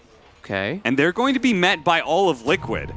This is going to be a 5-man fight that they could potentially lose. Bounce back of the Lotus Orb does quickly stun up Nisha. A lot of damage on Boxy there. Mickey's right in the middle of all this, and when he does get lassoed up, trying to get the save from Insania. He's going to clip, but he's taking too much damage. The Slark gets blown up, and now there's no buyback from any of these heroes, and that should be it. Ninjas in Pajamas, all they have to do is finish off Koifa, the only damage dealer left in this game. And that's it. Taiga may have gotten away, but he's the only one, the sole survivor. Wow. GG. GG, man. Team Liquid, after a kind of like, I wouldn't say like fully botched laning phase, but a laning phase that NIP takes advantage of because of Supreme's movements, they bring it back. They take some really good fights, and then those deaths in mid, Boxy dying, the rest of them kind of just chain dying afterwards. NIP gets their Roche, everything kind of gets handed to them on a silver platter. Roche into another fight, into just mega creeps immediately afterwards. It's just insane how quick they, and that is credit to both Ninjas in Pajamas and the draft that they put together, is that like we saw how quickly they were able to just take over the game or take 2 lanes of barracks off of one really big victory. Yeah, that has to be a painful loss though for Liquid. Slark got online, everything started accumulating, but a couple mistakes versus these push lineups and you get super punished. NIP. Good responses. I feel like this is going to be one of those times where Liquid, this could be one of the most tilted times that we've seen from them. I mean, this has been a group stage that's gone very poorly for them as they've just struggled to be able to close out a series, and this is supposed to be their easy one. This is supposed to be Ninjas in Pajamas, who has only gotten 1 game victory so far. Now they've picked up a second. Yeah, I'm still like confused because I feel like a lot of the times we've seen Liquid, like especially when they reclaim their lead, they're very adamant about farming and making sure that they can keep that lead and building it up. But I feel like Boxy this one a little bit, playing a bit too aggressively. They got punished. Well, Liquid get punished, and now we're going to go to our panel of hosts, which I'm a little bit disappointed that they didn't play musical chairs. That would have great idea. That's why you're not a host. That would have meant me leaving my chair, and I'm not leaving my chair because I am the host. Good idea, Cap. Thanks, Mark. And I guess thank you, Ninjas in Pajamas, for making that game look fairly easy for them, at least. There were a couple of glimmers of light. You guys want to talk about Dota? How intent did you watch that game? Am I an analyst now? I think so. Hmm. You're just staring at your fingers? Is that what analysts do? Yeah, I learned from our great analysts in Dota. Okay. Go ahead. They usually just let the play-by-plays talk a whole bunch, and then they say like one smart thing. Like I learned a lot from Sind. So I'll just come in right now, and I'll just be like, when there's an alch in the game, I like to call it an alchemist game. There was no alchemist in this game. And that's why it wasn't an alchemist game. Very clever. My mind is blown. Literally. Someone blow my mind out so I don't have to be here anymore. Anyway. But I think that game was a little wacky. Did you guys see those graphs? I mean, it went up and down. I mean, that's kind of what we're expecting from two teams that we figure were kind of close together. Obviously, they had not won yet. But I mean, big difference between NIP and Liquid on that one. That was like, they made Liquid look like chumps, and that hurts to say. I love all the Liquid players. I really like this Liquid team. I have for a long time, even before they were actually on the squad under this banner. And Shiver, you brought up, when we were actually watching the match together, you brought up a lot of really interesting points about this team and what, I guess, some of their weaknesses are. And I think it's an important thing to talk about. When you look at their strengths, this is like a team that just plays, when they're playing well, they play really well together, right? They are a good unit. The actual players on the roster gel very well together. But some of the weaknesses come from some of the things that you were talking about when we were watching the series. Are you going to throw me under the bus? Or Well, you had a few words for their coach. I heard a few really messed up things. I don't know if you want to share those on panel. But anyway, go ahead, Fever. I was saying that needs to grind a lot. Dang. And they just came back from a break. I don't think that that's shade. I think that's a good thing to be thinking about, right? Yeah. I mean, this is a team that just needs to put a lot of work in. And if you think about kind of where they're positioned against the other teams, this is a little bit of a younger roster in a lot of ways. They're not the 40-year-old men who sit there and have like a bunch of experience. Like, what team is that? I think of Puppy as like an 80-year-old, you know, and he just looks back on his life and he goes, which of these 28 perfectly calculated plans which I have used over the millennia shall I rip out of my Dracula vampire playbook today? Mere mortals, how should I dissemble you? And that's what he does. And if you're a little bit younger, if you haven't sucked on the sweet nectar of immortality, then you sometimes actually need to figure out what's going on in the meta and learn it. And that's when the reps come into play. And if you're just coming off of a break, it's going to take a little bit of time for this team to find their feet. But I'm curious how you guys actually do feel about NIP. Do you feel like they're a team that operates in a similar capacity at all? What is happening? Very serious points make here. You want to answer this question? Yeah, what I think about NIP, has had an identity change over the last several months, and it's kind of a complete wiping of their squad and having to pull it back together. And I think what these teams, especially NIP, really need are confidence boosters, right? And you've just been beaten so many times, and then having a series like this, or at least a game like this, is such a great thing to see that some of your ideas do work, in fact, and they can be successful. So I think I think we're on a train for a 2-0. That was a beatdown. Well, so far, Team Liquid hasn't had a 2-0 yet. They did lose a game against all their opponents so far, which were Viking and Secret, but they lost the series. Yeah. They did win a game against all their opponents so far, but they did lose in the end. We'll see if they can force it back. As long as we're talking seriously about the game, I was actually very happy with Misha, because Misha is a new guy in Ninja Pajamas. His swaps were great. He was able to put that Slark out of position multiple times. He made sure that the team could just function the way it should. He just fulfilled a key role, and it worked out. You know, I never count Liquid out, though. I truly believe that they are infused with the luck of Blitz. He is the luckiest man on the face of the earth. Blitz? Why? You don't think he's the luckiest man on the face of the earth? No, I think that he works hard. I mean, Blitz always, he's sharing like, oh, I just unboxed this $1 million knife. Yeah. But he doesn't tweet all the money that he sunk into it. That's typical.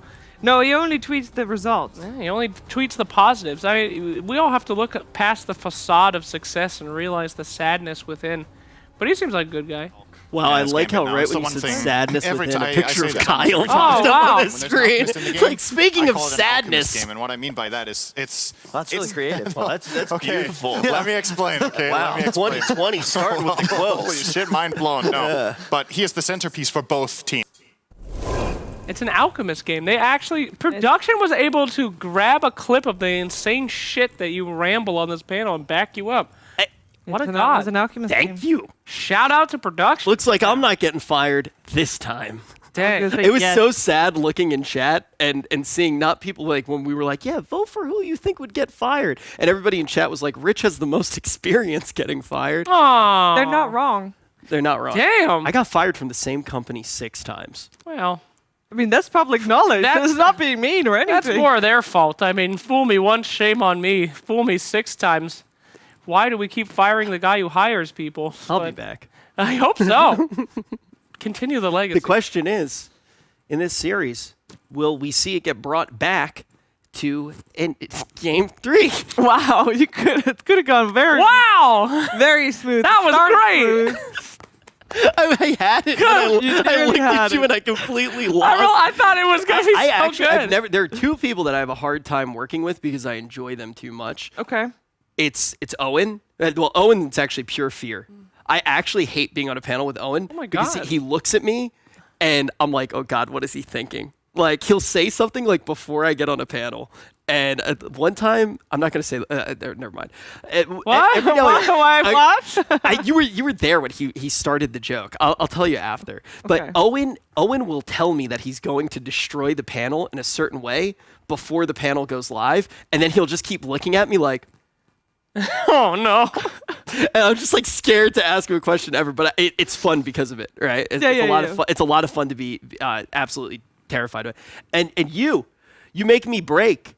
I think that you are as somebody who likes to kind of like be live. I prefer to watch you live. If that makes sense. No, that did not make sense. You're an entertainer's entertainer. Oh. Because you're so brilliant. Okay. I just want to stay on panels until people figure out I'm like 1K MMR, and I like to just be paid. Hello. There's nothing permanent except change. Yay, a selfie. I feel very left out. Sorry, host. This is your job. Yeah. You're superior to The us. analysts are talking. Sorry. Excuse me. Oh, she's falling apart.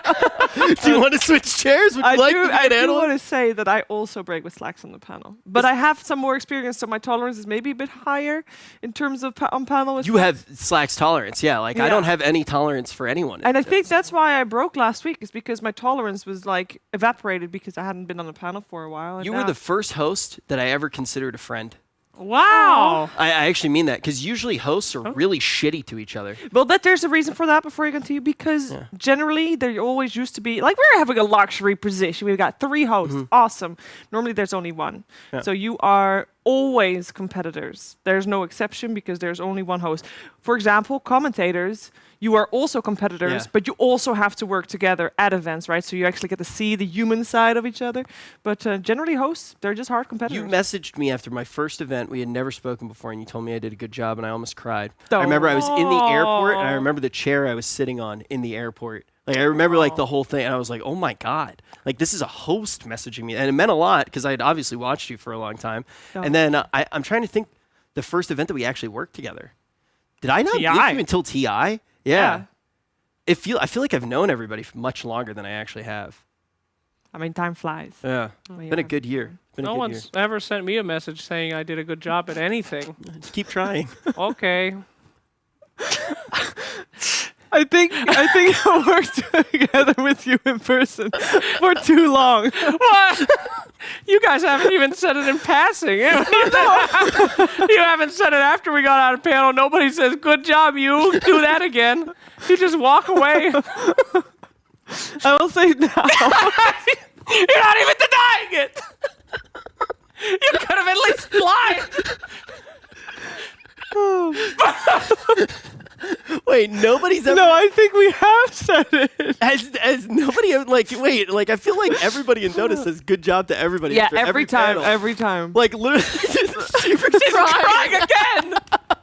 Because we know it's true. Wait, that's actually like a very unique Dota thing. After every single segment, everybody goes like, "Good job." Yeah. Nobody's ever said that to you. No. Dude, Alan literally will. Dude, Nahaz will text me when he's not even working the event and be like, "Yo, good job, man. I was cracking up." He never did that to anybody else. No. Wait, I thought Nahaz did that for everybody. Sometimes Nahaz just ran up and grabbed me and shook me, and I got so scared I didn't know what he's doing.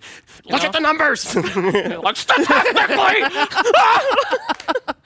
Nahaz will actually message me random stats like throughout like What is he, a serial killer? No, there's not. What are the stats You want about? to hear a crazy story? This is actually a crazy story. I was playing World of Warcraft, and I was in Crazy. Crazy! and I was in a group with somebody who basically had like a caster, a name of one of the Dota casters. And I was like, oh my gosh, it must be them. And I played with them, and I thought that it was them the entire time. They then invited me to a group, and there was the entire group of people had different Dota caster names. Oh my god. And they were like role-playing Dota casters. Oh, that's awesome. And there was a guy named Nahaz, and he was tanking, and he was a warrior.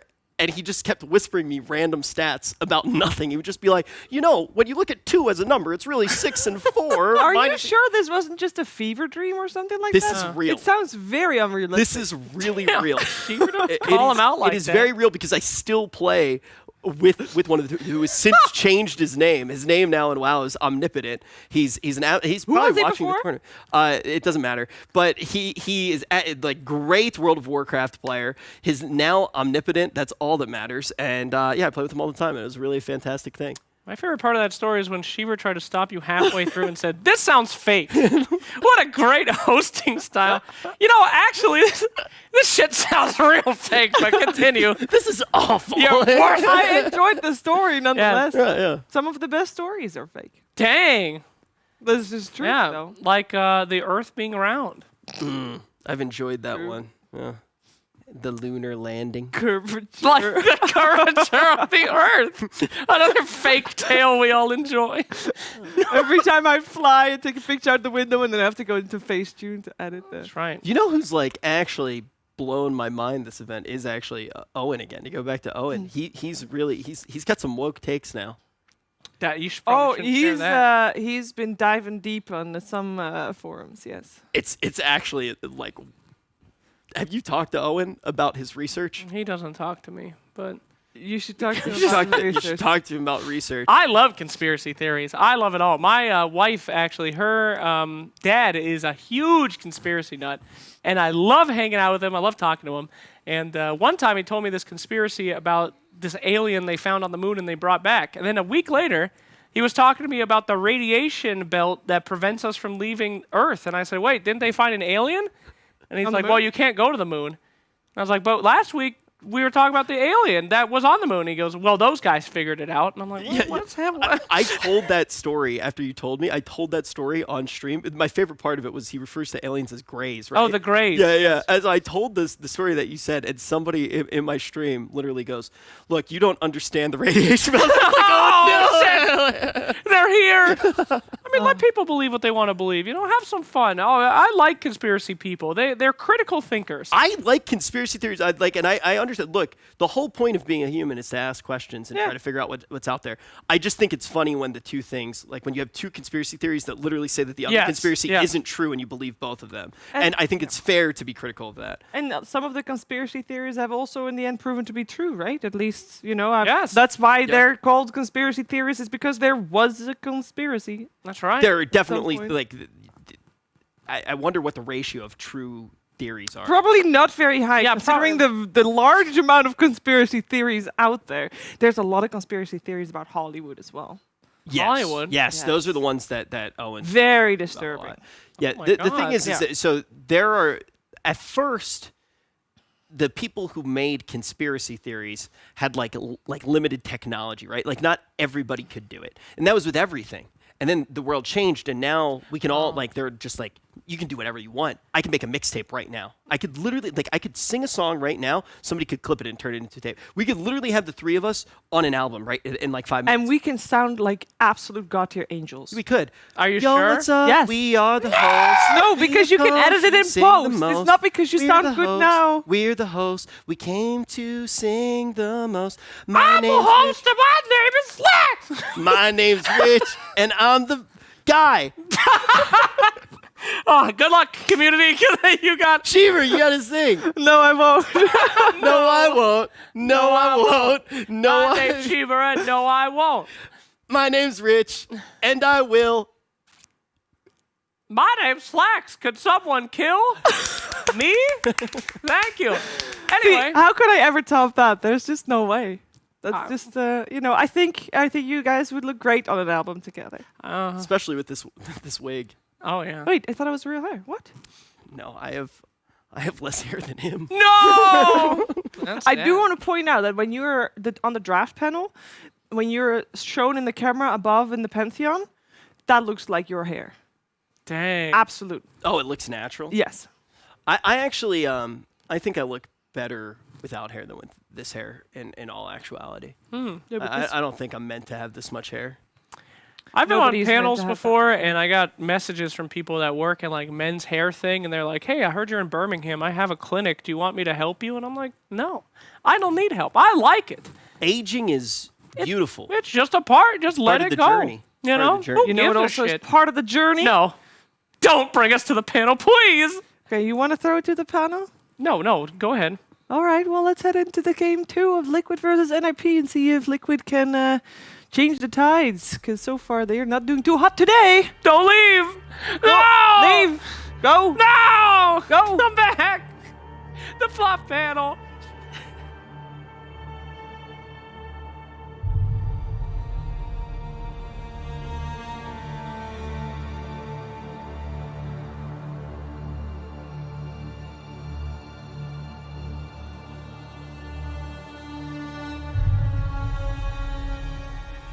That's right. Come to me. Even though those three looked like they were gonna drop the hottest mixtape of all time, we're about to drop the hottest analysis of all time. We jump here into Game 2, NIP versus Liquid.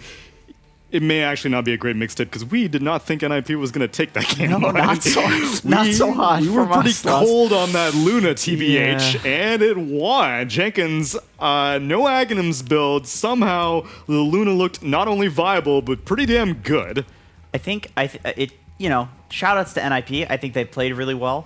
They stacked a lot with the Venge. That is one thing that I wasn't thinking about in the draft, is just the fact that, you know, you have this Luna Venge combo. You can, obviously, you have the aura combination between the two heroes, and then you also have the stacking. And so they found the space to do it all game. I think numerous times the camera was on like 2 triple or quad stacks that were being farmed by Luna, and Charlie was just huge. They win one fight, they take the entire base off of one fight, because that's a 3 ranged core lineup with Venge. I thought the game was kind of over, you know. Slark's taken over everything. He's Yeah. building a lot of stacks, has Wisp, getting that Scotty. I was wrong.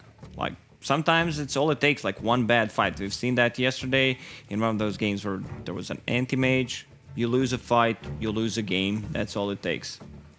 Yeah, these mid-natures prophets, when the hero got changed and the talents were reworked, the win rate dropped tremendously in pro level pubs, which, looking at how the hero is performing in a core position now as a carry and as a mid, I don't understand. I suppose it's because the other meta heroes have changed. Maybe people are better at it. Maybe the build has changed. People are going to double null tallies now, which is just generally a good build and great on Nature's Prophet. But it looks really good. Like, Supreme was all across the map, killing people with that Nature's, taking every single tower, putting so much pressure and making space for Charlie. It was really nice. And they're gonna go with the Venge once again, and the Drow combination. Also, there's a Clockwork. I love Clockwork as a response to these two heroes. Just put them inside the cogs. They have no escape mechanism. I would say the Dark Willow is okay. Has a Shadow Realm and Bedlam. So that's a lot of damage on Clockwork. Also, Clockwork is great against the Stampede from a Centaur. Just keep him in place and they have like Venge Drow. I think we've seen this combo way too many times. You know, just giving her extra attack range, saving ability, and with the Centaur they have something to close the gap. You know, just get on top of the Drow Ranger. Yeah, definitely. I think if Clock does pop off in this game, these heroes are great for him. Like Centaur, not a good hero against magic damage unless he goes for the pipe. A lot of people are rushing the blink. Even then, Clock does enough damage. Crystal Maiden, she's food. Willow is even food for a Clockwork. It's very, very annoying for her. As long as you don't die to the Bedlam, you can kill her. Yes, Mars ban seems very specifically targeted because Liquid is kind of doing their own thing right now. As NIP showed off that they're capable of doing a Luna, Liquid showing off a Willow and Maiden in the first phase. These are not first phase picks. Normal. But for a Liquid strategy, sometimes it works. NIP see that they may go for the Arena into Terrorize combination, so they shut that one down. Liquid instead go for the Centaur. What exactly makes Willow good or bad in games these days right now, Lacoste? I mean, if you open up with the Dark Willow, you don't know what you're playing against, so I don't think you can say it's a good pick here. I think it's just, you know, Taiga's comfort pick. They get the Broodmother. I mean, they have hero already who can be matched up against the Broodmother with the Underlord, and he's gonna be the one building the auras for the team. There's pretty much all magical damage on side of Team Liquid, and I'm not liking the Crystal Maiden. I mean, I love Crystal Maiden as a hero. I think she should be played more, but in this kind of a game where you have 1, 2, 3, 4 abilities, 5, you name it, that can just stop her ulti, I don't think she's gonna be getting any freezing fields off. She feeds all of these heroes, too. Yeah. Like, the funny thing is, Underlord is probably the hero in this draft that punishes her the least. And still, you don't look at CM versus Underlord and be like, CM's great in this matchup. You know, it's just okay. But like Drow will shred her, Venge will shred her, and so will Clockwork. But that's the thing, is like you're second picking a CM. This is what you expect. You can't pick this hero without getting somewhat punished. And then you're fourth picking a Broodmother. This usually seems like a final pick kind of hero to make sure that the enemy doesn't have any solutions for what is still overall considered to be kind of a cheesy pick. NIP have an Underlord, which already seems semi-capable of dealing with the Broodmother. Do you need another hero to be anti-Brood duty? I would say so. I agree. They banned out Kunkka and Mag. Not many heroes are left in the pool. You can go something different, something more untraditional, I would say. That's not a mid hero, but you can also put Tiny. Tiny's banned out. Never mind, sorry. NIP banned it out in the first phase. So what is there? Like, you can get Tide as a mid laner, but then you have Tide Underlord, which are not two really mobile heroes, but still your team fight is just much, much better than what Liquid has. I think Ember does generally pretty well. I mean, I'm actually shocked that it's not banned, but I would much rather play against an Ember than a Kunkka. And the thing with the Underlord mid versus the Brood is that Underlord will never stop a Brood from farming, because she can't do anything to the Underlord in terms of putting the spiders on him. He just presses Firestorm, but Brood just runs away from it and farms. Like, she's too quick. The spiders are too quick. So I think you need something that can actually threaten the spiders while Brood is farming and stop her from farming. But it is always nice. Like, you'd rather have an Underlord than nothing. Yeah. You know, it's like if you have to put the Underlord mid, you will. And we'll see if there is a pick that needs to be in response to this last Liquid pick. But I doubt it. I doubt there's very little things you can pick that require more of a response. Oh, they're going with bugs, huh? Yeah. Just get Raid as the last pick. Spray on those bugs. And it works really well, actually. Have you used Raid? Yeah, I don't know what's inside of that, product. but if it can kill a cockroach, you know. Oh, yeah. That's some strong stuff. Protect themselves. Templar Assassin selected for NIP. So what's the mid lane matchup here? Is it Brood versus TA? I think so. Okay, and then I'm assuming that Liquid are going to make this a one-position Weaver, laning up against an Underlord from the offlane of NIP, I'm guessing? Yep, definitely favors the Weaver, especially with the CM helping out, the extra nukes and the mana regen. TA is one of those heroes against the Brood where it's kind of an interesting matchup because they both farm. You can't really pressure a TA alone. With the rotation, you can. You can actually kill the TA with the spiders to peel off the refraction. You can't pressure the Brood as a TA, but the question is, do you really want to let a TA free farm? And like, Brood will let a TA free farm. So I guess that's the response they're going with, because I think the TA is also good with the Drow, of course, with the Venge. So it's more like, we're going to play to our own style. We're going to play to our own draft. We don't want to pick some cheesy mid-hero to deal with the Brood. We'll just play TA. Odds kind of equalizing after that game 1, but I've still got some questions about this Liquid draft. So a Weaver position 1. What exactly is the goal of a 1-position Weaver in this game, Lacoste? I believe they just wanted to have another hero that can close the gap, get on top of Drow Rangers. So now they have a Centaur, they have a Broodmother, and a Weaver.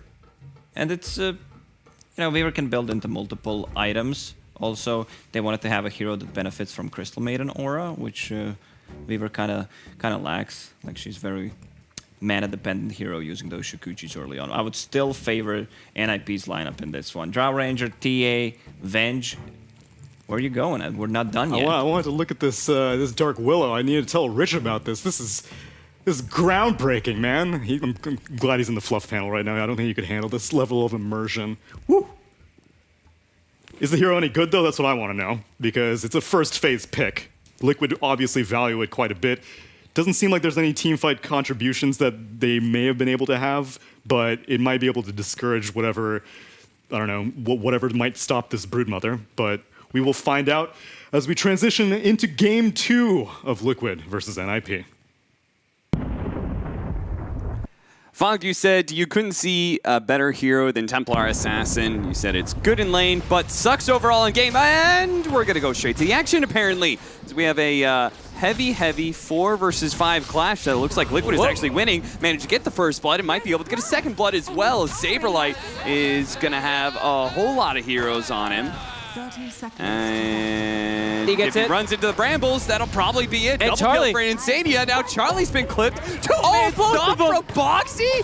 What? Charlie, will he Charlie? live? Oh, He's he'll going to live live. thanks Okay. to the Fairy Fire, and as a result, Era will also live for now. Shikuchi. He's on the hunt. Era, is he going to try and TP out? Does Insania have anything? Okay, Insania takes the He took third the kill. Unbelievable. Well, I mean, now you got boots on Crystal Maiden, right? I guess so. Such a good level 1 fight, like, besides Brood, right? Looking at the 4 heroes of Liquid, Willow, CM, these nukes are amazing. Boxy gets some godly stuns, too. Meanwhile, on the other side, Battery Assault against multiple heroes. Yeah. Underlord leveled his aura. Yeah. It's just not good. Plus, they're going to get the bounty runes, apparently, on the other side of the map. So, all right. Yeah. I mean, what do we bring, like a bunch of mangoes and clarities and some boots for CM, and now CM has a much funner time versus Clockwork because you can actually get away from him a little bit there. But yeah, the TA versus the Brood. I think we've seen this matchup a lot of times. TA destroys Brood in the first few levels. You just can't do anything. But inevitably, Brood does just end up leaving the lane and doing the Brood things. You just hit some jungle creeps, and he's actually getting a couple denies. That's surprising. Don't see that too often. Both of them focusing on the denies here. The Underlord is going to be soloing top lane for now, an early stomp into Brambles. We'll see those side blades continue to be very annoying for Koifa, though. Yeah. He's feeling the pain right now. He needs some regen, and he needs it stat. And for said reasons, this is why we understand the matchup being Templar Assassin favored. Koifa to scurry back a little bit. But yeah, look, Boots Windlace. Look at Insania zooming. His 345 movement speed even with them. Think how much gold you're going to save if you get an early Tranquil Boots and don't have to worry about regen anymore. Taiga's going to suicide to the tower because he killed Saberlight. So he's not giving up any experience. Might as well go back and reset. They're so early on their level 2s now, too, right? CM Aura is now provided for the team, so they can make super aggressive moves top. And I like that they play aggressive. I think this is one of the key things about Willow, that people are afraid to just use your skill shots, right? Just throw down the brambles. Just try to make those aggressive moves. They will be able to get those kills. Now Arabot, they make the rotation. Taiga comes down again to set up for a kill. No Shadow Realm, level 2 Cursed Crown. Yeah. So he's really just wants to be running around setting up kills. Yeah, big fan of that build. I think that's, for the most part, I think you should do that build on the 4 position, because just like Shadow Realm is just, unless it's a lane where you just can't actually pressure and you're just doing these just harassment wars, sure, you can go for Shadow Realm, but this actually always will give you better kills. And they can definitely set up kills bottom here. This tri-lane, it's strong, triple ranged. They can all benefit really heavily off of those bugs that are going to come out. 5-1. The one bad lane right now is that mid lane matchup where we're 13-3 for the Templar Assassin. You said it's a winning matchup, but I would also say Supreme has really been the bright, shining part of Ninjas in Pajamas. He, I think, has individually performed very well for the team, even through their losses. Yeah, I've actually been very impressed with him. I'm glad they've been straying away from like the Invoker and stuff because like he was really struggling on those heroes. When it's one of his comfort picks, but that hero just is he's still just really hard to make work, even if he's good now. Era. Just be pretty careful, Taiga. I mean, they're already level 3. Era's only level 1 in this tri lane.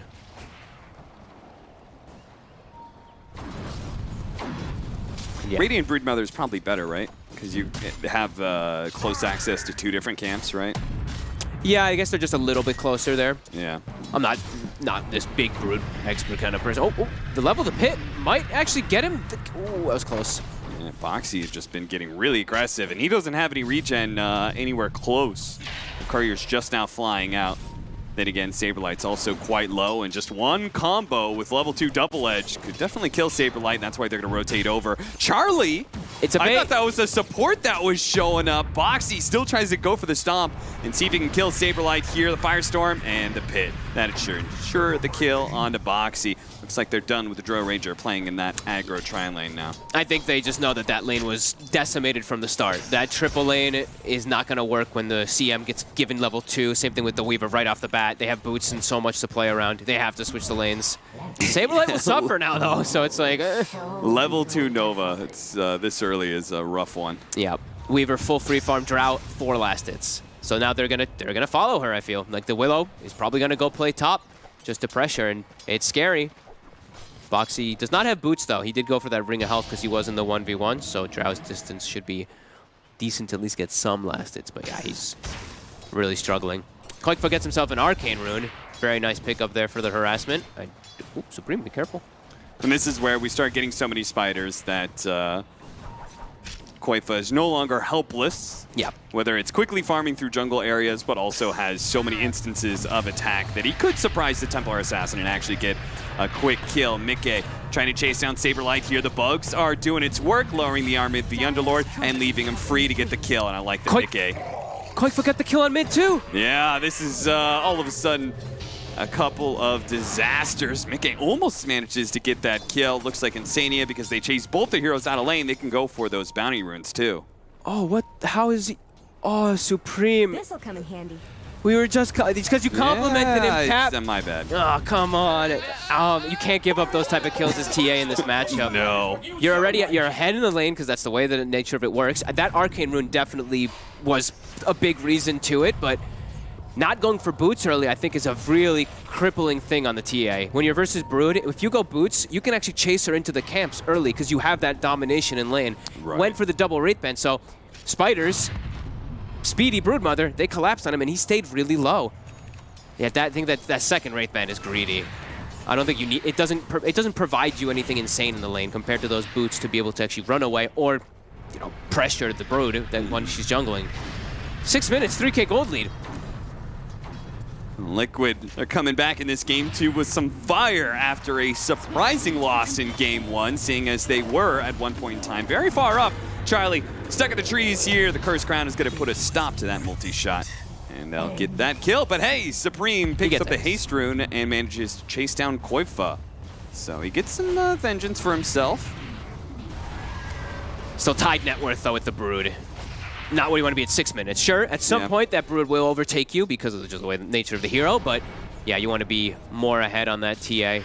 Bottom, they do have the sentry down. Oh, they're going to be able to catch Mickey inside the cogs. Mickey's in big trouble. He does have a bunch of stick charges, but that'll be just enough for him to survive. He actually is going to go back in. He's got to keep his distance from that clockwork, though. Oh, okay. Goes for a bottle for the sustain down here. Pretty interesting there. They did pop the Stampede as well to ensure that Mickey does get out. But now he's going back in. Era, very fragile. Oh, the cogs pushback. It's just enough. Oh, he had like what, a couple stick charges too, it looked like there, to be able to keep him alive. But they take top tower because of all these moves. Yeah. And Charlie, level 4, no boots, no nothing. He's some free frags whenever they do bring anybody up there with Boxy. Yeah, if he ever strays too far away from that tier 2 tower, especially with the Centaur, the global haste that he's able to provide, like 1 or 2 heroes up here could easily kill him. Losing that early towers as an Underlord team too, that always feels really bad, right? 'Cause he's one of the better heroes to stand in front of pushes. Yeah, and it gives them like so many ease of access now, right? Like Taiga's just like, okay, I can go play enemy woods the entire time pretty much now versus this super underlevel Drow. And we mentioned lots of different ways to get on top of the Drow, right? You know, Centaur, Weaver, Brood, these heroes, they just collapse on her so easily to take her out. Not the start that NIP wants to be in with their kind of early centric draft. Look at that really deep ward they have behind the mid tower. They know Misha's around here, but they're collapsing with both of their supports to be able to kill Supreme. The Brambles does land. He managed to get up the refraction to dodge the nuke, but there was just way too much around, and Koifa does get the kill. And Era snatches up that regen room before he can be grabbed by the Broodmother. Spiders just climb over the cogs, though, and Koifa, he's not going to try and stick on Era by himself. He's a little bit scared of maybe getting nuked if he goes up blind. So Era will get away. They read the move too, right? Because you saw the way Taiga moved. He walked actually through their ward. He dewarded their ward on the high ground just north of this tier 1 tower mid. So they had 3 heroes prepared, but it's too much now. The Brood has gotten away with way too much in this lane. He still had Stampede that entire time, I think, right? Yeah. So they even had an extra bit of power, an extra out to be used. Era's level 3 in 9 minutes? Yeah, I mean, I thought last game he was going to have a rough one. This one is just impossible. They're going for Supreme again. Liquid just full on targeting him. They say the Templar Assassin is the only way they're going to be able to win this game. Now, around the pit, it's a little bit hard to kill Supreme, but now they're going to recommit outside the pit underneath the tier 2 tower. The Spiders are leading the charge. And where's the detection? They've got the Nova to finish him off. Insania had just enough mana. And now fear. A really good fear from Taiga that'll scare back Era as well as Saberlight. Now they're running out of webs, so at some point in time they'll probably give up on this chase. No need to push things too far. They still got a tier 1 to take in the mid lane too, even though they're diving the tier 3. I actually was I started chuckling a bit there when I saw Charlie TPing into the fight. I was like, no, you do not do this, Charlie. You are just gonna feed. So good thing he canceled the TP, but we're seeing that power, that early aggression from Liquid. Everyone just using that Stampede at its maximum. Oh, if they give up this stack. Oh my god, yeah. This is the only way Supreme kind of comes back in this game. May just be able to catch Insania here. Well, just play 4 heroes around this area. Yeah. You have to make sure TA gets that. And put everyone get away from Clockwork too. Make sure Era gets the experience. Yeah, Misha and Saberlight could perhaps keep their distance. They have all the tier 1 items to be dropped as well. At least they'll secure the farm of those Ancients. Look at Sania. He knows it's so juicy up there that he can't help but see if he can get close. A little bit of a feed there by Insania for sure. Yeah. Trying to get some information, but have to expect that NIP was playing up on that high ground there and they're not showing in their other lanes. Charlie, he's kept the lane static actually up top. I believe he's just power denying up there to make sure that it stays there for a moment. Now he's starting to push it away. Taiga, he looks like he wants to be the one getting aggressive up here finally.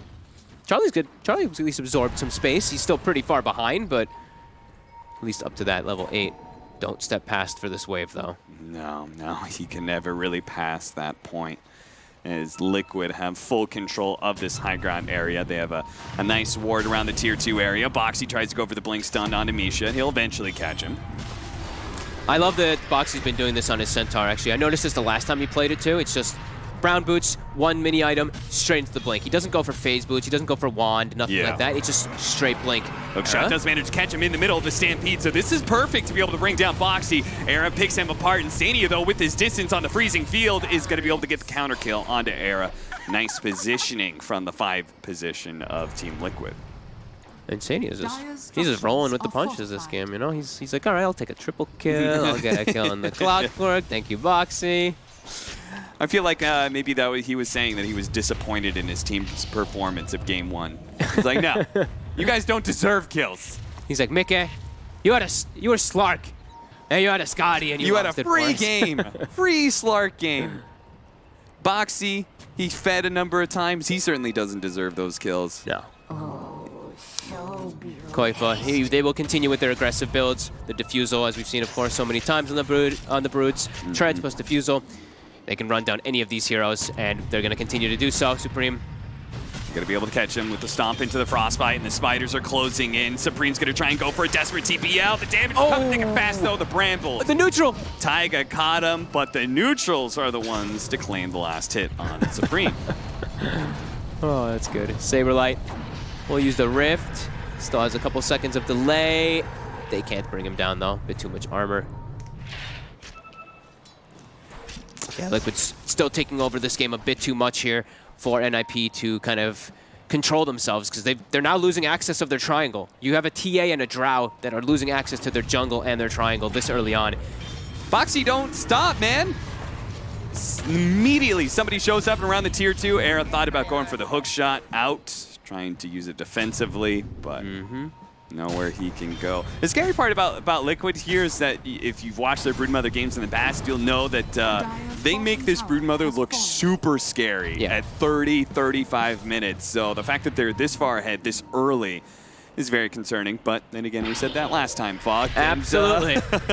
And Ninja's Pajamas still managed to turn the whole game around. And they've got a very similar kind of lineup where if they do win, they can take objectives very quickly. They have to be able to win fights, though, and winning fights right now versus a very farmed Centaur, huge Weaver, and huge Broodmother.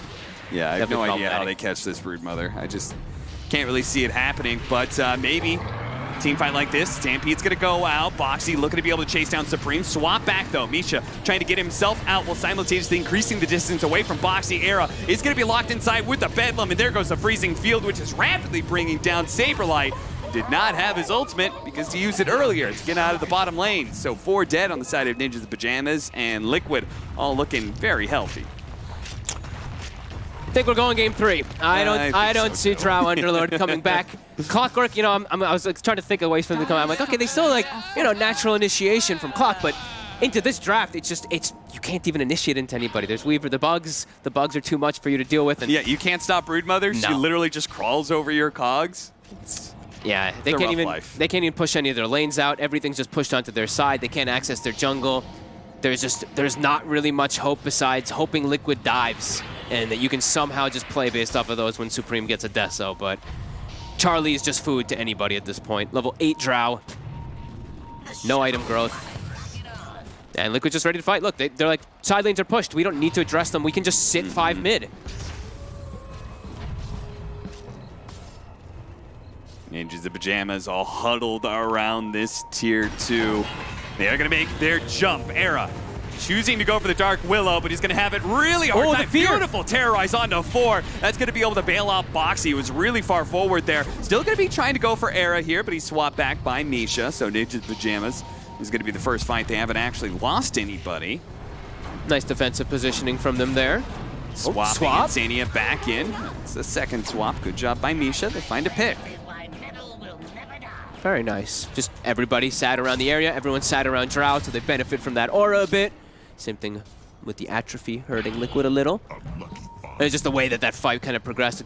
Pretty decent initiation from Era. If they were a bit more ahead, right, they could have maybe cleaned up a little bit more there, but that deficit really coming into play. Just how do they kill Mickey? It just seems impossible. Same thing goes for Koifa as he's having a spectacular game. They need one of those hook shots where they catch Mickey after he's been in the same place for like 4 or 5 seconds, you know? That way he can't ult to move out of the cogs and just dump a bunch of damage in there. Yeah, I would just hope that he dives too far into a pit, into a hook shot, and just chain stun, but it's very unlikely with the way that Liquid's playing this time around. Much more careful, I think, than their last time when they did get a lead. This is usually the way I feel like Liquid plays when they start to get that lead. They constrict the map a lot heavier. Not like last time when they just, you know, Boxy ran in and died on his own. But yeah, they're playing the map real well here. They've got good aggressive wards too to watch whenever NIP does kind of move out. The Broodmother works so well for this playstyle of theirs too, because it is one of those heroes that can kind of freely cut lanes, thereby constricting the map without risking anything. Getting a little bit, this is what we were saying though, this is where Team Liquid's like, yeah, no, we don't need to press the issue so much anymore. They can chill back, get some farm, finish up this items here. Gets the Manta finished up for Weaver, so they've accumulated a pretty good chunk of net worth here, picking up a Vanguard too on Centaur. I believe the Ags on Brood is pretty close to being done too, so Boxy sees a bunch of heroes that are not in their mid-tier too. So the moment they show up, he TPs. He's like, let's go. They're somebody very far out without TA. Boxy's thinking wants about to take it. this fight. Ninjas in Pajamas, they know there's more coming, but the initiation is already struck from Boxy. They're going to be able to jump on Amisha here as well as Air. The two supports are dead, and the Underlord will make the Dark Rift escape with Charlie back to safety, back to home. As soon as they split up at all, they just 4 heroes, and they're so far from their base. Liquid just still has this insane lead with their heroes. And super mobile, they can move from lane to lane easy. NIP, they don't have the they don't have the fortune this time if Liquid switch to Luna. The NP is able to TP around, push the lanes out always. They're stuck on their side at a disadvantage. Is there any item timing as a swap back there into the Gust? A nice silence combo with the hookshot following up. Okay, Koifa's a little bit low here, and they doesn't manage to get anything off. Boxy a little bit too late on the stomp there. Weaver is still going in on Charlie here, but now he's stuck inside the cogs. The last couple of shots, though. Charlie, get rid of that bug. Get away from the Dark Willow. He can't. He's stuck, and it's still going to be a massive win for Ninjas in Pajamas. They lose 2, but they pick up 4 kills in the process. Fucked. That's the exact same area of the map that Liquid lost a fight last time. So gotta be a little bit careful, guys. They didn't have the, I think time-lapse was still on cooldown from bottom. I think Mika had used it. They dive forward. And excellent pit positioning. And these swaps, I mean, Misha, he's on point with these aggressive swaps that they're able to get off. And NIP were ready. All 5 heroes this time were sat around that drow to get the benefit of that extra damage. And it's the Deso timing from the TA. They do have the damage. Again, Liquid. Showing, giving up blood. Can they do Roche? No. It got a Deso, but feels like maybe not enough time. No, I think it's a bit too risky. It's only, what, 20 seconds they had or something? Yeah, I think somebody has like 40-second death timer right now. Okay. But I think that's probably Mickey. Oh, yeah, you're right. Sorry, it was 26 seconds on the Drow as well as the Venge. If the Venge survived... Do they have the Venge Illusion? Is the Venge Illusion there? Maybe that could be. I think it should. Yeah, it should still be up. Yeah. So maybe I think it's a little hard. I would be if I was in their position, I would be tempted to go for it just because I feel like it's different than game 1. I feel like this one team fight doesn't like all of a sudden change the game that much, you know. I feel like I want to take some sort of risk, or maybe just pushing down the mid-tier 1 towers. That's a great objective to take as well. So maybe that's a bit better. Yeah, I think it's just a little too risky. Boxy's the big one, right? He's gonna be back up too soon for them to go for any type of Roche. True. So, yeah, this is just a little bit of a smarter play. But yeah, definitely not the same case the last one because they did lose 2 heroes still during it too, and it was their carry technically, right? Their Drow does end up dying, even though Supreme is just being that carry anyway. But yeah, at this point, Supreme's probably more of the 1 position. Yeah. But Charlie is still a very important piece of the puzzle. Liquid can't make too many of those mistakes though in a row. Even though they still do have a very strong draft, especially versus this Drow Ranger, versus this TA. But if this Templar Assassin gets an early BKB, which he already had the Mithril Hammer after the Deso, so he's probably pretty close. Yeah, he'll be a lot safer. Still has to worry about, there's still a lot of instances of like physical damage with Weaver and Brood, but he'll be a lot more elusive in the fights. He can pick and choose his targets easier. Yeah, and he'll just be able to run at whatever targets he does choose. That is where that mobility becomes a problem both ways, right? It's both, like them being able to use Stampede or the speed of the Broodmother and Weaver just to get away from the TA. And then that same mobility becomes a problem for the Drow Ranger when it comes to running her over. Ooh, look at this. I mean, it's the very standard build we see on most carries, right? But for Weaver, it feels different, but it's such a good game for it. Halberd versus ranged carries, it's the dream. So he will be going for that build. They're still kind of posturing themselves a bit aggressive, but looks like they actually might give up that bottom tower. Probably, I think it's Koikva maybe making the call, saying that I'm very close to Ags. Let's play on the opposite side rather than falling for a trap, playing into NIP's hands. Oh, can we look at the Broodmother here? I always love it when he picks up the Ags and he starts shooting webs all over the place. Yeah. Those 16 charges. We've got the bugs too. They don't bring it down at some insane pace because he's not using the hunger. Now it'll start dying a lot faster, but it's scouted. But Ninjas of Pajamas, this could be where they turn the game around if they actually manage to get inside of this box. He's sitting in front. Nice two-man stomp to be able to start things off. Era sitting on the side, ready to go for his hook shot here, but there's a swap back Boxy. Mickey's here with a double damage. That should quickly take out Misha, but he's got to be careful of Supreme. He's going to pop his ultimate, try and jump away. He's been gusted, pops Manta, gets rid of that silence, and quickly Shikuchi's away. Curse Crown on Saberlight, a small momentary stun. Mickey's going to come back in with that DD once again. He gets pushed by the cogs. He has to stay away from Supreme at all costs, though. That damage is very scary. A nice pit. And Sania is going to find his freezing field stopped and poked apart by the Dro Ranger, while Taiga also dies. Mickey's still trying to make this double damage do its work to be able to kill somebody, but Ninjas of Pajamas playing a nice tight core here. Yep. They are moving around each other constantly, are not breaking apart and not giving the Weaver any quarter. They're getting literally the maximum benefit of their auras, right? That Venge illusion was still there during the entirety of the fight. Drow didn't have anybody on top of her, so they get that extra attack speed, that extra bit of damage too. Really playing well around that unit, like you're mentioning. Killing the high ground ward. Saberlight is not an easy target to be able to bring down. Quite be careful, no! No low ground misses there. It's right around the Roche again. Right around the Roche pit, and this time they've got the minus armor. Uh-oh, this is looking a little familiar. Charlie's online too. He's got the Hurricane Pike to save himself. Supreme is enabled. Weaver and Brood starting to suffer a bit here. I don't think this is too extreme to say just based off of their score. They would be 0-3 if they lose this series, but I think more so just mentally. I think Liquid is done. If they lose this series, I don't think they're coming back. This would be 2 games in a row where they had an advantage. They also lost 2 series. One against Secret, one against Viking GG, where they went 2-1, where I think they had chances to be able to win the games that they lost and weren't able to put together a good enough game plan, good enough execution to close it out. I feel like this one is... It's a little bit more on how well NIP played the fights compared to the last one where Liquid kind of... I feel like they threw it away. I feel like they kind of just threw their lives in and died one by one in a way.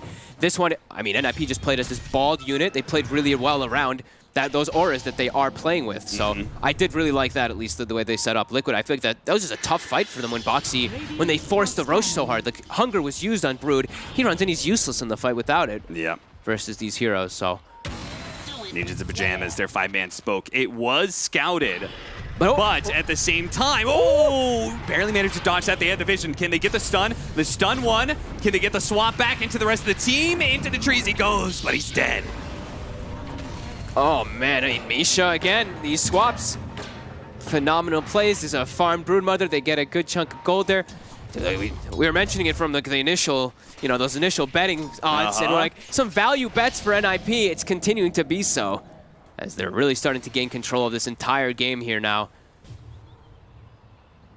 Somehow, Team Liquid still holding a net worth advantage, but it doesn't feel that way because they are far too scared to fight Ninjas of Pajamas right now. And I'm feeling a real lackluster of damage on their side because they did go for the Manta. They did go for the Halberd on the Weaver. He doesn't pack a big punch. They're into Atrophy Aura. They're into these, I believe it's like a mech and everything too on that Underlord. And it's a lot of auras. It's just going to keep preventing them from doing that damage. Now with the NIP, they're on the aggressive footing. Look, I mean, it's a 23 armor Clockwork. He's a lot safer in most of these situations. Everyone is very online now for NIP. Is a Crimson Guard a dead item? Has he just been replaced by Heaven's Halberd altogether? Yeah, Halberd is just too OP. Just way too strong. Buy it while you can. Is what I would probably say. Dude, it's getting the hard nerf. Yeah. That item. Way too insane. They're hitting high ground. It's very similar to last time. You lose one more fight, it could be 2 lanes of barracks, could be game over for Team Liquid. This is where those nerves come into play. Yeah, and look at the auras. Look at this Venge aura. They have this crazy attack range. Boxy's going in. Stomp going out. Terrorize onto 3. Really good positioning. They're going to quickly blow up the Templar Assassin, take away that Aegis. They're going to be able to get out too. Ninjas of Pajamas, though, they also don't get caught in a low ground fight, and they can choose to go in again and try and finish up this tier 3, which Supreme will. They still have this BKB after all. Yeah, he definitely held it really nice. Their lanes are also in a good spot, so this is pretty decent puts. They have Rift in case of any real alarming stuff goes on, but they're initiating. They're going to make their jump onto Boxy here. Boxy having Charlie. Nice force staff is going to be able to get him out of the cogs, and he can go reset in the fountain here. This is where it gets a little bit dangerous for Ninjas and Pajamas. If they let these heroes continue to reset. Era, he goes down to about half health. The rest of the team, though, is pretty healthy. And Supreme, he's not slowing down just yet. Mickey, he's pushed away. Melee Barracks soon to fall. They got, I mean, I think it's really good that they're forcing it here. They still have Greaves that's constantly being popped and healing them up. But Liquid, they try to jump BKB. Gets off the BKB before the stun could go out. Boxy actually gets really low. They're going to cancel their Dark Rift. Boxy, he dies the last shot from Supreme. Now he throws the damage at Taigo. Use the Ult Scepter to be able to get away. Broodmother, he's in trouble. He's going to be swapped back and he's dead. It's all falling apart for Liquid now as their high ground continues to be under siege and they just cannot get a kill here. Boxy goes in one more time, one last stand. He tries to go in for the double stomp, but they just don't do the damage. Mickey, he pops the Manta, going for Charlie, put a hook shot in. Cog separating the two. The Terrorize comes in, but it's too late. Koifa comes in to finish off the kill onto the Dro Ranger, and now going for Supreme as well, but the refraction, he burns through the Spider. They're all dead. Team Liquid. Oh my god, what a Lotus Orb. They have fallen apart. This team. Oh, such good. Era right there, he saved Supreme. The stun was about to proc. Oh, wait, actually, something else saved him. I don't know, something else got him, or Meld dispelled, I guess, yeah. So he got something else that saved him. They can hold his ground. They finally get the Melee Barracks here. Oh and my god. With the Weaver, maybe they can get some kills out of it. Supreme has left them behind. They got what they came for, though. They did. They got that one Melee Barracks that they were searching hard for. Nice hook shot over to the side. Still Curse Crown, though. Brambles doesn't quite hit him. They're going to spot Era. One shot. Nope. Not good enough. And look at the tips flow in. Era makes a cute escape. They're up 6,000 net worth. They've taken one big building and 4 buybacks away from Team Liquid. Supreme played absolutely perfect inside of those. The BKB on the jump, I think it was the Meld Dispel or something. Something removed the Cursed Crown from him inside the fight where he was going to die. Just, yeah, perfectly executed by him. They rally around their auras. They're playing at it so well here in this game. Liquid just, it's out of control. Koikfa just dying. He can't contribute almost anything inside of the fights. His biters do nothing. Supreme giving us a little bit of a clap there with the TA. Team Liquid, a team that has a number of very good performances in playoffs of late. Beyond godlike Supreme. Swap back. He's got so many levels. He didn't manage to get the silence, though, so Mickey still has a chance of being able to escape here. They're going to pop the Stampede to make sure he does indeed get away. They've lost all their footing. Yeah. Now it's just NIP dictating the entirety of the pace. Supreme just really, he's really owning this game. 12-4-4. He did have those 1 or 2 slip-ups, but hey, as soon as they are all able to group up, we're really seeing that power of the lineup. Liquid not seeing good ways of them to really actually bringing down these heroes. Koikfa is just so fragile. So He's between the dead anytime he goes in. They've got the Meld Dispel. Now they've also got a Lotus Orb. Yep. So very important counters to the Dark Willow. And on top of that, the Heaven's Halberd from the Underlord, which they've already been having damage problems for Team Liquid. It's going to make it that much more difficult. Yeah. So many different ways to bail themselves out and protect their king, Supreme. Oh, they're going to try and catch Mickey here. Surprise mass TP move. See if they can get the swap. They drop the Ward Sentry combination. Still a tough one. They have to do it kind of perfectly because he still has the Manta to play around versus the Silence. They're going to bait out the bounty, swap him back in, immediately stumped up. Beautiful combo. That's a dieback. That's 95 seconds where Ninjas and Pajamas, they have every right to take over Team Liquid space at this point. Misha swaps are just so on point in both of these games. He's really just, it just looks like he's completely caught Liquid off guard with the aggressiveness from it. 10K gold lead. They're, I mean, like we said, completely online. It's go time. 90 seconds. Can definitely look for a second set of racks here. 20 health regen for Saberlight, so he can quite easily tank. Level 20s. 20 and 22 on 2 of their cores here. Stay rallied around Underlord. They're going to have to fight this without their Weaver. It starts with Boxy jumping in. Okay, Supreme is actually just going to go straight for them here. Hooks The on out to the damage. side. That's going to be able to take out Insania while Supreme deals with Boxy. They're all pair just- up. They're all hitting so hard. The Venge Drow aura, it's too much. It's overwhelming, Team Liquid. They've got 3 heroes with no buyback. And Ninjas the Pajamas, they can go for Megas or they can go for the Throne. Either option is free. Yeah, just go for those Megas for sure. Misha wants to go for aggressive swap. They can't, but yeah, look at this damage with the Drow, with the TA, with the Venge. They know they've got this one in the bag. Liquid, again, Radiant's top barracks has fallen. Radiant's top Crumbling. has fallen. Big time. And Ninjas in Pajamas rallying, man. Backed Yeah. up against the wall. Elimination certainly on the line, guaranteed. They needed this victory. They needed to be able to put Team Liquid to be the bottom team of the groups. And with this victory, they may have just done that. One last hold here from Team Liquid up against Megas, up against a stacked 5-man of Ninjas the Pajamas, and now playing 4 versus 5. His box is already dead, and getting caught inside the cogs is Mickey. Does manage to get away with his ultimate, but all he's doing is running at that point in time. Terrorize quickly removed by the Lotus Orb there from Era to Tier 4, soon to fall, and it's a Throne exposed into the back line. Mickey throws out some of his swarm, hits a number of heroes here, but Supreme is pumping out Oh the my damage. God. The Broodmother, oh, it does fall inside of the fountain. Swap back in. Mickey hit by the cogs to chain up the stuns, and just a beautiful play from Ninjas in Pajamas. This is teamwork, and this is a team that will stay alive here at the Omega League. Pulled it together when they needed to. Very clutch situation there. Like I was talking about, I think the first game, though, that one was in Liquid's hands, right? That one they threw away. This one, I think NIP just rallied. Yeah. They were in such a tough spot, then they realized, holy crap, we actually lose this game if we keep splitting up because we keep getting picked off one by one. They're like, you know what? What if we just 5-man together with this Deso TA? Liquid just kept running into it. And do you think that Ninjas the Pajamas, that they've discovered something they feel comfortable for with this patch? Because the previous patch, we saw them like very successful in like the Charlie Lycan and stuff. Like they had some really good runs with that Chicken Fighters lineup.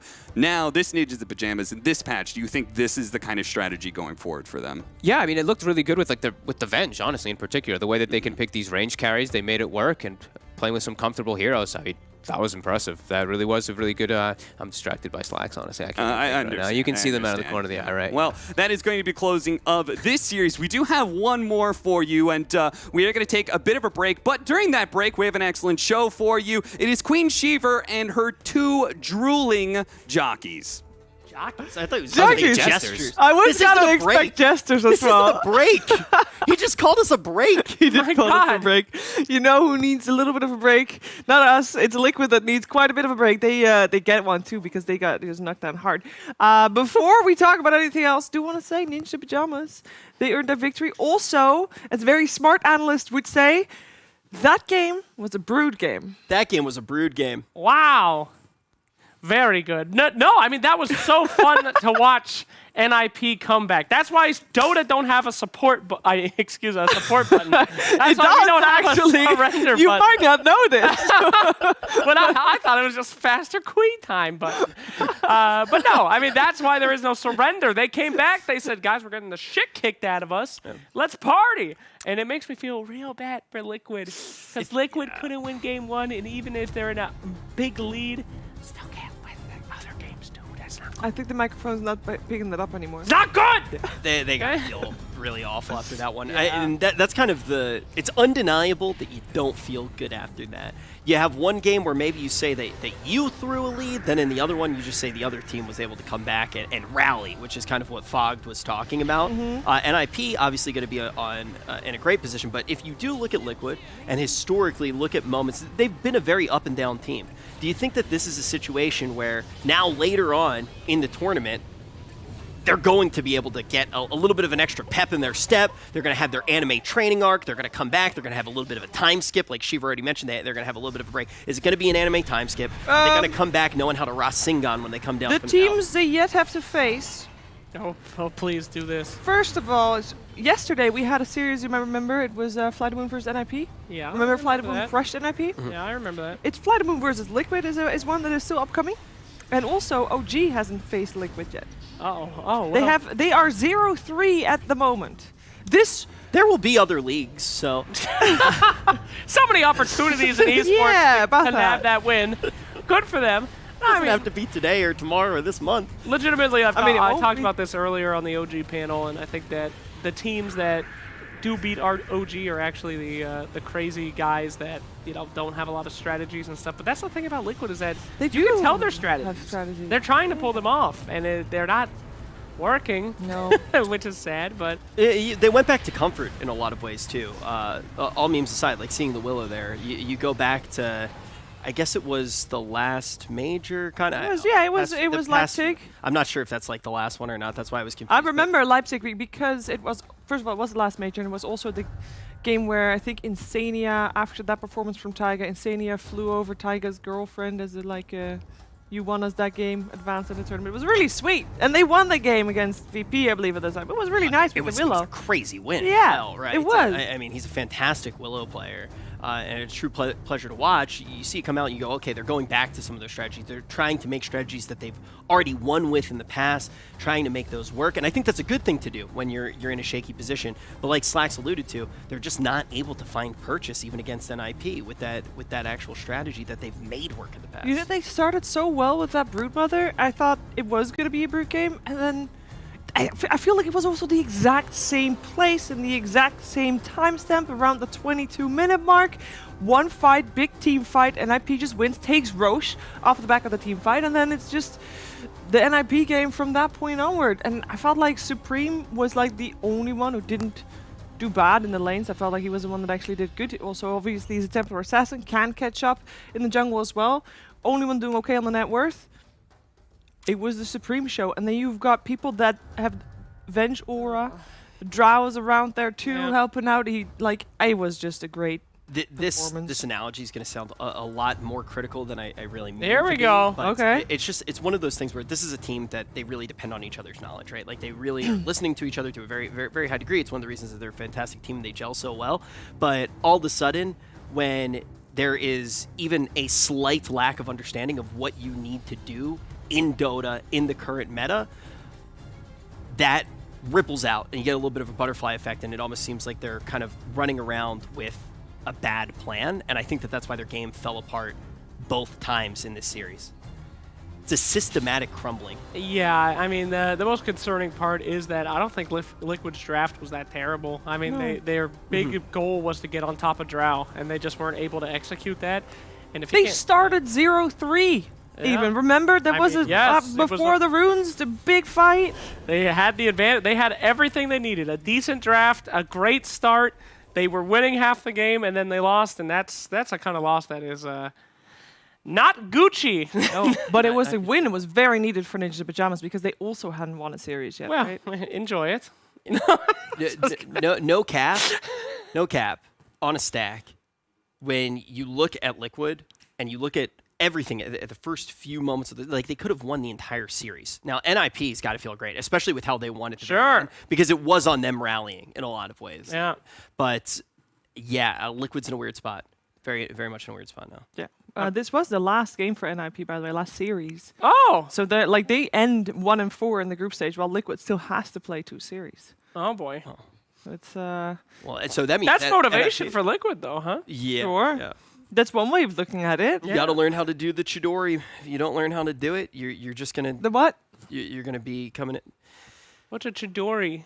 The fuck is that? Is that supposed to explain something? What the hell was that? Oh, you mean a hukama? What? Yes. Yeah. In some terms, it depends. No, that was me mocking you. What is a Chidori? What is that? You know what? I want to know. You can ask him later. We're now going to ask someone else a couple questions because we actually have the chance to talk to none other than Saberlight. Hello. Hey, Saberlight, can you hear me? Yes, I can. Hi, congratulations. Thank you very much. Oh, and we can see you too. That's awesome. Yay. I want to ask, because we haven't had a chance to talk to you guys yet, I want to ask about how it's going with your team, because you come in with Misha as the new guy on your squad. How has things been going from your perspective as a team gelling together? Well, I mean, I was a bit worried we're not going to win a single series in this tournament, but and I wouldn't get to get interviewed by you guys, so I was really sad about that. But luckily, we managed to beat Liquid, so it was good. I mean, Misha is a great addition. I think he has like a ton of ideas, and we just need to adjust to them. And we managed to do it after 4 series, so it's all good. How did you actually feel by the end of that first game? Because this was very much a roller coaster of a series. I mean, obviously you guys were able to take it 2-0, but I think you look at each game and they were impressive wins to say the least. How did you feel after you managed to achieve that first victory? Was that a lot of gas for you guys moving forward into game number 2? Yeah, we needed that so hard. We lost so many officials and so many scrims. I mean, even before this game, we played scrim against some like not so good team, and we got completely stomped. So winning a game was awesome.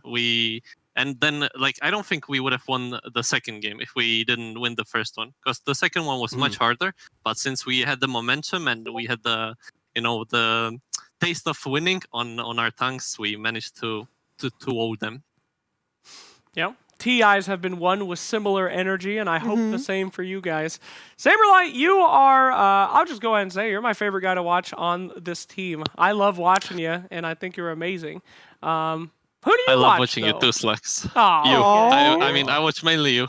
And Rich and Shiver. I mean, you're all amazing. I mean, I'm such a fan, actually. You get out of here. But, you know, cuteness aside, who do you watch on the team? What would you say is the guy that really makes that momentum? Because in game 2, you guys just brought it back so much, seemingly as like this unified unit. So I want to know, like, who is, you know, the main man that you're after?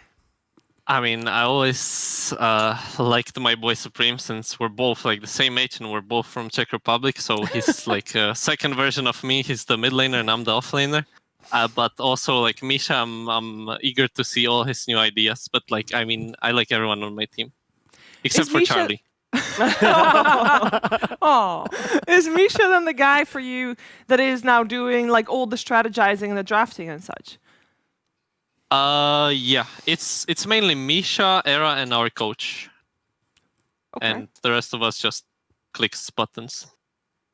I mean, that's still a very important job, clicking buttons. To be Sure. honest, I mean, with Misha joining as recent as like, 2 weeks ago? That's a pretty short time to grow together. So I think, yeah, you can be very proud of yourself and what you accomplished today. I am very curious, though. I've heard a lot of players sometimes after their wins say that they're relieved rather than happy. What's yours? Well, I mean, I would say I'm both. I'm relieved that we managed to win a series and happy that we did. Okay, that's fair enough. It was a pleasure seeing you guys play at this level. It was really promising also for your future games. I know you're done in the group stages for now. We'll see where you head afterwards, but I'm sure that we will be talking to you again at some point in the future. Thank you for talking Thank you. to us. No, thank you. Thank you, Saberlight. Thank you. Yeah. Oh, he's a fan. Best interview yet! Yeah. What a nice lad. I like him. I'll be gassing him up for years. Yeah. I mean, you did even say that it was your favorite player. I would love to talk more about Ninja Pajamas and Saberlight and all kind of other random things these guys like to talk about, but we can't. We have to go forward to the next series. Dota 2, EG NAVI. I'm sure you don't want to see it, but you kind of have to, so, you know, bye. What an outro. Jeez.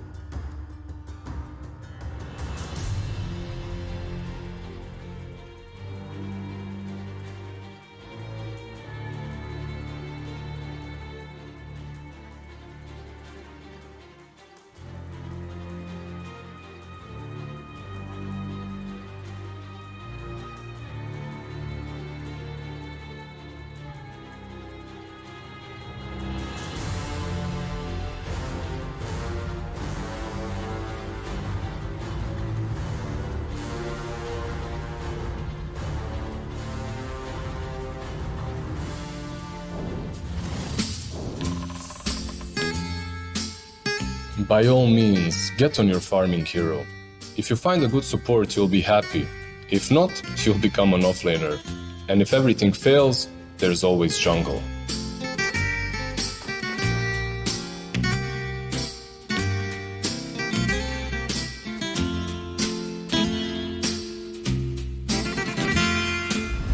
EGB, your esports betting world. The only place to find the widest choice of popular games and matches to win real money. Choose your bet on a single event or express of several matches with dizzy odds. Serving the market for 7 years with over 800,000 users. Join now to get your bonus for the first deposit up to $600. EGB, you know for sure who's gonna win.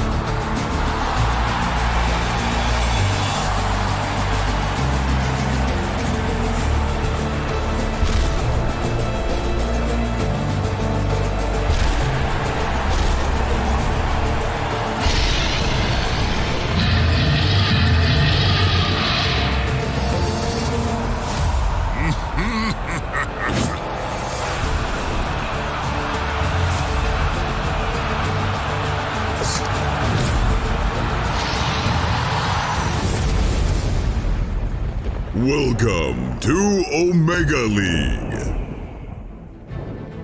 Ladies and gentlemen, welcome back. My name is Rich. I'm going to be your host, and I am joined by Cap and Kyle. And, you know, one of the tricks to being a good host, one of the tricks is knowing what you guys at home really want to see. And one of the tricks is also knowing what your panel is capable of. And I'm going to try to do that right now before we actually do jump into the action. So, Cap, let's start with you. What do you actually think of EG versus NAVI? I think there's a lot to be able to break down in this match. I think if we have like as much time as possible, because I think this match is really complex, and we have to take a really deep dive into these two team strategies, which is why I have Kyle here. Yeah, no, Cap, I really just want to kind of hear from you what you actually think we'll maybe even see from these teams as well when we do get into the draft. Well, I think that Evil Geniuses, I think one of the most primary things to look out for is that Enchantress. Of course, there are a number of other heroes that I think are pretty key to Evil Geniuses' strategy. I'm sure Kyle could point them out, but... Yeah, I think that he definitely could as well. Do you think that there is anything... I'm so upset. They told us that we were going to have literally 10 seconds to throw, and the whole joke was going to be that I wasn't going to have Kyle say anything. That I was going to throw, and now something's wrong or something. We can't. It's a ruin. We have to listen to Kyle. What do you think? Get a chance to talk, Kyle. Yeah, what do you think? About what? The game or life or my current state of affair? Like what? What do you think about the clear overcompensation that's currently going on? All right, this isn't working. It's not working. We don't need it. Instead of talking to Kyle, we're going to jump in to the final series of the day.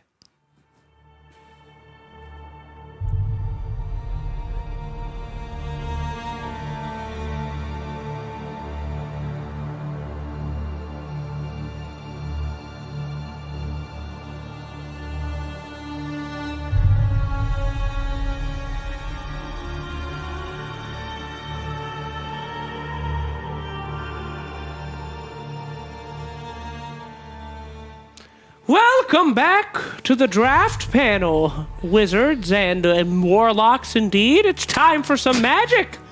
Magic in the picking of Dota heroes. Before me I have Apprentice Lizard and this one. What magical title are you, sir? I'm a sorcerer. Sorcerer Banana.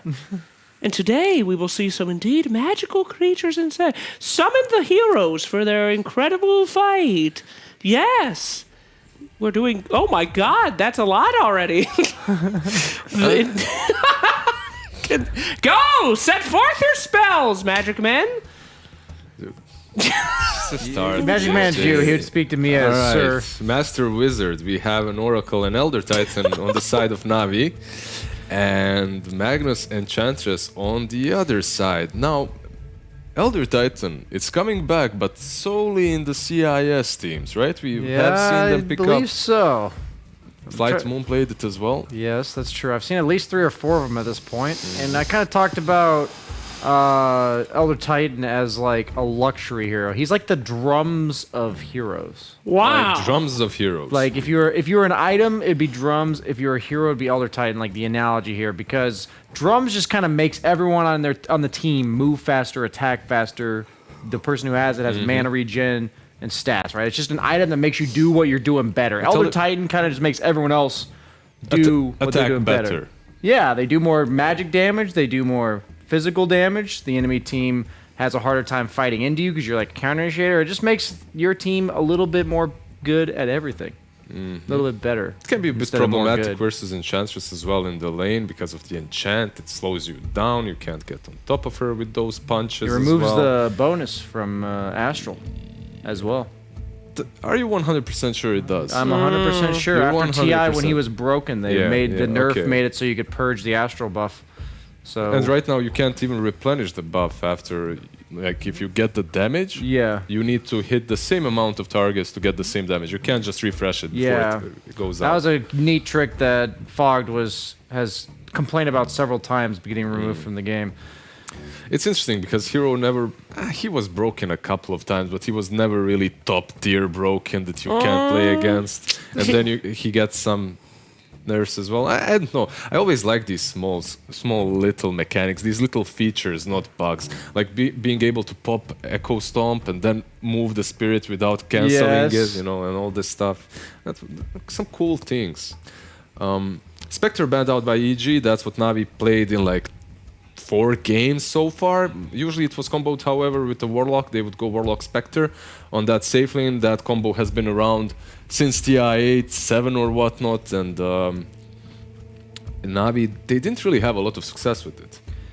Yeah, I think Spectre's one of the hardest carries for Mag to play against. You just are not the best RP target, and you make it really hard to get your blink off in the middle of fights. That changed to Haunt, as I have no idea what he's doing over there. I'm looking at my crystal ball to see if he'll say anything of relevance. Yes. No, but you're doing great. The Haunt used to have like a small delay on when you got attacked by the Haunt illusions, but now, unless you blink preemptively, the Haunt will pretty much always cancel the Magnus RP. So it's much harder to play blink initiators into Spectre than it was literally a patch ago, and it's something that kind of goes underestimated and undervalued. I kind of forgot about it because I was mostly playing the Spectre rather than playing against it, and I'm glad they took out these like chaotic team fight heroes: the Spectre, the Batrider, the Void. These heroes just it just makes Magnus's job harder, and it also, like, the Batrider and Void are usually pretty good against all these mag partners, the Trolls, the Spins, Slarks.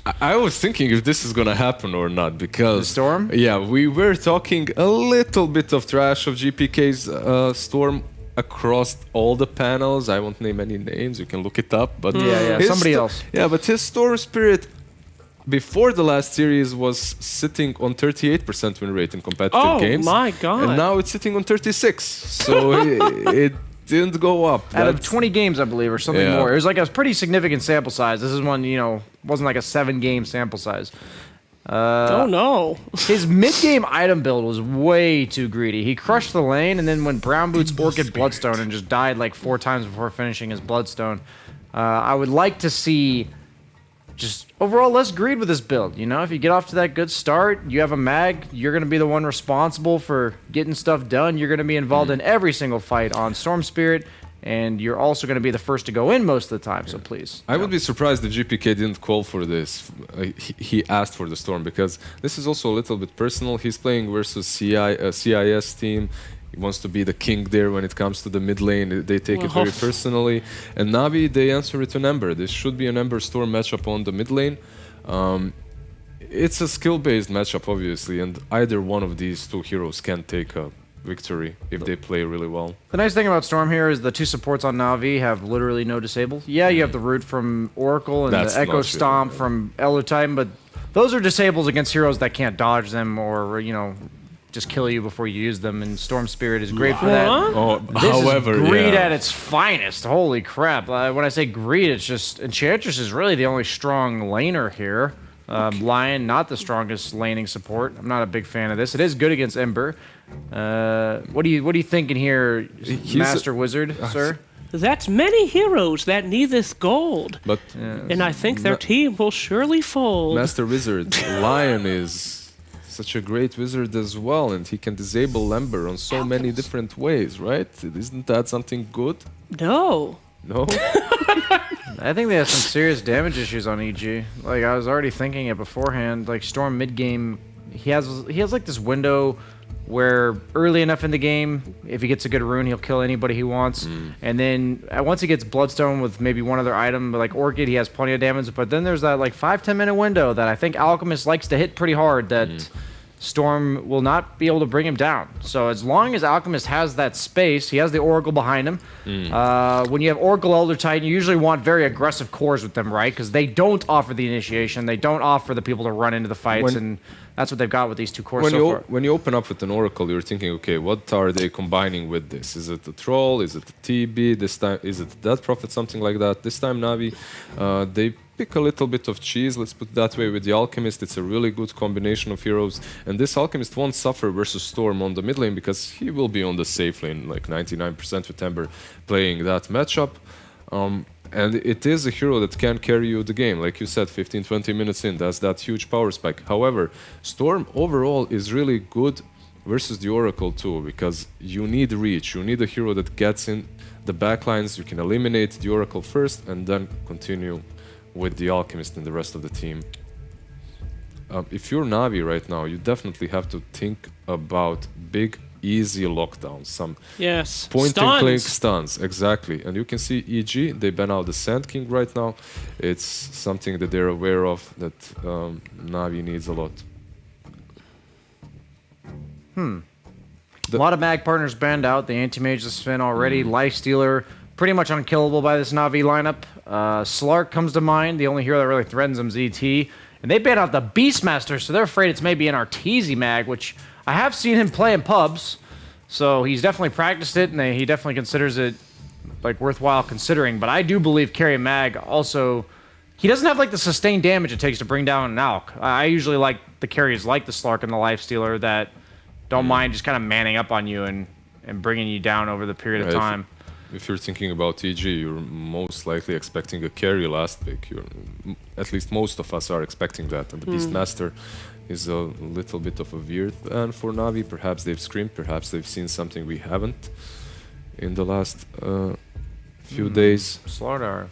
I actually like that ban too. It's kind of gonna even out the playing field with Empower. You know, one carry has Empower and minus 20 armor, and the other carry doesn't have anything. So you kind of, you know, plus -0 numbers. Yes, that's a thing. Plus -0.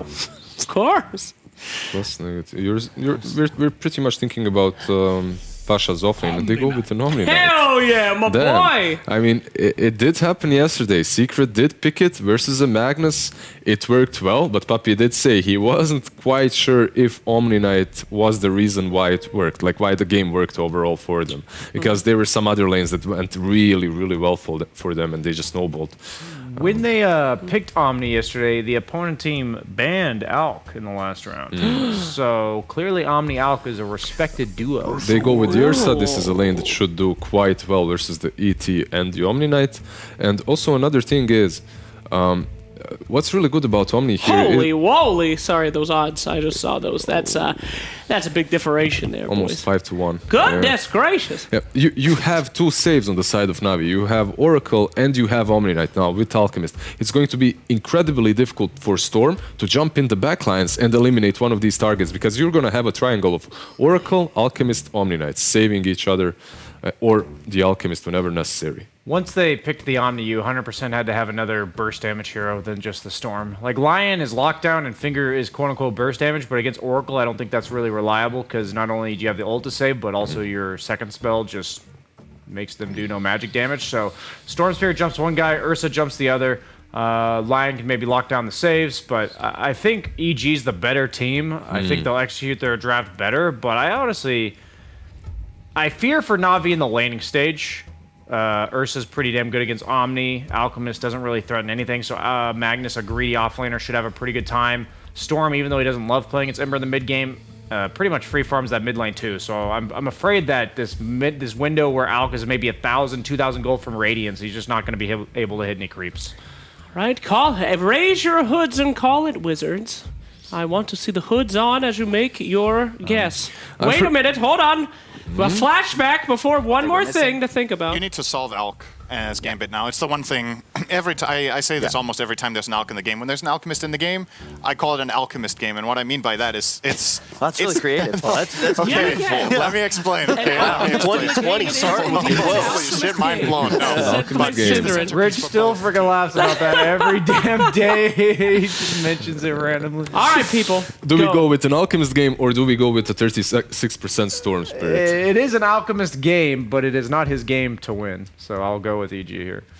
Very well. Well, maybe you at home has found the secret histories of the magics indeed. We've no more time to discuss the mortal realm. Take us to the fields of unending carnage. Toodaloo, enjoy the game. We shall return. Zazaran! Thank you, Slacks. Yes, ladies and gentlemen, it's EG versus Navi here for the best of three. I'm OD Pixel, joined by Jenkins for this series. And what do we reckon? We're getting some sort of new heroes. The Omni Knight coming into play, something that we aren't really seeing any team touch. No, we talked about it a bit. You said it. It's definitely solid against the Magnus. Puppy said it himself. It's a good Magnus counter. Good against the Void. Excellent with an Alchemist. It's a hero to buff to give the strength to a strength hero. So if there's a game for it, this is the Omni Knight game. I actually like Navi's draft here. Yeah, I'm very excited to see it in practice and see what the Omni Knight can do. I mean, this is a thing, right? In sort of the metas, when a hero becomes incredibly popular, like the Magnus, do you think that there are sort of like hidden answers that the teams just may have not touched because the hero, in a sense, and in the way it's been nerfed or balanced, isn't great, but it actually has a lot of potential against these heroes that are starting to crop up at high popularity? Yeah, 100%. Like I honestly think this is how the meta shifts, is through competitive matches like this. And what'll usually happen is you hit a point where, and I'm concerned that it might happen in this game for EG, where it's like you have this Ursa as a counterpick to the Omni to beat it in lane, and then maybe Ursa just sucks. Maybe Ursa's just worse in the current meta than Omni is in the current meta. And I mean, they're not even laning the matchup that they want. The battle begins. Omni is bot. Yeah, going to start with the Alchemist on the top lane with the backup of Immersion on the support ET. Ilias as well, we'll see where he'll settle. I mean, do they sort of start as the tri lane with the pressure? I mean, Omni Knight on his own down here, is he happy to solo lane for a bit? Yeah, definitely. Omni will be fine. See, what I'm concerned about is the Alchemist. You know, people would pick Ursa as an answer to the Alchemist, and so you're aggroing with him. So they're very confident that these supports can basically win the lane without any help, because Alk doesn't really provide much, to be honest. Oh, here we go. In the mid lane, Young G on his Ember against the GPK Storm.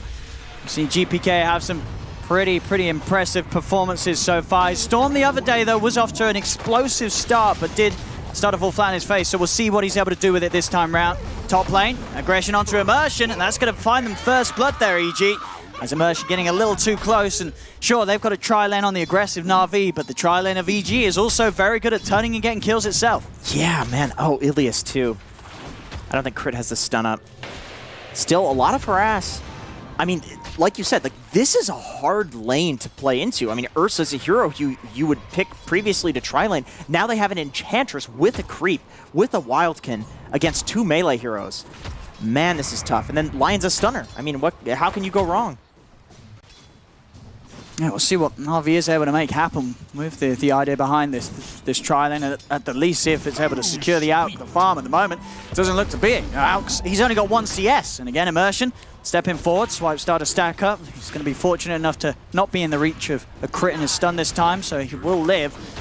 But we're seeing already the farm for Arteezy, 8 for 3. Only 2 CS on Crystallize, jump over towards Immersion.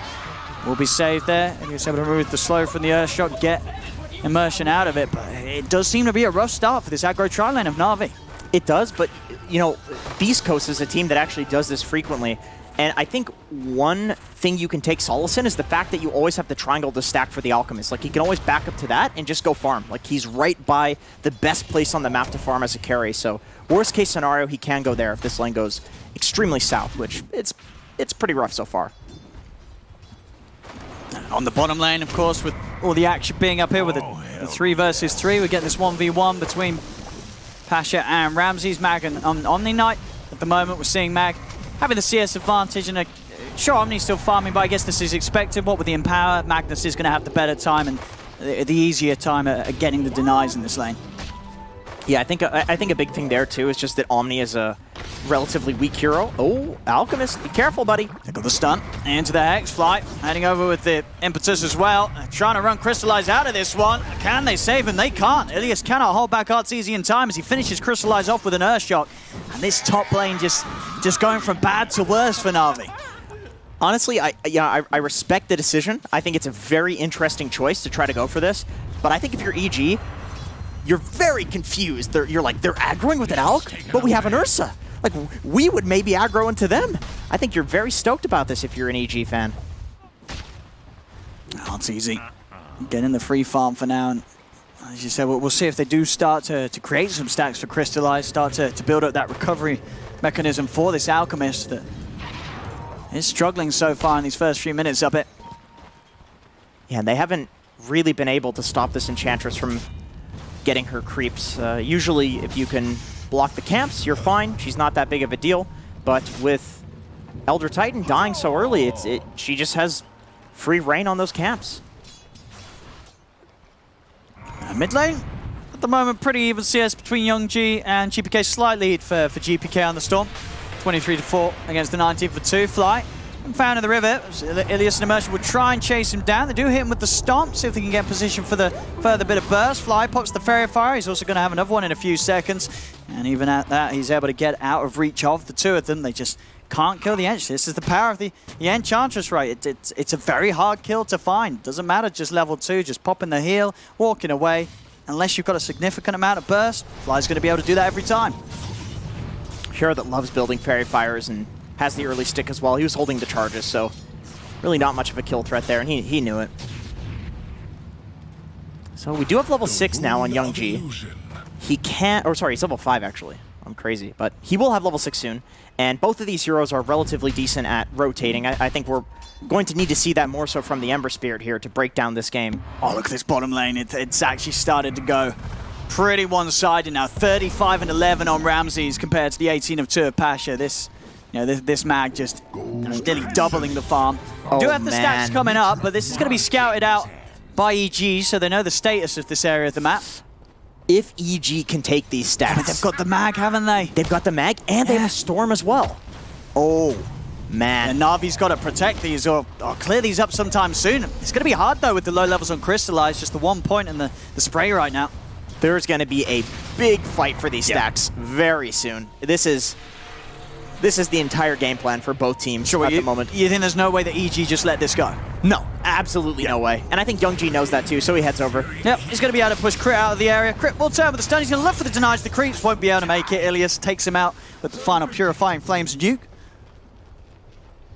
Okay, so still saving it for the Alk. I was thinking maybe the Amber Spirit's going to take it just to prevent EG from getting it, but I think Alk needs the help. Crystallize is having a rough time. He really needs to get those stacks, and honestly, maybe even take solo XP if he can. Get that level 6.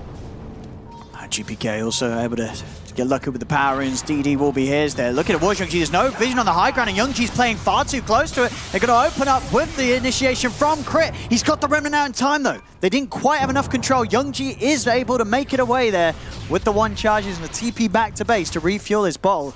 Well, that was living on the edge there, Young G. It looked like he was a goner. Very close to disastrous, especially because there's a siege creep mid, so they just take the tower if he dies there. There we go. EG starting to push over towards these stacks. That stack's been already brought down a little bit, so GPK could actually clear this pretty easily with a few remnants. as Arteezy, GPK, and Crit, yeah, EG, they're going to be able to get the lion's share of this stack.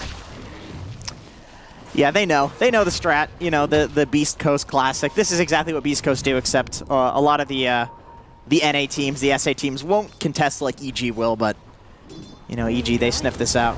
Now looking towards Crystallize. Arteezy and Fly, they're not going to want to dive in, though. Still knows backup sitting behind him. Bottom lane, Ramsey's getting gone on. Get the skewer off, popping the RP as well, just to make sure that that further purification cannot come out from Pasha, as Ramses will be able to keep himself alive because of it.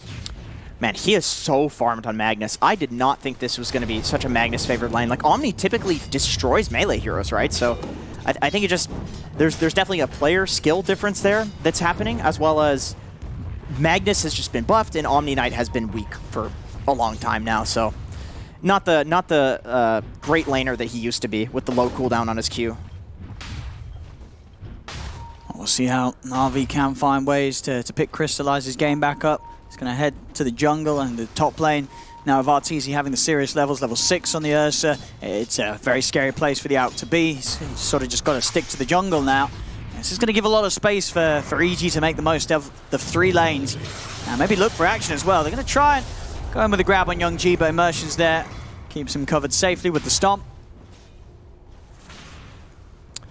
I thought Ilias might die for that, but... Now, Crit doesn't know what he's walking up into, so he doesn't want to be too aggressive. Just farming now. Now I see GPK going for that straight Orchid Rush again before the bots. Feeling that he's having a pretty good opening to this game, so just getting that silence online before any sort of defensive items are complete by the cause of Na'Vi. Very greedy build, I would say. Definitely super punishable, but with how the game is going right now, they definitely have the space for it. Both of these 2 side lane cores are almost impossible to push out of lane. I see Young G and Ilias coming out with the smoke movement. They'll find Crit, and they will take him, and Crit is going to make him work for it. In fact, Crit with these disables is buying time. There are 2 more members of EG over here. They're not actually going to come across, and as it is, Young G and Ilias just don't have the control to kill him. They will turn and look towards a bigger kill instead, though. Ramses, with the skewer across, gets them in the stun. Ramses should still fall here, and he will do so. Ilias, with the Purifying Flames, they will actually end up picking up Crit as well. GPK is going to look for the cleanup in return. Turns over towards the Ilias kill and will find it, so gets one. See if they can get anything more here. GPK with a bit more mana left to play with, but doesn't want to go back in onto Young G, not knowing what could be hidden behind him. But all things said and done, Na'Vi actually able to find a big kill on Ramses, just coming a little too close to the action whilst he was very low on HP. Yeah, a little surprising. He was kind of playing like he had more backup. I mean, between a level 4 Lion and Magnus without RP, they don't have much damage, really. Like, those are really beautiful double stuns from Crit, but still playing 2v2, and I think the Na'Vi 2 are a lot stronger. Obviously, 10-minute boundary was coming up. Young G and Immersion, making sure that GPK is not able to get the refill on these.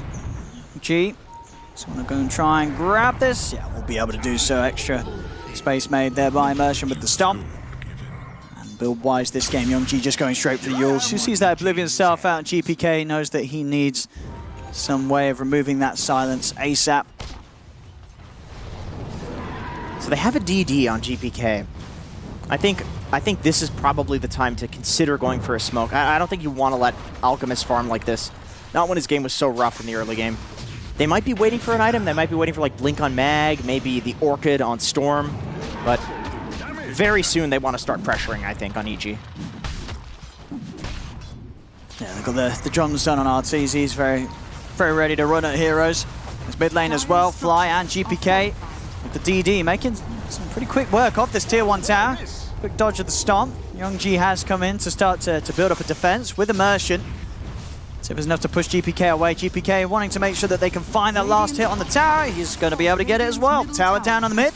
More money into the pocket of GPK, which will continue to push him very close now towards the Orchid. So normally, you don't really want to take these 2 towers as your first 2 towers in the game, but there's an Alchemist on the enemy team, so you want to take those Ancients away. You want to take the Triangle away from him, because that is the last beacon of hope for a team to farm, and that's all you need as an Alchemist. You farm there for 10 minutes, you're huge. So this lets them now move into the Na'Vi jungle, like you would in a typical game, and then Alchemist doesn't even feel safe in his Triangle. Ilias, he's going to step over to see what's going on around here, but there's a lot of members of EG. Got to be a little cautious. Immersion now joining forces with them to try and push EG out of this area, but as we've seen, they've already cleaned up all 3 camps. They'll start making the move as the 3 of them. As Ramses, again, with this early farm that he has, very beefy on the Magnus, can just show up in lanes, not worrying too much about any members of Na'Vi doing anything about it. Yeah, to protect that rune, it's going to be a regen. One of the dream ones here for GPK. We'll see if he's able to make some sweet plays with it. They're actually going in onto Young G. Young G, he's going to throw out a Remnant. See if they want to try and chase this. The Impetus will do a little bit of damage, but nothing to threaten him too much. Ilias also by his side, so no dives to come in, but still just controlling Na'Vi. EG continuing to keep all 5 members here just farming aggressively on Na'Vi's half of the map. Right, once again, I really love this play to... Oh, I hear Storm. He's just going for creeps. No, he's just killing some creeps. Oh, he's got the regen, so he's using his mana. I really love their call to just stay in the triangle, because think about if you're an alchemist in this game, you're farming your own jungle. With those 2 towers gone, like you feel like you're out in the wilderness. It's so tough for the out. And look at these 2 deep wards as well from EG, having one in the jungle, one over towards the entry point of the triangle. Like, they're going to be able to catch these movements. It's so hard for the out to get out and farm without EG knowing exactly where he is. Crit will be rushed down here. Na'Vi able to make the jump with this smoke movement. Fine crit. Obviously not really the ideal catch. And the space. It's space and a half. It's easy now with the Aegis. EG is just playing so fast, honestly. Like it looks like Crit is running in and dying, but this is something that every top-tier support says that people don't do enough and that you should do, is sitting there and soaking smoke ganks. You know, and he's done it twice now. And just make them work for it with double stuns, with spells. See bottom lane. GPK instantly out on the map and ready to start making plays with that fast Orchid. Very, very good way to kill both the Alchemist and the Omni if they're out. I think both of these heroes have so much effective HP. Without a line, it's basically impossible to kill them without that Orchid. Gives them a lot of options for killing people if he gets that. They do at least have a few saves, Na'Vi. As long as Pasha or Ilias aren't the ones getting gone on, they'll have some methods of keeping the target of EG alive. Have a nice rune here for GPK, grabbing the Arcane. So now with the Arcane, the Orchid very ready to go. And a little bit of an adaptation to when we saw GPK play the Storm the other day, went for a greedier build. They did suffer, they did lose that match. This time, Orchid straight into the BKB at the moment was what he's got queued up. He wants to make sure that he just doesn't, he can continue to play aggressive with this the Orchid Rush without the threat of feeding his life away.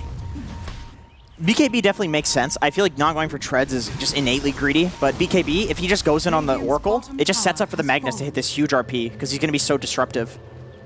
Young G? Crit can't solo kill him. There's no way. No. In fact, I think Crit's probably going to die here. They see the career. Oh, no. Oh, there's a Mango Tree, actually. See, Crystallized getting saved here by the False Promise. I mean, very hard for Na'Vi to really get a catch onto EG's members until Youngji comes over. Doesn't want to go with the slight chains onto Fly. He's going to turn over towards Arteezy, try and deal with him instead, but Artor pops the ult. Status resistance, meaning that there's no chance of Na'Vi committing onto him for those few seconds. Crystallize, he's still sticking around to try and farm it. Fly, able to come over, takes that big creep away. As EG again just sort of terrifying Na'Vi and pushing them right back towards their base. EG, once again, is doing such a fantastic job at always just running at where the Alk wants to farm and taking farm away from him. Like, you don't see anybody on the EG side of the map farming. Because if you farm versus an Alchemist, you can have 10 Midases, and he's going to farm faster than you. That cannot be the game plan versus an Alk. You have to take farm away from him. Yeah, I mean, you're right. I don't know when the last time a neutral creep on EG's half of the map died. They're just playing fully in the faces of Na'Vi. And look at the warding, it's just the amount of wards and sentries on Na'Vi's half of the map that EG have placed down. It's just made it a real nightmare for Na'Vi to regain any sort of control down here. Down bottom, find the opening onto GPK. Silence is going to come out onto the AT to stop the follow-up stomp, but it's not going to be enough to stop GPK from going down. Na'Vi with a big catch here on the Storm. Yeah, he really has no way of dealing with getting just instantly chained by the Ember, and he doesn't have any effective HP right now, so he just dies to that. So getting punished a little bit for the greedy build there. Alchemist finally has his Radiance. But not much of the map to farm is the problem. That kill does help. Yeah, and where he does farm, he's going to need to have backup constantly close by. Radiant structures are fortified. As we see, tier 2s now starting to get pressured by EG. RTZ still got time to work with the Sages. Full Greaves done on Ramses to really buff up this fighting potential of EG right now. I've always been a big fan of this build ever since, I think it was like Seb that did it first way back in the day, where you don't go for like the immediate blink on the offlane mag. You just play to 5-man, you play to fight, and it's like, well, I'm gonna hit an RP because you have to fight into us because we're running at your towers. And then eventually, of course, you do need the blink, but this is just really nice for 5-manning, which is exactly what EG wants to do. They want to take towers. Well, mid lane. Attempt to be made onto Fly. Crit gets out the stun, but straight away, Pasha buffing Young G up, allowing him to continue chasing onto Fly, but the heals are too strong with the silence on the Ember. Young G cannot commit any further. So the 5-man of Na'Vi does seem like it's a little bit difficult to break just because they have so much save. I don't think they can kill EG, but I think they can survive EG. As long as Ramses isn't there and doesn't have his blink. He has a casual glove-a-faced. I wonder if he's actually going to turn that into something. Midas would be very interesting. I would be surprised. I feel like that was probably just one bit picked up in the laning stage early on, right? Yeah, probably. Maybe he was going to finish the treads, and then he's like, oh, you know what? This is going to be a really good mech game. It's going very well. Let's 5-man. Let's take towers. Yeah, and it's just one of those things as well, right? It can feel like if you are going for the Greaves, you just miss that attack speed. You know, that little bit can make all the difference for just the feel of the hero. Radiant's bottom tower. A smoke up from Na'Vi. Always crit, man. He's always standing in front. It's so annoying. They just can't. They can't catch EG off guard in this situation. Smoke's put to an end. EG moves over from the bottom lane towards the middle. This is where the last tier 2 stands for Na'Vi. I mean, we see these games as well where a team very quickly gets like one tier 2 and it's like, damn, they can go for the outpost. They got it before the 20-minute mark. In this game, EG's borderline taking all 3 of the tier 2s before the 20-minute mark. Yeah, very not common, but you know, once again, I think it all goes back to that aggro try lane. Just generally, if you fail an aggro try, it always looks like this, no matter what, because you have no recourse. You can't go back to the safe lane and farm because there's a huge Magnus there. You can't throw 3 underleveled heroes against a huge Magnus and expect it to work. Like, aggro tries are very hit or miss.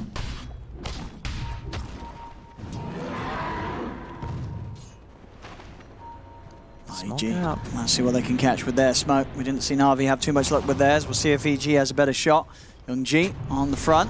Blind Smoke will dispel. Actually going to turn Crystallize, trying to move in onto the Enchantress. The stomp catches the two of them. He'll throw the stun the way of Arteezy. Stop Arteezy from getting on top of Immersion. Arteezy and GPK turn over towards Ilias. The GA has come out. Will give some safety for now for Na'Vi, but now with the GA coming to an end, EG are just going to push on. The stacks building up on Crystallize as Arteezy commits with the BKB. Alchemist saved at the final moments by the False Promise, but Ramses comes in with the RP onto the two of them. Crystallize is taking a lot of damage through this False Promise, so will almost certainly pop at the end of it. No, the heals were enough. With the Purification, Crystallize does slip for a little longer, but finally falls to Arteezy's Earth Shock. Stun for crit, catches the two of them. Immersion's gone. Young G, Pasha, and Ilias, can they turn this around? The Ember is being saved for now by Ilias. Young G will be healed. The Purifying Flame starting to kick in. Young G will remain alive. Ramses is trying to chase and hunt him down. There's no remnants left on Young G.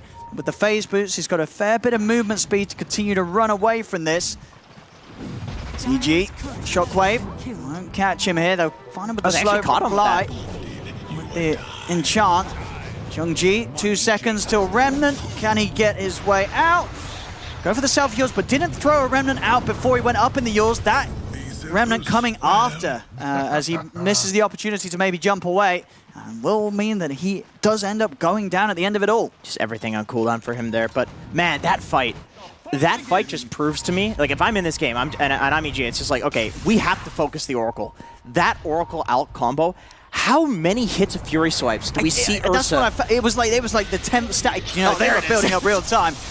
Blow him up. Get him out of here. Oh, but the heals. Ilias, he's going to be saved. Pasha's able to come in with the safety, and now GPK has committed a lot of mana for this. The root's going to fly over. Crystallize building up the concoction. A GPK with the bottle charges and the one charges will have enough to get away. Stomp out onto crit, but no follow through. Man, this double save lineup with the Alk is looking like it's it couldn't possibly be enough in this game. Okay. Dude, especially with the Heaven's Halberd coming out too. He is going to be a pain to kill because remember, that amplifies his regen with an Oracle who also amplifies the regen. And look at Arteezy's build because of this. He says, right, I'm getting Nullifier, right? Is that the plan here? Yeah, I guess so. Nullifier, what does this take off here? I guess the Guardian Angel? That's GA? The GA. That's the big one, right? It's going to allow him to at least continue doing damage through the GA. Yeah. I think you could take off maybe like the Oracle W? The Oracle Q. You take off the Purifying Flames. Yeah, oh yeah, that's true. That's true. So there's going to be no constant heals. Right, no heal whatsoever. Actually, I think that's probably what it's for. It's probably for mostly the Purifying Flames. And the GA. Yeah, it's a good nullifier game. It's weird at first just because it's like, well, the Oracle ulti's still going to work, obviously, and so is the... Sure. You can't nullify the Omni W, but I guess that's also true. If the Omni puts his W on somebody before the nullifier, the nullifier's not going to last any duration. No, right? Because of the status resistance. The status resistance the buff would affect the duration of the nullifier. Yeah, so who goes on who in this game matters a lot. Yeah. Well, we'll see how much effect it does have. I mean, you can definitely feel it. I feel like it's going to do something, for Arteezy without a doubt. It does mean 100%. Yeah. And especially when the team fights, it's not a 5v5. You find someone alone, the nullifier will be able to tear them apart. Yeah, definitely. I think if you jump the Oracle with the Orchid and then just jump somebody else with Arteezy with the nullifier, I think that's a very solid way to play team fights. I've got the full ether lens on Crit, so now an additional way to try and get the catch on these backliners, these heroes with the saves. God, Fly is just playing so aggressive here. They're afraid though.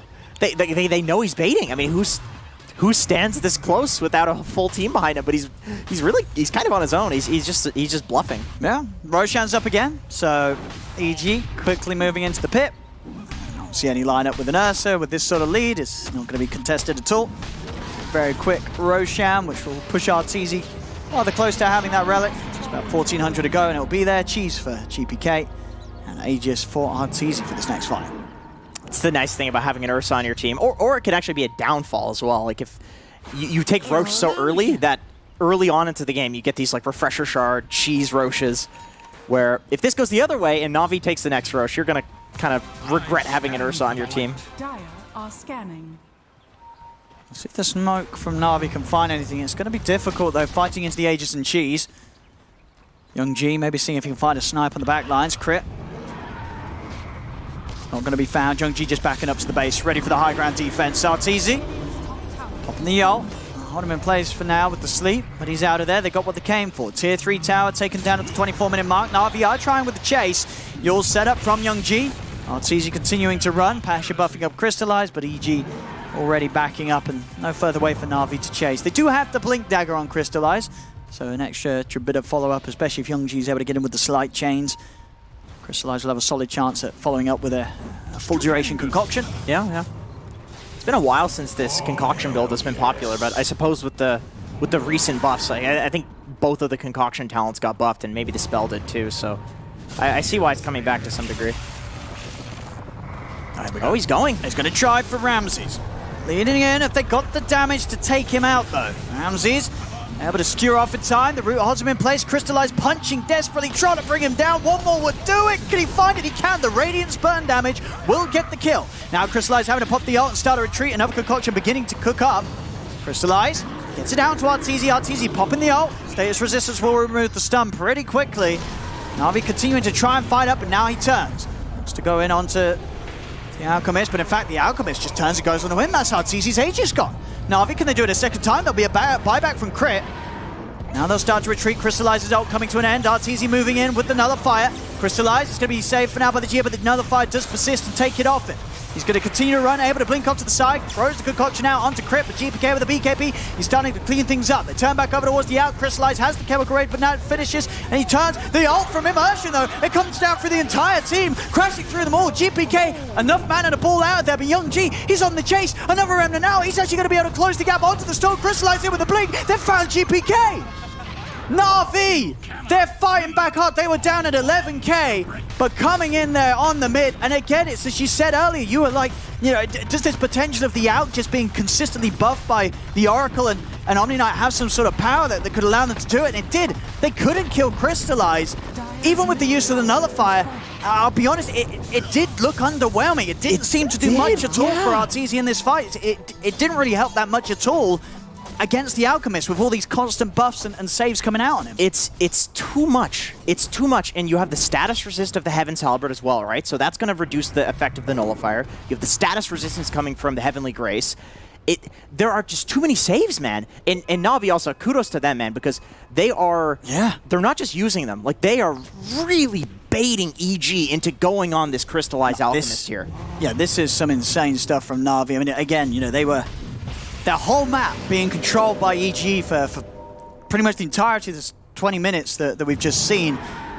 They were behind 11k whilst having an Alchemist. So, you know, that 11k deficit is even greater because you have an Alch. You expect to have inflated net worth with that hero. Right. And now they've managed to punch back at EG pretty heftily. It's a good draft. It's legitimately a good draft. Ursa is seeming extremely underwhelming. GPK just seems like he's constantly out of mana, constantly running away. The Bloodstone will help, but man, it's not what it once was. That item. Yeah, the Oracle Omni. This combo. I mean, what's the plan for EG? You just absolutely have to find these two heroes at the start of the fight? It feels like if you don't, you're just never going to kill the cause. It's one of these games where if this is a pub, there's literally zero chance for Dire to win. Because you have to execute team fights so precisely. I think they need to catch Oracle or Omni in an RP without Heavenly Grace, and then either crit or GPK jumps the Oracle. Like, they're going to need to execute 2 backline jumps simultaneously, but Navi is doing so well at staying far apart from each other and putting the Alchemist in the front. And also the Ember. Young G, he's always in the front as well. He's being very annoying. He's catching the Storm, forcing the Storm to use his mana. Oh, this will be a freebie. Easy kill for Crystallize, set up there by Young G. And Young G in all sort of the control that EG has had playing on their half of the map. You know, Young G, he's not been caught out. He's only died the once this game on the Ember. A very, very solid performance from him. Absolutely, absolutely. He's kind of functioning like a little bit of a bait for the Alchemist. Like, he made a lot of space for this hero early, and it looked kind of funny, but naturally that's going to be how it looks when you're making space for somebody, and it's paying off. And you're a fan of this as well? You saw just there, Immersion. He's more than halfway towards his Aghanims on the ET. Yeah, that's a nice item. I think Aghanim's ET is just something that's been straight up overbuffed in the past. Having that BKB on obviously a much lower cooldown than the actual BKB is, it lets him disrupt. It lets him be so annoying in these team fights, and he wants to put his body in there because it gives that physical reduction.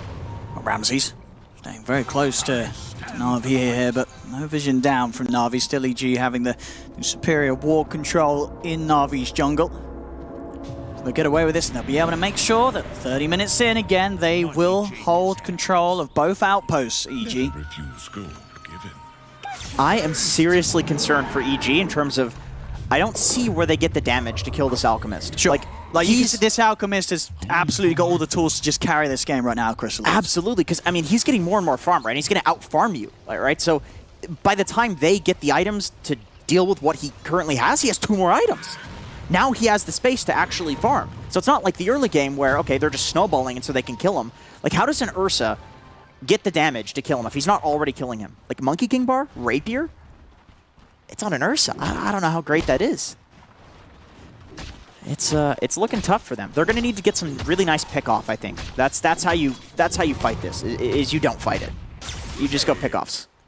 Considering, you know, how the game's gone so far, 30 minutes in, do you think, you know, Navi as a side, did they sort of, were they ready to sort of lose that early game and fall behind as much as they did? Do you think this is a strat that Navi has and has worked on that is built to deal with those sort of deficits and come back into it? I think they probably didn't want to lose the aggro. I think they probably expected to do better in that.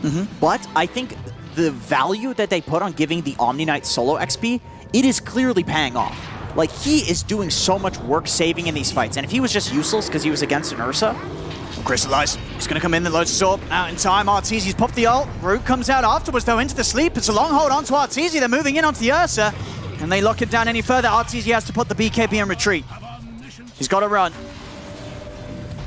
So it is a level 3 ult. Now that that's been nerfed, if you do bait out the Ursa ult in the early levels, it can be a place for you to make a play because it's got such a long cooldown now. But the BKB, that's a big deal here. If he has that on a, you know, if it's only lasting 5 seconds, it's a lot easier for the Alk to kill the Ursa. Like, he was, man, Arteezy's looking mega useless in these fights. He cannot do anything. He is not doing any damage. It's just so hard for him to find a target. Up in the river, set up onto GPK. He's out with the root before the root hits him. The Lotus Orbs will certainly assist here as Ramsey's, just as we see with the build, he's starting to go for as much as he can to keep his team alive. The Greaves, the Lotus. There's the build for Immersion, though. The Ags is now complete. So, you know, now Immersion, he himself, he's definitely not an easy target for EG to go on. You know, as we said already, they're probably going to be considering Pasha and Ilias higher on the list of who they need to find. But this ET, he's just going to be sitting in the fight, putting up a lot of damage, having magic immunity, and just walking around punching everybody, and obviously offering so much up with the aura and the Earth Spinner. Oh man, if they can get... Oh, he blinks it. Okay. Ramsey's quick reaction. Can they punish this out? They're going to try. GPK zipping in. He's looking for the backlights. Pots the BKB, goes straight away onto Ilias. He's not going to be able to finish him off, though. Ilias able to sneak out to the side with the invis. GPK turns over towards Crystallize, but you can feel it. EG know they cannot kill this out. They're starting to have to back away. Arteezy pots the BKB. He'll turn to try and punch into the Crystallize Alchemist, but he's having to use this BKB again to retreat. He's having to run. He's got to get out of it. There's NAVI will continue to chase him. Skewer from Ramses. He's trying to find an opportunity for an RP, but the bash comes out. Ramses is out. Crit just hiding and hoping they don't find him. Crystallize, he's hunting for more. Arteezy's out to the side. It's just EG. They're just running away. That's all they can do. Oh my god. He's going for the chappy. Oh! Crystallize! Oh my god, he actually survived. He's away. Are you serious? I can't believe. Oh, dude. I mean, but this is just EG on the run. They just have to run away. Yeah, man, this is definitely Navi's game to throw. It seems like EG does not have the tools. Like, they're going for the Oracle now. They're going for the Omni Knight. Like you said, they know they can't go on Pasha. Yeah, as soon as the start of the fight doesn't result in Ilias or Pasha dying, EG's... we have to get out. We can't fight. Yeah, but even if they get out on one of them, it's like the one saves the other, and now they have Glimmers, and they have Halberd, and they have this Aghanim Scepter on their Elder Titan, so he can run in and he can be disruptive, like they couldn't focus him. It is seeming very rough, and I think if you're EG, I legitimately think you probably question the Nullifier pick after this game. You think, okay, it's just not done anything. It hasn't done anything. I think maybe it could have been... an Abyssal, maybe it could have been a Monkey King bar for more damage because they clearly lack damage, but it has not felt useful. Like, Arteezy has not had a single good fight in 15 minutes. I mean, EG hasn't, so of course Arteezy hasn't. We'll see what they can do with this smoke. EG, I mean, they're running straight at this. Na'Vi, they've got all their ults ready to go on the high ground. Young G just outside of the edge of the vision. Arteezy heads in.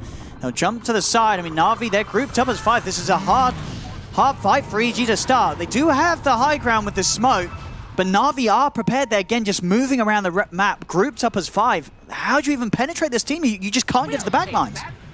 They ping it out too. They know exactly where EG is. Like, this spot is literally called the fly spot. Like, the pro players refer to it as the fly spot because he's so well known for making this call to fight around it. And so they ping it, and it looked like they were maybe going to go in there with the Alchemist going first, but they just say, you know what? We know they can't fight us. Why fight into them? Like, let them come to us. They can't fight us as long as we stay as a unit. And Na'Vi just holding strong as the 5. The net worth back to even now as Na'Vi just continue to swing this game further and further towards their favor. Crystallize. He's ready to charge and goes in with the jump. Look at the blow up fly. Gets the stun on the boat. Flying Arteezy flies out. Abyssal Blade onto Arteezy. Can they save him? He's able to get the ult out. Jumps to the side. Looks for Pasha. Pasha. He's ended up chilling on the high ground. Ramses comes in with a skewer. RP. It's only going to catch Crystallize. They just don't have the damage to kill him. We see GPK turn, try to deal with Ilias on the backline. But Ilias, he's able to get the false promise off in time. He'll survive. EG's lost 2. They've got to bail. EG's got to run yet again. as this whole game has just been EG running away. 3 of them won't make it as Young G comes in with a slight triple kill for him. I mean, the frustrations have got to be high on EG. They must be sitting there asking each other, what do we do? What can we do? We can't do anything. And Jenkins, you know, I sort of laughed at you. We're like, oh, one of the downsides of Ursa killing Roche twice, you give the chance for a quick Aegis or refresher shard Roche, potentially the enemy team. But you're right, Jenkins, that's exactly what's happened. 36 minutes in, Na'Vi, they're able to easily get themselves to third Roche. What do they get for this? Is this a refresher? Let's have a look what it drops. Aghanims. Okay. Aghanims. Global Ags ult. Okay. I thought they were going to give it to the Omni, but for Ember, of course, this is a fantastic Ags. I mean, he's doing so much in terms of disrupting these fights. Young G. He's breaking smokes. He's running in, getting fights started. He's going on the back lines. He's protecting he's protecting Ilias. Like, him having the Ags is not going to make this any easier for EG. It's safe to say. No. I guess that's the thing as well, you know, with the positioning of Na'Vi, they don't really need the Ags on the Omni because they're always together as 5. They've constantly been just in a position that's just not allowed EG to do anything. EG cannot fight this squad. Nobody is ever alone, but they're far enough away from each other that they're not getting double RP'd or double stunned. Because I think, once again, going back, the way that you need to execute this fight is... okay, actually, I think this is Navi's Mango Tree. I'm pretty sure it is. Or is it EG's? What's the vision at? No, it's not. Okay, so it is EG. I see. So that's an interesting little spot that they're using that to play around. Like, at this point in the game, that's a really good spot to... I mean, you would hope that the game doesn't go this late against an Alchemist, right? You'd hope to have won this game so far. But anyway, going back, I think if you're EG, you have to simultaneously initiate on the Omni and the Oracle. And Na'Vi has not let that happen a single time. They just... Every single fight has just been perfect for Na'Vi. I don't know what necessarily is about it that's meant it's been impossible for EG to ever start with the pickoffs that they want to, but they just haven't. I mean, that last fight we saw GPK, he got close to killing Ilias, but he was the only one on him, and Ilias, he was able to get false promise off on himself, and at that point, you sort of committed all your mana for a kill that you didn't get. And Fly is dead. Yeah, I love how they're playing as a unit, but not so much of a unit that the Magnus is just hitting these crazy RPs. Like, we literally just saw Crystallize get RP'd in the last fight. And it didn't matter. That is the worst possible hero because he's got all of the status resist. He's got all of this regen. He's got 61 regen, and he doesn't have his ult up. That's insane. Now, what are you going to do about it? Absolutely nothing. They've got to do something. I mean, he's taking this tier 3 tower down. I mean, maybe with some sort of deep skewers, they can get him in deep, away from the backup. But he's just taking the base right underneath their noses. EG, what are they going to do? This is the melee race going. Is anybody home? Here we go. Skewer. In onto the Alchemist. They're trying to drag him back. Again, the save's there. I mean, they know. They just can't go at him. There's Crystallize. He's just taking this Rax. And EG's got nothing. They've got nothing to stop it. The courier! Oh, boy. Wait, how did the courier end up? He just runs... RTZ runs a golden Roche into him. Peace offering. You know, yes. Please, have mercy. Oh, take the chicken. There will be no mercy in this game. None at all. Wow, 12k lead now for Na'Vi. I mean, honestly, Jenkins, it looks impossible for EG. It looks impossible. It does. I hate to keep saying it, but it looks really, really hard. Oh, man. They need to do some crazy smoke wraparound. I think at this point, it's not even about simultaneously initiating. I don't think that's enough. A pickoff would be a nice start. I mean, Young G gets gone on. He'll just start running them. He's got the Aegis. That's something. You know, that's more than they've been getting for the last 25 minutes of this game, so I think EG's probably happy with that. Goodness gracious. Yeah, you need to hit some sort of miracle reverse polarity in order to win this. I don't think it's enough to just execute the team fight decently. That's not enough. And it really, this strat from Na'Vi, this draft, it seems very impressive. You know, they have very little control in the early game, but they brought it back, and now they just look untouchable. To the stage that I imagine in further drafts against Na'Vi, you're not letting this squad having Alk, Omni, and Oracle together. Otherwise, you know you're going to be in for a very tough time. You know, at the end of this game, I wanted to say, you just can't pick an Alchemist against an NA team. They know how to deal with it. Everybody in that region is obsessed with Alchemist. They know how to deal with heroes that are farming. And EG did that. But you know what they don't deal with? What they can't deal with is the aggression that is coming out from this Alchemist. That is something you don't see in North America. He is right in. He is always in the front. That is not a North American style Alchemist right there. Now Crystallize just having full trust in his team. Just able to charge forward and just continue to take these things on the map. I mean, EG, they're sticking together. They're hanging around Arteezy top. They're just not able to accomplish anything right now. I'm sitting here looking at this, and I don't even think they have enough damage with a 5-man RP to kill everybody in the RP. I think they need a refresher if they want to kill people. A pickoff though, that's a good start. See if they can get the jump. Looking towards Immersion. They'll lead him with that Hex. Crit having the extra cast range now that he's hit the talent. They'll go with another fire onto Immersion, but Crystallize, he's already just jumping in the back lines. Ramses tries to screw away, but Crystallize is back over the Abyssal. Takes out Crit. Now they'll turn over on Pasha. He's saved again. The false promise comes out onto the Omni Knight. GPK and Arteezy, they're trying to beat into Crystallize. Crystallize just starts to punch back. Arteezy's BKB about to come to an end. They will manage to kill off Pasha. Crit comes in with a 2-man, but the Star Splitter from Immersion catches both GPK and Arteezy. Arteezy's out for 100. GPK as well. Ramses trying the row, but Crystallize and Young G chase him down. The stomp from Immersion catches him out as Young G and Crystallize head in to finish the kill. Triple kill for the out. Crit, he is not going to get out of this one, as Young G will have the means to chase this down for sure. As Crit, he'll try to hype with the Glimmer, but the slight change finds him. EG just getting destroyed in every single fight now for the past 20 minutes. Man. Navi coming into this game, proving everybody wrong. Dude, again, you gotta check those odds on this game. It was something like 5 on Navi. Somebody made bank on this game. There's a very happy Navi fan out there. Very happy. Goodness gracious. As well, they couldn't do anything when they have 5 alive on the bottom lane, EG. They're probably not going to be able to do anything when they have 1 alive. As Navi take a second set of racks. Feels so hopeless at this point. At this point, you're honestly just talking about the next game. Honestly, I think you can probably just throne before Arteezy's alive here. Yeah. I mean, a buyback comes out from Ramses. They do have the fortification. Quick slight and change stops Ramses from being able to try for a blink skewer opportunity as Crystallize just continues to look to close this one out, takes the tier 4. They'll give a little bit of respect to safety as Big Zip comes in for GPK, won't find a catch.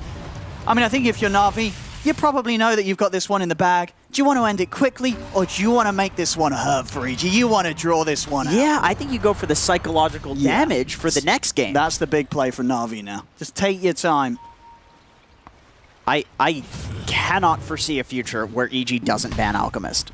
I don't think they want to get Alked again. This to me just proves that Navi, like they know how to play this hero in and out. Like, a lot of teams will just feed relentlessly when Alchemist falls behind. Yeah, when he doesn't have a jungle. This lineup just looks incredibly well rehearsed from Navi. It does. This is an exact 5 heroes that I imagine they've been hitting up in scrims, and they know exactly what to do. Just the team plays. It's flawless from Navi here. It's like they're an AI, and they're all. It's one sentient being playing all of the heroes at the moment, at least for the last 30 minutes.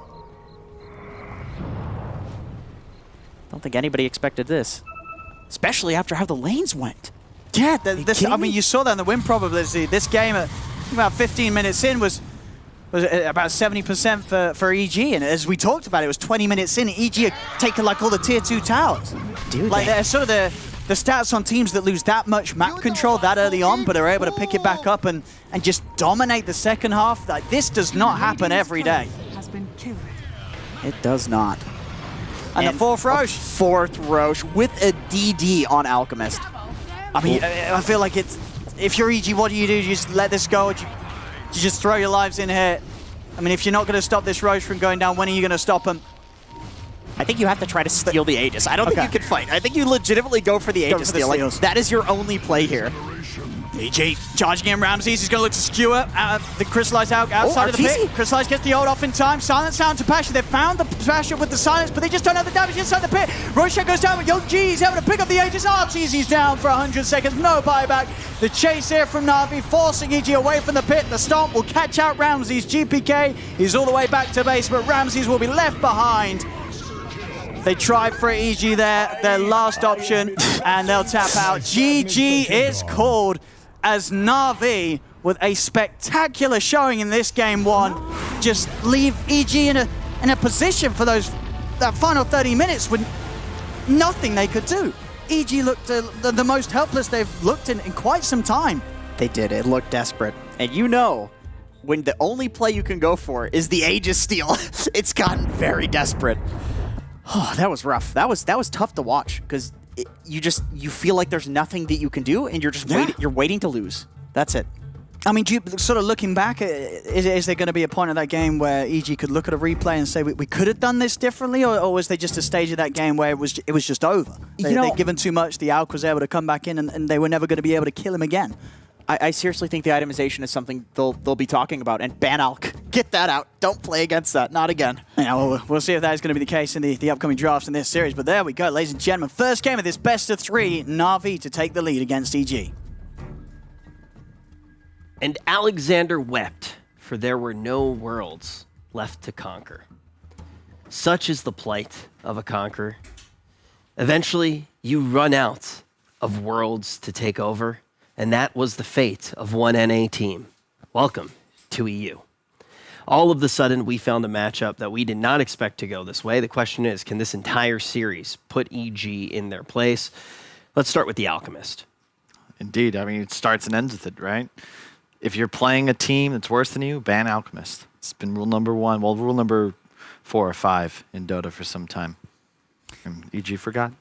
Navi certainly didn't look worse than them once they hit like that 28 minute is like when they started turning the game around. Like, dude, Navi played so well in that latter half of the game when it came down to their team fights. I mean, I think they were down by like 10,000 net worth at some point around the 20-minute marker or something like that. I liked what Jenkins said. He said, it looks like there is one AI playing this entire team right now. Like, it really did seem like they were a well-oiled machine as they moved forward a little bit more. But let's talk about some of the things that just went wrong with EG as well. We're going to be taking a look at the game. I think this is one of those situations where you go, okay, yeah, Navi did a lot right and EG did a lot wrong. So, Cap, let's take a look at game number 1 of this best of 3. I mean, I think there was a couple of situations where Evil Geniuses tried to push things perhaps a little bit too hard. They ended up throwing away, I think, a pretty healthy lead off of just one really bad team fight. The Storm. I feel like this is something that the draft panel mentioned as well. I think the Storm win rate at this point is like 34%. I mean, historically speaking, Evil Genius is a team that has always been successful with Storm Spirits, and GPK has had a really rough go with this hero. Yeah. His professional career, he's not had a good win rate with it. His pubs, it hasn't been that good of a hero for him either. And it just, Evil Geniuses pick it for him again, and it fails again. I think they went 2-1 earlier in the group stage, right? And the one game they lost was with GPK Storm. Do you think one of the reasons that you pick something like the Storm here is to get, I mean, obviously, very long history with this team. I feel like it's not something that you would expect them to do, but do you think that they're ultimately trying to lock in a Storm now to get more practice with it as they move forward? Because, like, you look at this series, Kyle, and we were in the back and we were like, man, it's going to be all 2S today. Yeah. Like, it felt that way, and then we get into this game, and we're greeted by something completely different. The Storm, I think, is just a GPK specialty. I think the trouble is more that Ursa doesn't really synergize with Mag the same way other traditional carries do, and Storm doesn't benefit from Empower much at all. So you just don't really have a draft designed to like win games at a specific timing. Like even the support duo, Lion Ench, like there's no power spike for them. Whereas in the side of Na'Vi, you get to a point, much like we've seen OG do time and time again, where you just buff the Alk and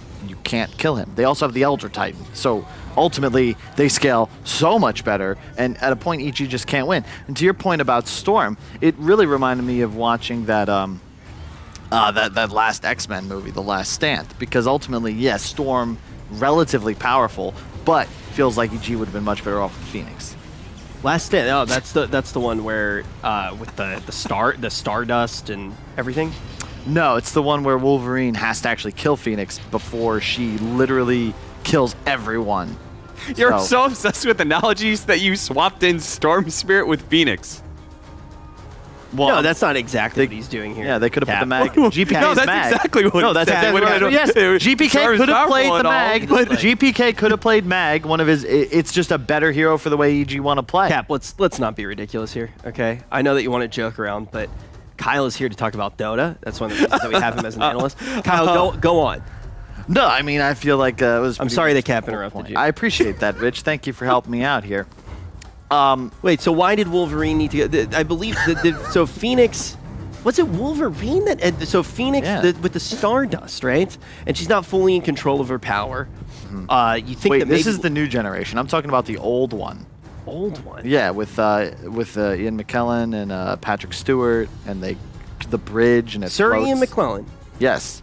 You shall not pass that bridge. That bridge. Different. Well, actually, funny enough, it was the same bridge in theory because like they shot it at the same location. But in the X-Men movie, it was the Golden Gate Bridge that was then levitated by Magneto to, yeah. Okay, I understand. I actually met Sir Ian McKellen one time. What? So when I was my ex-girlfriend was an actress, and she was in the Screen Actors Guild. So this is a long time ago. This is before, yeah, it's like five years ago okay. when I was happy. Got it. And she basically she got invited to the screeners for the Screen Actors Guild, so you got to see the movies beforehand, and you would get to ask questions at the very end. And when we first started going together, I wasn't really supposed to ask questions because she had already known. She knew me well enough that I probably shouldn't be allowed to ask questions. But when we saw The Hobbit, I raised my hand to Sir Ian McKellen, and I said, I didn't like meet him, right? I was like in. You're in the same. I got to ask the same air. Yeah. And I raised my hand. And I said, "Could you say the thing?" And he said, "It's usually 8-year-olds who ask me to do this." and then he literally went, "You shall not pass." It was so awesome. I also is that why you guys broke up? And now you're single. No, wow, it was actually. So when did The Hobbit come out? It was even longer ago. That was when we probably first started. But yeah, that doesn't really matter. I also met Ben Affleck for Argo. Mm-hmm. And that was quite a star-studded cast, kind of like both of these rosters, but we'll get back to that in a second. And basically during Argo, so Ben Affleck not only acted in it, but he was also producer in it. Yeah. And director. And directed, trust me. During that panel, he reminded all of us of that. And he would not stop talking about all of the achievements that he had in that movie, much like the achievements that Navi had inside of this game, number one. But it really went to his head, and I hope that it doesn't go to Navi's head like it went to Ben Affleck's head. And on that dais, there was Bryan Cranston. Argo had quite a crazy cast. So it was Bryan Cranston, Goodman, George Clooney, I'm trying to think. It was so many names, and Ben Affleck just was really. So I raised my hand, and I said, "Hey, where's Matt?" He lost it, dude. He looked like he was gonna actually come out. He looked like him in the Batman movie. George Clooney made eye contact with me and laughed. And that was the first time ever I ever thought about kissing a dude, man. I got it at that second. Yeah. George Clooney's a stand-up guy. He gave $1 million in cash to all of his friends. Who did? Tax-free. Who did? He had a really good way of doing it. Just as an idea, Rich, if you ever become rich and successful. Sorry. If it ever happens, is an idea. He got $1 million in a briefcase. He's like, I've already paid all the taxes. And he got like his 13, 14 closest confidants and friends. Because he sold his tequila brand for like $500 million. He said, here's $1 million. But you can only get it if everyone agrees, because his friends were of like different financial means. So like to some people, $1 million was like nice. A few others, it would be like a big deal. This is George Clooney. Yeah, and he was like, yeah, basically you have to sign this thing, and if you all don't take the money, then no one gets it. So it's like you got to take it. Wait, why do you do that? To make sure everybody took the money and didn't like feel weird about it. Oh, didn't feel weird about it. He was worried about feeling weird about it. How about if you give away $14 million and you make sure that it's not weird? Yeah, there are a lot of like big celebrities who are like that. Like Keanu Reeves is another one. It's really important at times that you don't make people feel weird, and then at other times you actually want to make people feel bad, which was something that we saw in this series as well. I think when you look at NAVI, they want to stretch out this game. They want to make EG feel weird. They want to make them feel uncomfortable. They want to remind them how badly they actually did take this one, and ultimately the GG just come in. But I think that this is a scenario where I'm instantly thinking, how does EG feel? Dude, it started with like graduating college, and by the end of that game, EG looked as out of place as I was at the 8th grade homecoming dance. Pretty weird, awkward situation. Yeah, you really fit in here. Thank the stars. Yes. I've finally found somebody I could blend it with. You know, how did that analogy go back in time? It's about Omni Knight won another game, guys. He's currently 2-0 in the Omega League. And Pasha actually played really well. I like the way that he played a very support style of Omni Knight. And he was solely focused on his positioning of the game because Ramses was never able to actually get that really good teamfight initiation they were looking for because Pasha was always sitting off on the side ready to give that hard dispel, hard counter to the Magnus. Which, to Kyle's earlier point about whether or not Mag was in the right position as, you know, whether they should be running a 3 Mag or having Mag at all. I'm not entirely sure, but I figure I'd just sprinkle a little bit of Dota before we go back to talking about actors. We were doing, what do you mean? We had a very good mix. Yeah, that was we were talking about everything at the same time. I was very happy with how that was going until you spoke, Cap. If you could just sit there, like thrust the jawline. You know, the reason you're here is just to look good, right? That's why you're on the left side. Yeah, he's just in front of the camera. You'll notice Lizard always is in that chair too. We're here to talk. Yeah. No, in all seriousness, though, with Kyle in particular, you know, at home, I think they all hear the jokes all the time. Yeah, shut up, Kyle, all that. I cannot put into words how much you mean to me as a friend. And how incredible the work that you do at all these tournaments truly is. You're really a gift. I appreciate that. I'm waiting for the but. No but. There's no but. when you look at me like that, I think to really second guess stuff. I really like. He looks at me with that face, and I'm like, "Jeez, man, I'd rather watch a commercial right now than hear him fucking." It's because secretly I suffer from multiple betrayals in the past, so I have a hard time trusting people. And I got bullied in high school, and people pretended to be my friend. So anytime somebody professes affection for me, I secretly question what they want from me. I've noticed that about you quite a bit. It's made you. Not to really go into this right now, but you kind of threw it out there. I mean, just to answer it, I don't want to leave it out there. I think that it's made you worry at times too much about the happiness of your friends and not enough about the happiness of yourself. I notice it all the time, and I give you shit for it all the time, you know. But I think sometimes you forget how much everybody around you really does care about you, and we want you to be happy too. Thanks, Rich. And it's It's okay hard to want though. It's yourself to be easier. It's happy. easier to help other people be happy than to find ways to self-generate it yourself. Because like, what Well, is it's not happiness? about, it's not about self-generating it anymore. We're all very lucky here to have each other. We don't need to self-generate it. It's true. I was just saying it to Shiver. The happiest, both of you were there. That the best vacation of my entire life wasn't even technically a vacation. We were just in between tournaments. We only had a few days, and we just went to Owen and Chief's place, and it was the three of us. And it was just a group, and I've never been happier in my entire life. Just wanted to question, just about like vacations you've taken in the past. It was a 3-day segue, and one of those 3 days you were effectively comatose because you had such a bad food poisoning. So, like, what other vacations have you taken? Or was it just so intensely pleasurable to be amongst your friends? Well, I think many people at this point, and I hope it wasn't too about me. pleasurable. I didn't necessarily grow up with the most, and I was homeless for quite a decent chunk of time. So, having a couch to sit on after you've thrown up, already a pretty good weekend for me. No, I really like, even when I was sick and I couldn't keep my eyes open, I felt very safe with you guys. I really do mean that. The only downside to that entire trip was the fact that I had to share a bed with you, and you just kept farting and poking me in the middle of the night. Wait, poking you with what? Who wanted his fingers? But you little fingers You just give and then I would always wake up early, and then like Cap would, and then we'd be like watching anime, and you'd just be like, that was the only downside. But just oh man, I was so happy. And it's crazy because you really don't see some of the most important things happening in your life. Like for me, I get look at that just what happened. I was in a situation where I was pretty happy with everything that was going on in my life. Get fired, second guess everything. Like literally, I'm like, I'm done with esports, right? Like that was pretty much it. Like esports, I was going to stop streaming.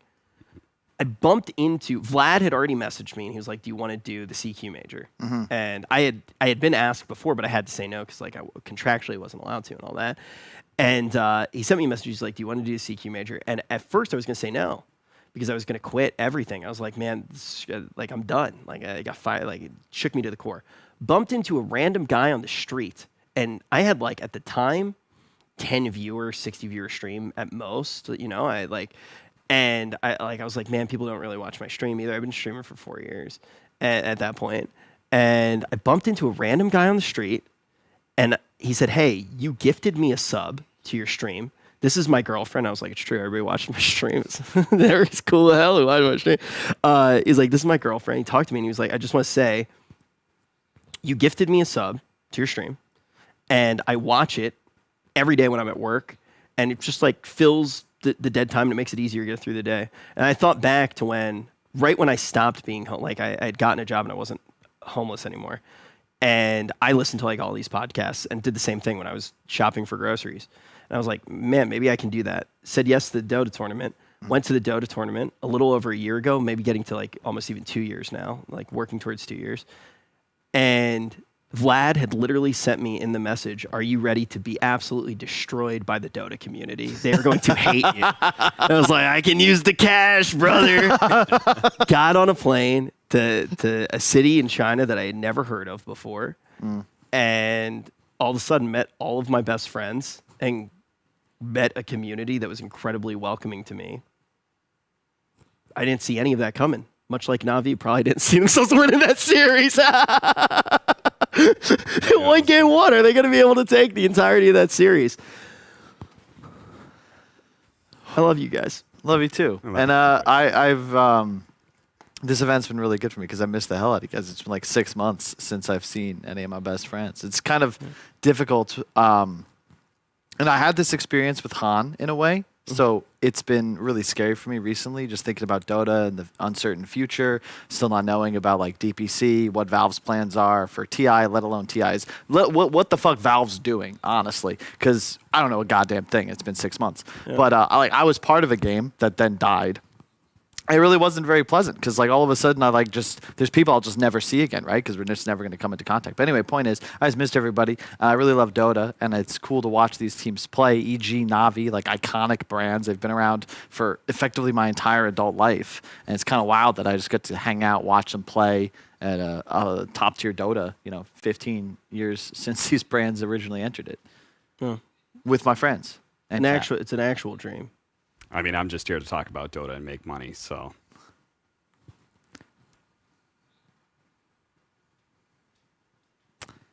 Me and Cap go back. GameReplays.org.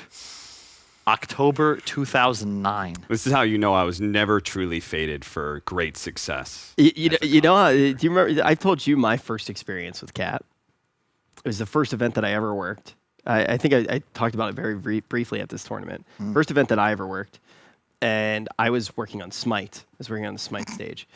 No, Smite's a great game. It is. I feel like Smite actually gets memed a whole bunch, but it's fun. And Hi-Res is actually, they're cool. A lot of good friends over there. And I like wasn't even talent. Like I was organizing the tournament, and I had always watched Dota. And Dota was there, so I got to work on the Smite stage, watch Dota. It was a cool event. It was in NOLA, so you kind of like got a little taste of everything. And Cap was working the event, and Nahaz was working the event. And I loved Nahaz. I thought he was so cool, and it was the first event that Nahaz worked. It's like, who is this Chad? Like, who is this guy? I thought he was so cool. And then I'm watching, and all of a sudden, in the middle of the game, the client cuts out, And it goes to a message between Cap and his girlfriend. Super saucy message. No, it wasn't. It was not saucy. It was saucy. It Just was like lovey. game number 2 is going to be. Let's get right into the sauce. What?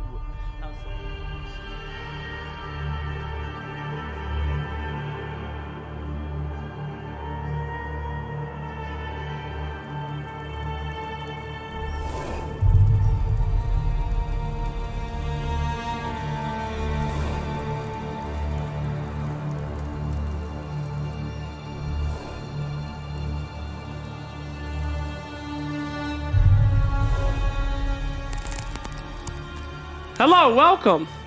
No character this time. I just have the hood on. Welcome to the draft panel. We have Lizard, BSJ here for some games. Wonderful. The hood is off. The hood is off. The game is afoot. Gentlemen, it is time to watch. What did you think of that beautiful panel, by the way? Every time Tsunami's on here, he shit talks my panel, so I'd like to do the same. Did you learn anything? Well, about like 3 minutes in, I just stopped listening, so maybe that tells you a lot about We that. had our own conversation. Yeah. Something relevant. Something to the more game. interesting Yeah. and such. My goodness, the arrogance in this room is unbelievable. Well, it's not arrogance You have to be necessarily. arrogant in It's this room. That's how it It's is. like being the most athletic kid in preschool. It's like it's not hard. Yeah, I don't know a lot not much about that. competition. Anyway, draft is coming up here. When the arena. Do you think we'll see Storm on EG again? That's my big question. If I want to get out of here earlier, I sure hope so. Yeah. Other than that, it's no. GPK's birthday, man. Like I don't think this is a gift that he wanted. Getting owned by Storm Spirit. Hark! I believe I hear a hero entering in our stadium. Goodness gracious, is that Warlock himself? It's the Warlock Spectre. Here we go, first phase from Navi. Okay, they didn't always Warlock Spectre, but it is a thing that they like to do. And it's good against Mag, and EG banned it last game. I will say that for EG, they've demonstrated the classic EG win lanes, potentially lose game situation. And last game, they were up by 10,000 gold against an Alchemist, and they just could not fight the 5-man of Navi. I really think that last game Navi had a better win condition overall. Yeah, I was gonna say that EG just has to give themselves a way to play fights. Like just be able to fight them, please. That's all I ask them to be able to do here. Fatal Bonds plus Venom ulti. Oh yep, my god. that's Somebody confirmed that even though Venom ulti is not lethal, Fatal Bonds is. So if all of them are Fatal Bonds and you are Venom ultied, all but one of you will die. Because the last guy is no longer taking Fatal Bonds damage. He's the way people play Warlock right now in the laning stage is also a bit different. You start with Fatal Bonds. Yeah. You don't. You can be very aggressive. You can actually dominate the lane. You're not just sitting behind your hero and healing him up. No, you run up to the lane. You Fatal Bond level 1, link the hero to all the creeps, hit his face. Actually, we saw a very similar draft in which Magnus was offlane. I think Viking Magnus was offlane versus Warlock plus Drow or something like that. And they just chased him through the trees because of the Fatal Bonds giving info where he exactly is at all times. You can see Evil Geniuses. They did their studies, their homework. They ban out the Spectre. You don't want that combo against you. Yeah, I like any 5 positions that naturally push the wave. I think as a carry, one of the hardest things I've dealt with in lane is like better players just shoving it into my tower, and then the 3 will go pull the big camp, and the 4 will just hit me. Yep. And it's like super annoying. So oddly enough, even though you're not necessarily trying to like ruin the lane equilibrium like towards the opponent's tower super early on, you are trying to keep it from going into yours. So any abilities that allow you to do that, but also hit the guy, so you don't have to worry about, like you can just focus on harassing and not really play the lane to worry about that. It's really nice, and that's why Fatal Bonds is generally taken. Yeah, but EG as well, you have Rubik and Magnus, right? Yeah. They're extremely good. If they're paired together on the offlane, they're extremely good at doing that same exact thing. Yeah. Rubik with the better attack speed right now, better damage. With the Magnus and power, strikes even harder, and you can also do the same thing, push in and pull. Even though I haven't really noticed way too many duos of offlaners doing that exact thing, like pushing in and pulling constantly. That used to be such a big thing in the Kotal Sand King era. It's just if you have a lineup that or a laning duo that's predicated on that and completely reliant on it, like Sand King Coddle, I would say is because otherwise, if you're not doing that, then you just pick some like Lifestealer Jug guy and he's gonna get every CS under tower. If you the other team's just gonna block it, like they're gonna understand that that's something you completely reliant on. So you want a lane that's like happy to fight and not all about pushing the lane, but is quite capable of doing both. So that's why I think like Rubik Mag is more of the thing because Coddle Sand King, they're mostly pushing the wave. Like Sandstorm isn't really hitting the carry all that much. They can dodge the Coddle Blast. Rubik Fable plus Mag it's also Shockwave. similar, Yeah, it's hitting you though is the big thing. Okay, we have Enchantress banned out by Navi right here. It is a hero that can deal with Shadow Word, if nothing else. It's also pretty solid versus Venomancer because of the heals that she brings to the table. And when you see Warlock and Venom, man, you want some sustain on your side, or you want some burst. You want to play these fights fast and get the hell out. You don't want to have these prolonged matchups. I'm thinking something like Witch Doctor here as a 5. It's another one that comes to mind. It's decent against like the Spear Breaker, but it is like I tried it in a pub against Veno, and you just level 2, and you just tell your carry, hey, like walk at that guy, and the Poison Sting effectively doesn't do damage. You know, you're just healing through it. It's just something to consider because you were talking about the Enchantress, another reason why they did ban that out. Yeah.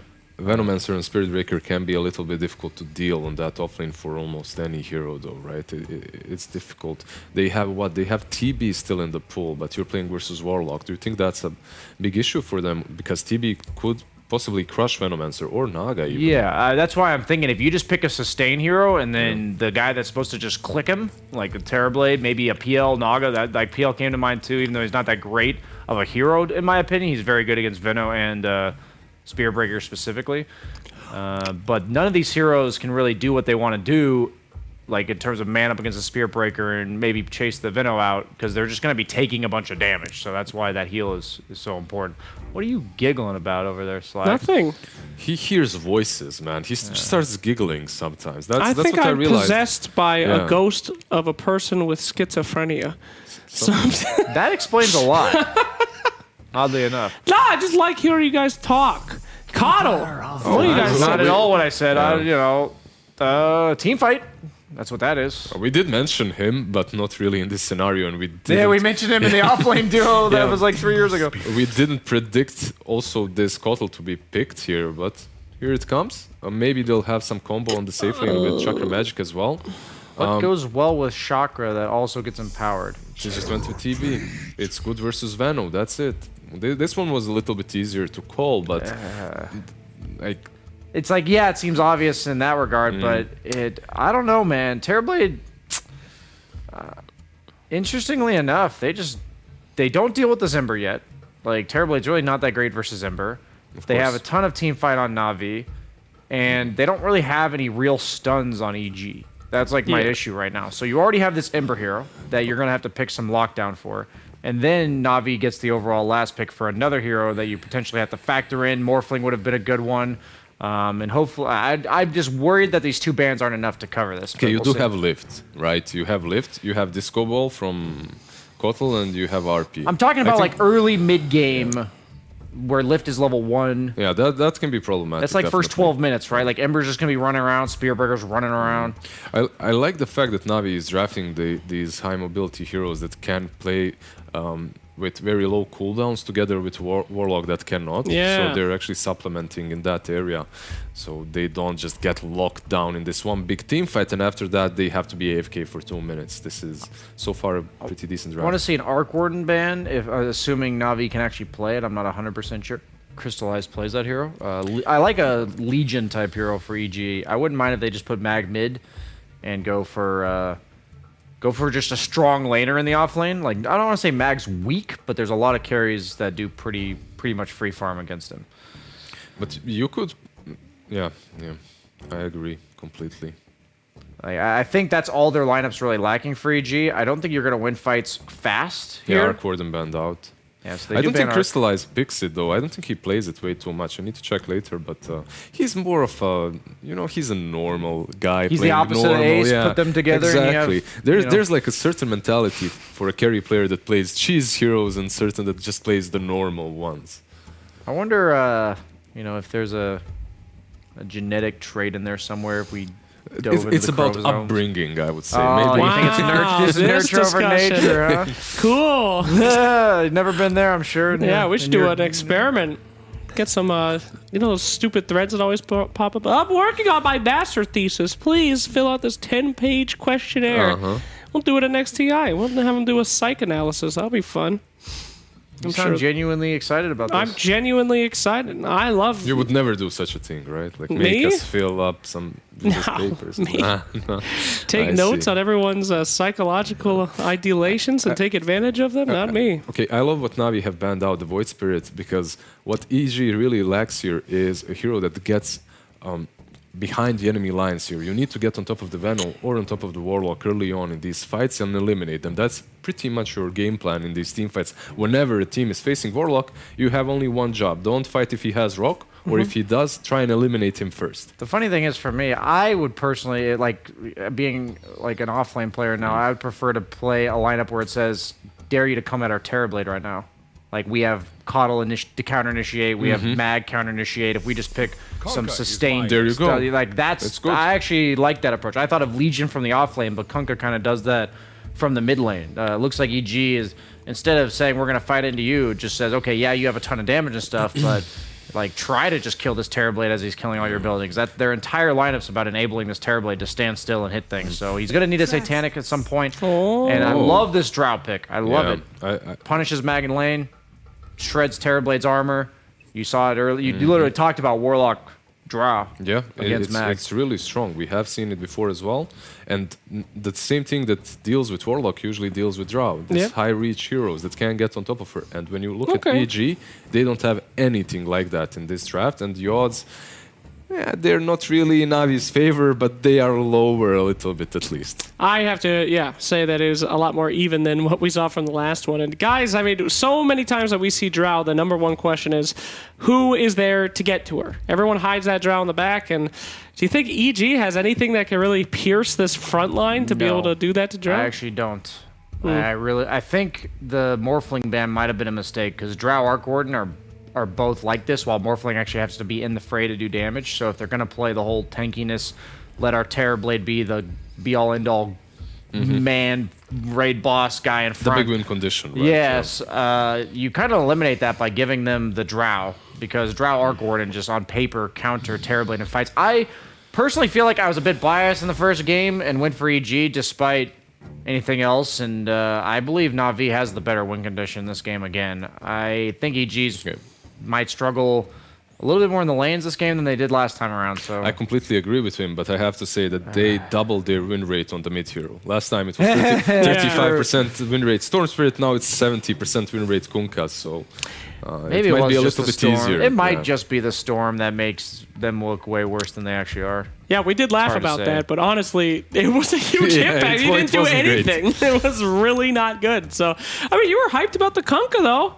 It fit the description of the hero I was thinking. I was just thinking they were going to put the Mag mid this game. So, I like both drafts, but I'm going to give Na'Vi a bit more credit here than I gave them last game, even though they haven't looked great this tournament so far.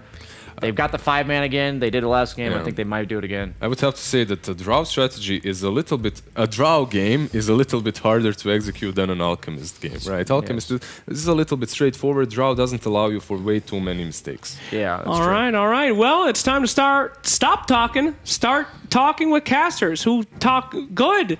Make game happen. Go now. Thank you. Slack says, yes, game 2. EG versus Na'Vi, good to go. Modi Pixel joined by Jenkins. And let's see what Na'Vi's able to pull out this time. That game 1 performance, definitely coming in all guns blazing. Na'Vi after the laning stage, turning it around and taking things away with the outdrop. One thing, though, I think can certainly be said is this time around, if Na'Vi get behind the same way they got behind in the early stages of game 1, they're not going to they don't have that outcry. They don't have that same comeback potential. They can't afford to fall behind early this time. Exactly. I totally agree with Lizard that the Drow just allows for a lot less mistakes, but possibly better at snowballing, and also just, it's a good Drow game. The fact that there's nobody to jump her, like the best person to jump the Drow is Magnus Reverse Polarity. That's a long cooldown, and that's a long shot, honestly. And lots of these heroes that will really punish if you know there's an attempted jump on the Drow and you don't quite make it, right? Because suddenly you're getting slowed by the Veno. Warlock's conjuring up the upheaval, and you can't back off. And your Drow turns and shoots you down. Right, and that is definitely a way that things can go south super quickly for EG. I mean, Warlock is arguably the best hero, the greatest hero at counter-initiating some botched initiation from the enemy team. Like, they go a little too deep, you rock, you Fatal Bonds, it's over. It's too much to fight into. Let's have a look at these lanes set up. So indeed, it's time. GPK taking the Kunkka to the mid lane, one of his other classics, and you know, one of these heroes that he can really pop off in farm. The Magnus and the Kunkka, you know, they're these two similar heroes with this early cleave farming ability that just allows you to hit insane farm early on between the lane and the neutral camps. Well, this is kind of cool what he did too with the Magnus, giving the Empower to Kunkka just to give him that first wave advantage. Because they are rotating the lanes, they want to... Let's see, where's Arteezy at? Did he TP top? He is, yeah, he's top. He did TP. So, yeah, it looks like they're trying to get the Terrorblade versus the Venomancer, which is a fantastic matchup for the Terrorblade because you can just summon a Venomancer yourself and do his passive damage back to him. And then with that in mind, the bottom lane crystallized and Ilias having to deal with this Ramsey's crit lane. I mean, it's still not a bad lane for Na'Vi, right? You're able to punch back at the Mag? Yeah, oh yeah, definitely. Magnus almost always is going to be an easy lane to play against. He doesn't really offer that much kill threat unless the support does. And Rubik Mag, I mean, they just harass. And these are two long-ranged heroes, as well as they have the Warlock heal. So they deal very well with slow harass damage. And overall, I mean, in this sort of game with Na'Vi's draft, is this a game where they are going to have to play relatively fast, get the pressure going on late game, just look at this TB and say, well, Arteezy, he's going to be able to carry this post 40 minutes very easily? I think so. I think this is a different game from the first one in the sense that EG actually has a lot of damage for the RP.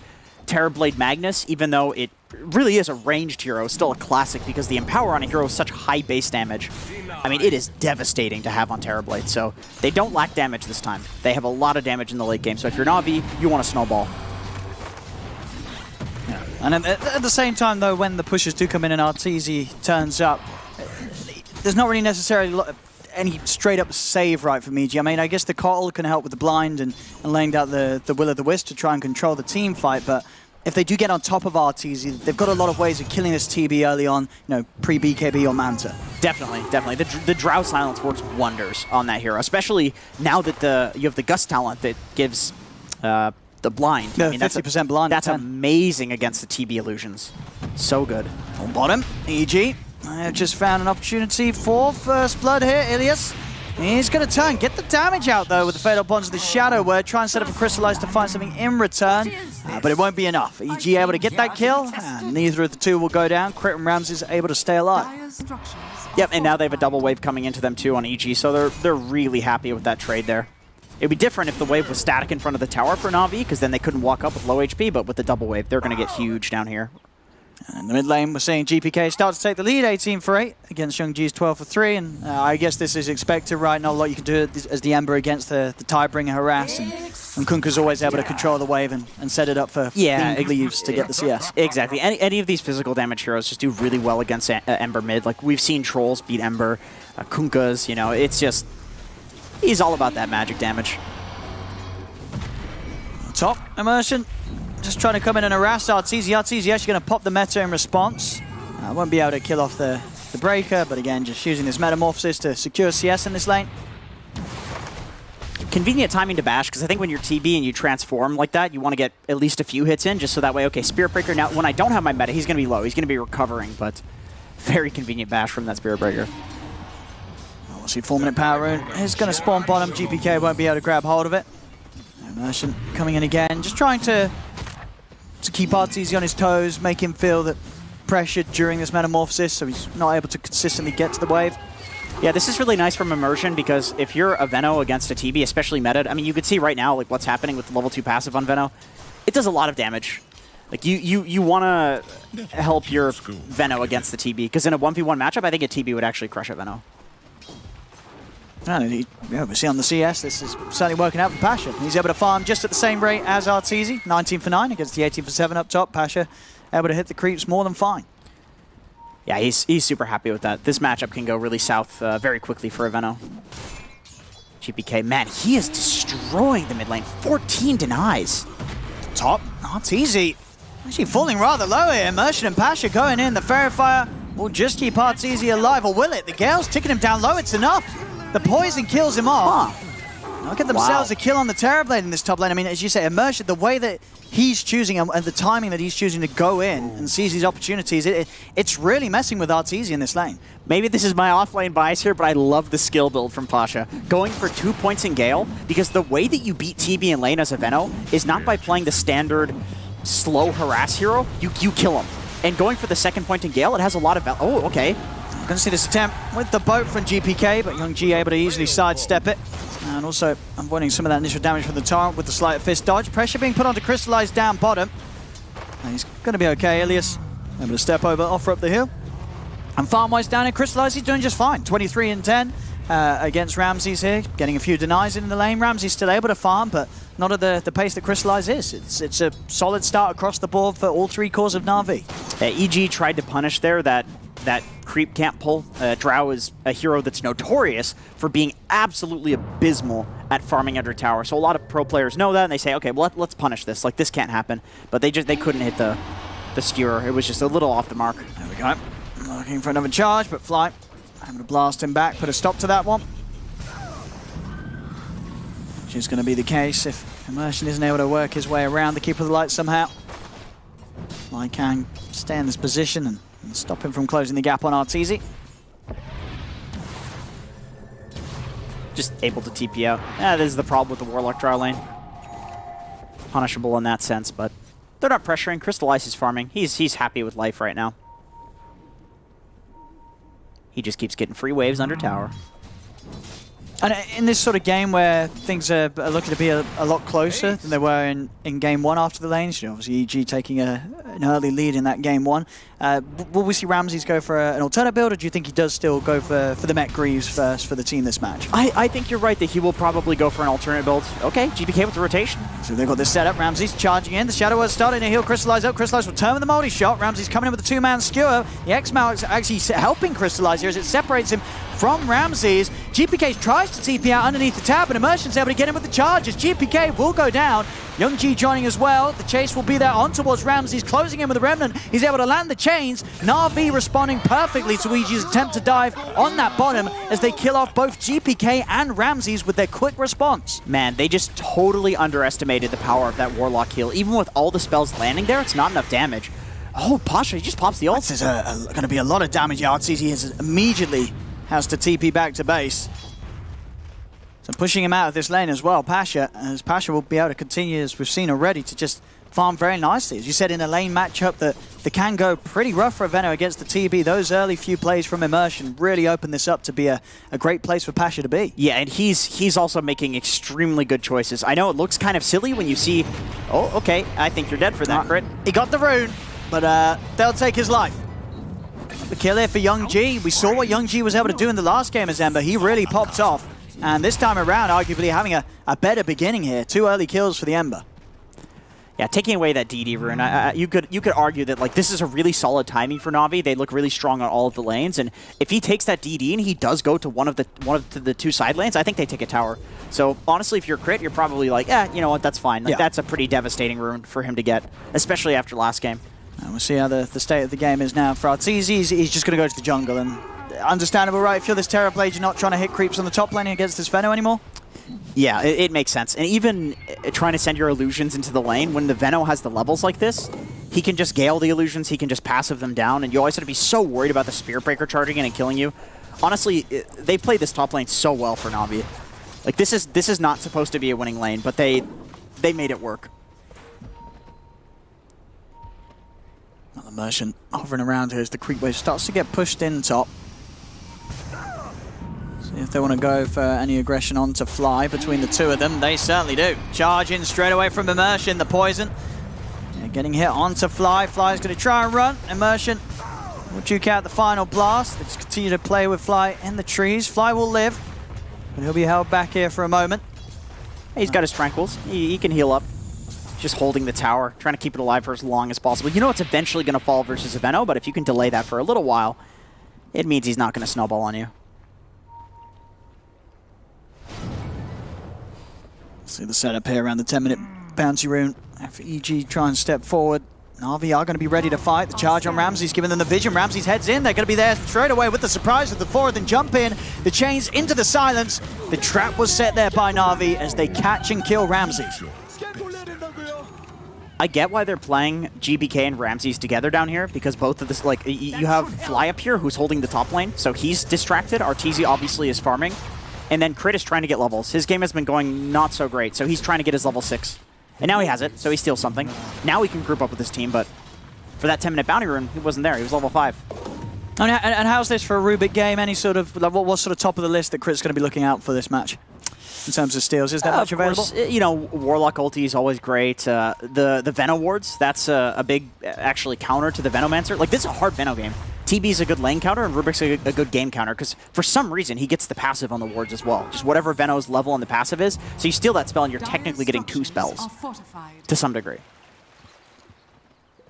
Well, that smoke's up from both sides. Flying GPK, trying to look for a catch down bottom. At the moment, Drow is around, but you can see he seems to be aware that something's going on, Crystallizes. He's sticking to the jungle.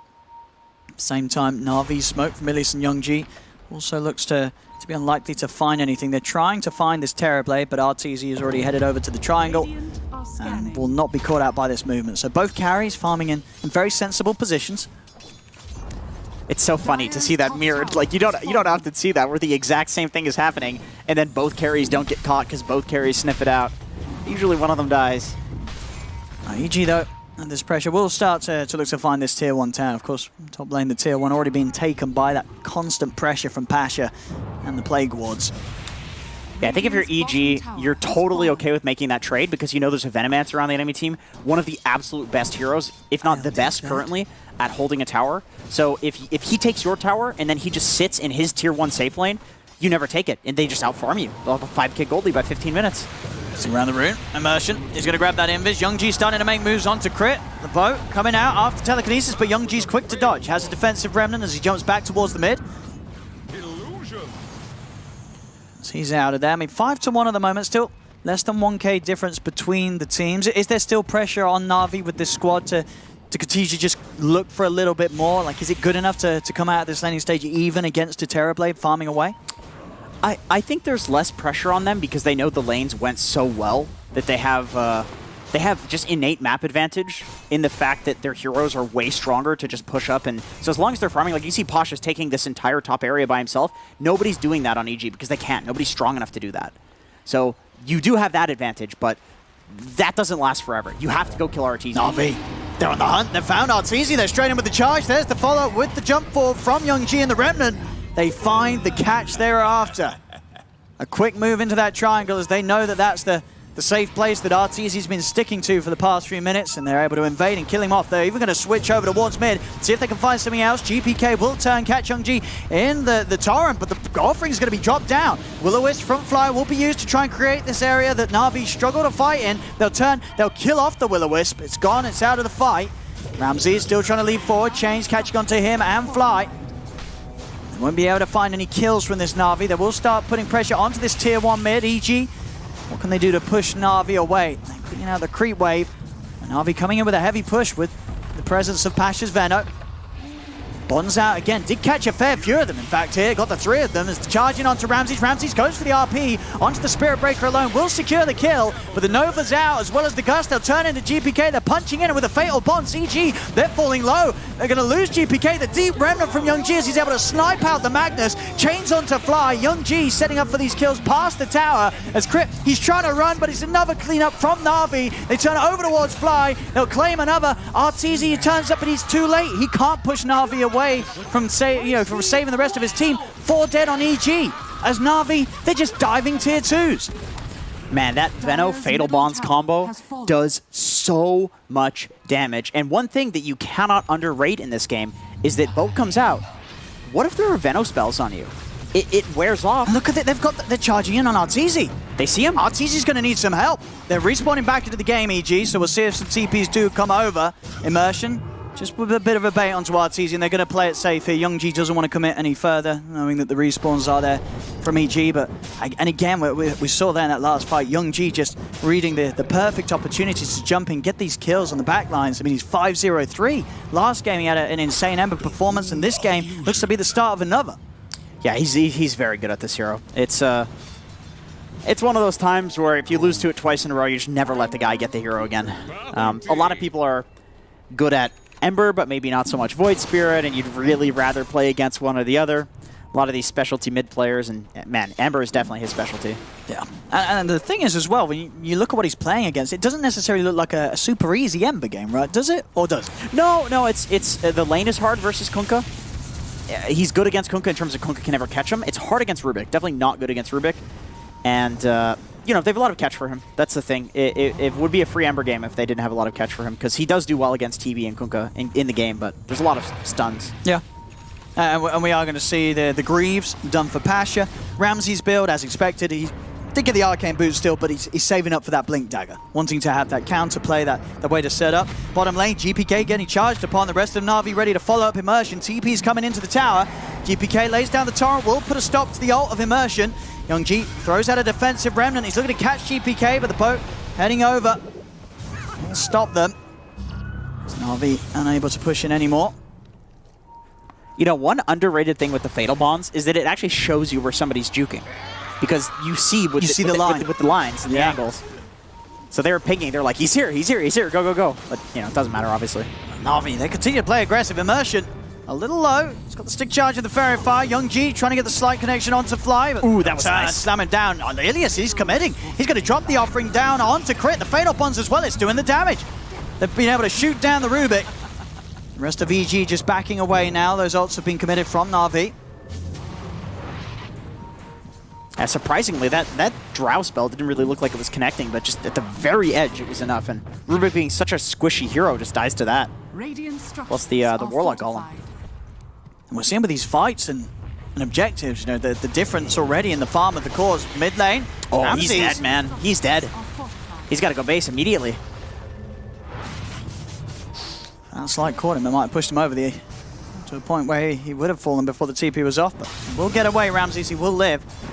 But yeah, just look how much farm Crystallize has been able to pick up as this Drow. Just being able to turn up to these fights.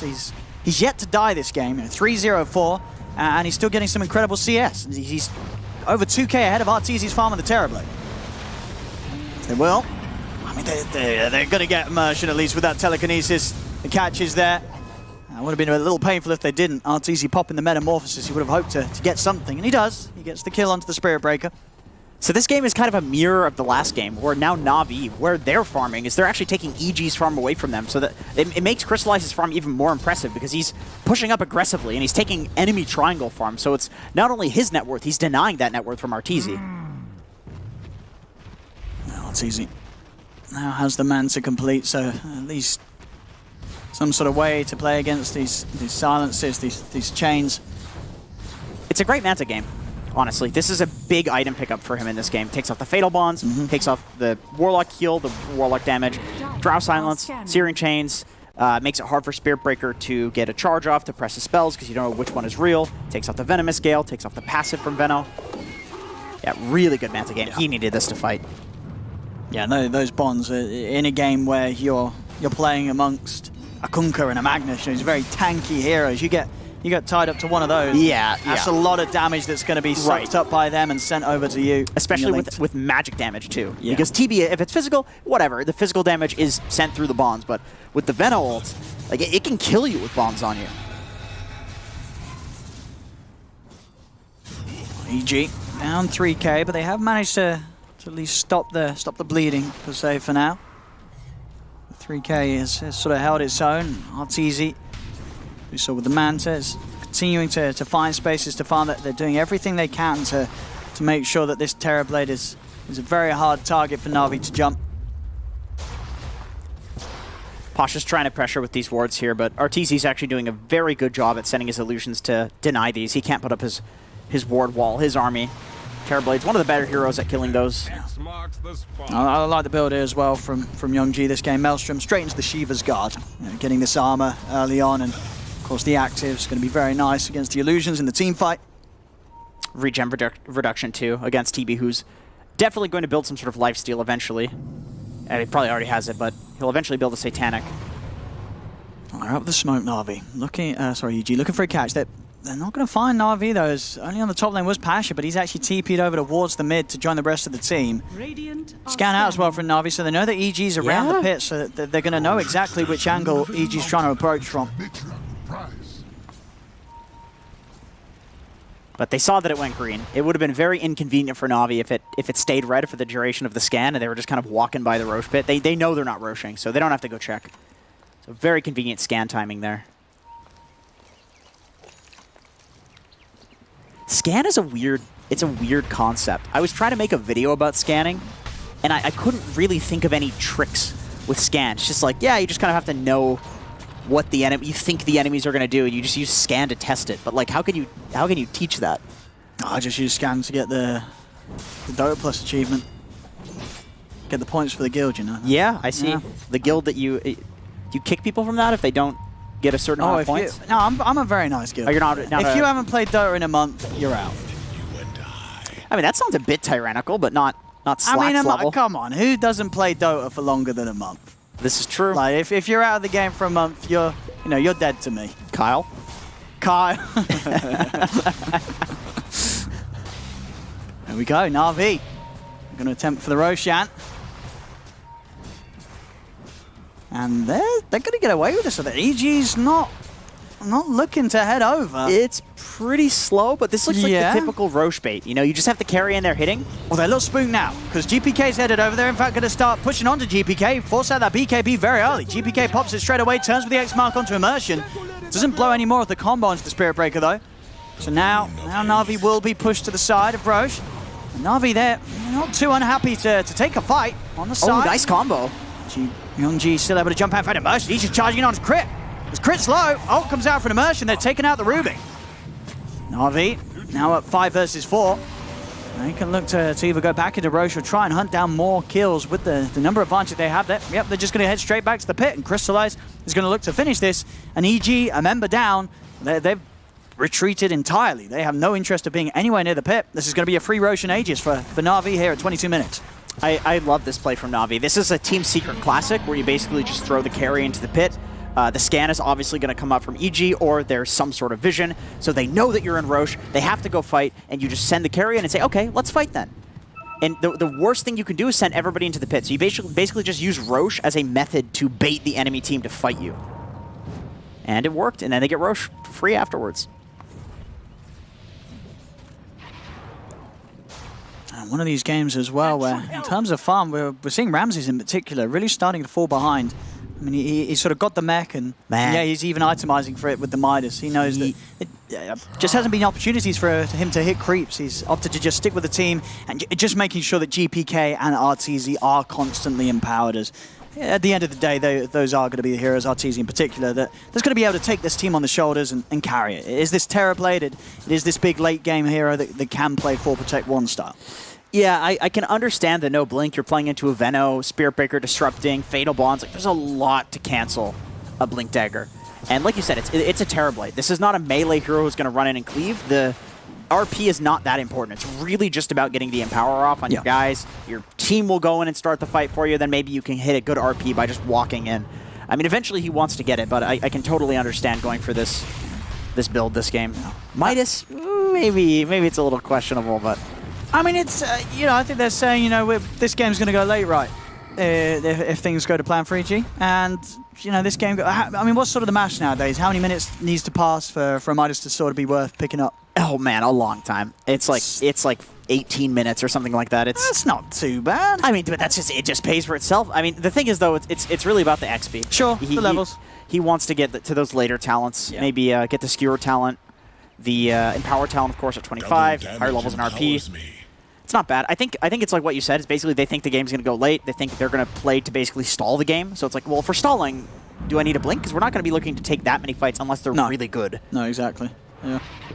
Like, you can see they're just TPing away. Like, they don't want to fight this. They're just stalling. And you can see with with the Kunkka's build as well, GPK, he's just building to set up the team fights and make space for Arteezy to hit people. BKB straight into the Ags. Yeah. Get that Torrent Storm online. You are going to have that massive AoE control all over the place. You know, you get hit by a stray Torrent, Terrorblade starts to punch into you with the Meta and the Skadi. Arteezy's going to be able to find those cleanup kills. Yeah, that's one of those really... I don't think people really understand the strength of Torrent Storm yet.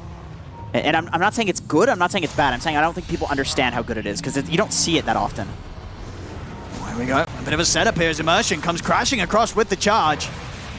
Just a bit of a poke, and EG, they are spooked. I mean, it's as you say, you know, EG, they're just avoiding fights right now. They don't want to try and take anything that the Na'Vi themselves bring to them, especially whilst Crystallize has the Aegis. They've just got to try and make sure that Arteezy can keep on hitting the creeps. Yeah, typical EG fashion, it is Arteezy with the entire weight of the world on his shoulders. And the scary thing about this guy, though, is that he has had the weight of the world on his shoulders and he has carried it before. So you cannot let up the pressure. And Na'Vi has not, they have not been disrespectful at all in this game. Yeah, they're keeping their foot carefully on the pedal. Pressure in onto the tier 2 mid. Crystallize, not with the whole team behind him, though, but we'll see if EG can do anything to punish this. Just the 3 of them is still with a lot of team fight potential. Poison Nova and Chaotic offering good to go, and Immersion and Youngji, they're now on their way over. They've got the 5 of them. Telekinesis will quickly put to an end the charge in from Immersion. This tier 2 still getting pressured. EG backing away. It looks like they will just let this one go, respecting Crystallize and his Aegis. Arteezy's on the back line. That's a little far out, but again, just avoiding one another. He considered going in there, but you know, it's Immersion. It's like, this guy kind of wants to get gone on at this point. Do you really want to take the bait? A few too many bait takings when it comes to Immersion this game. Step lively now. Your Admiral is on board. Na'Vi just staying in a position where EG struggling to leave the base. They're going to try and come out. Coming up to the timing where that Aegis will be taken away.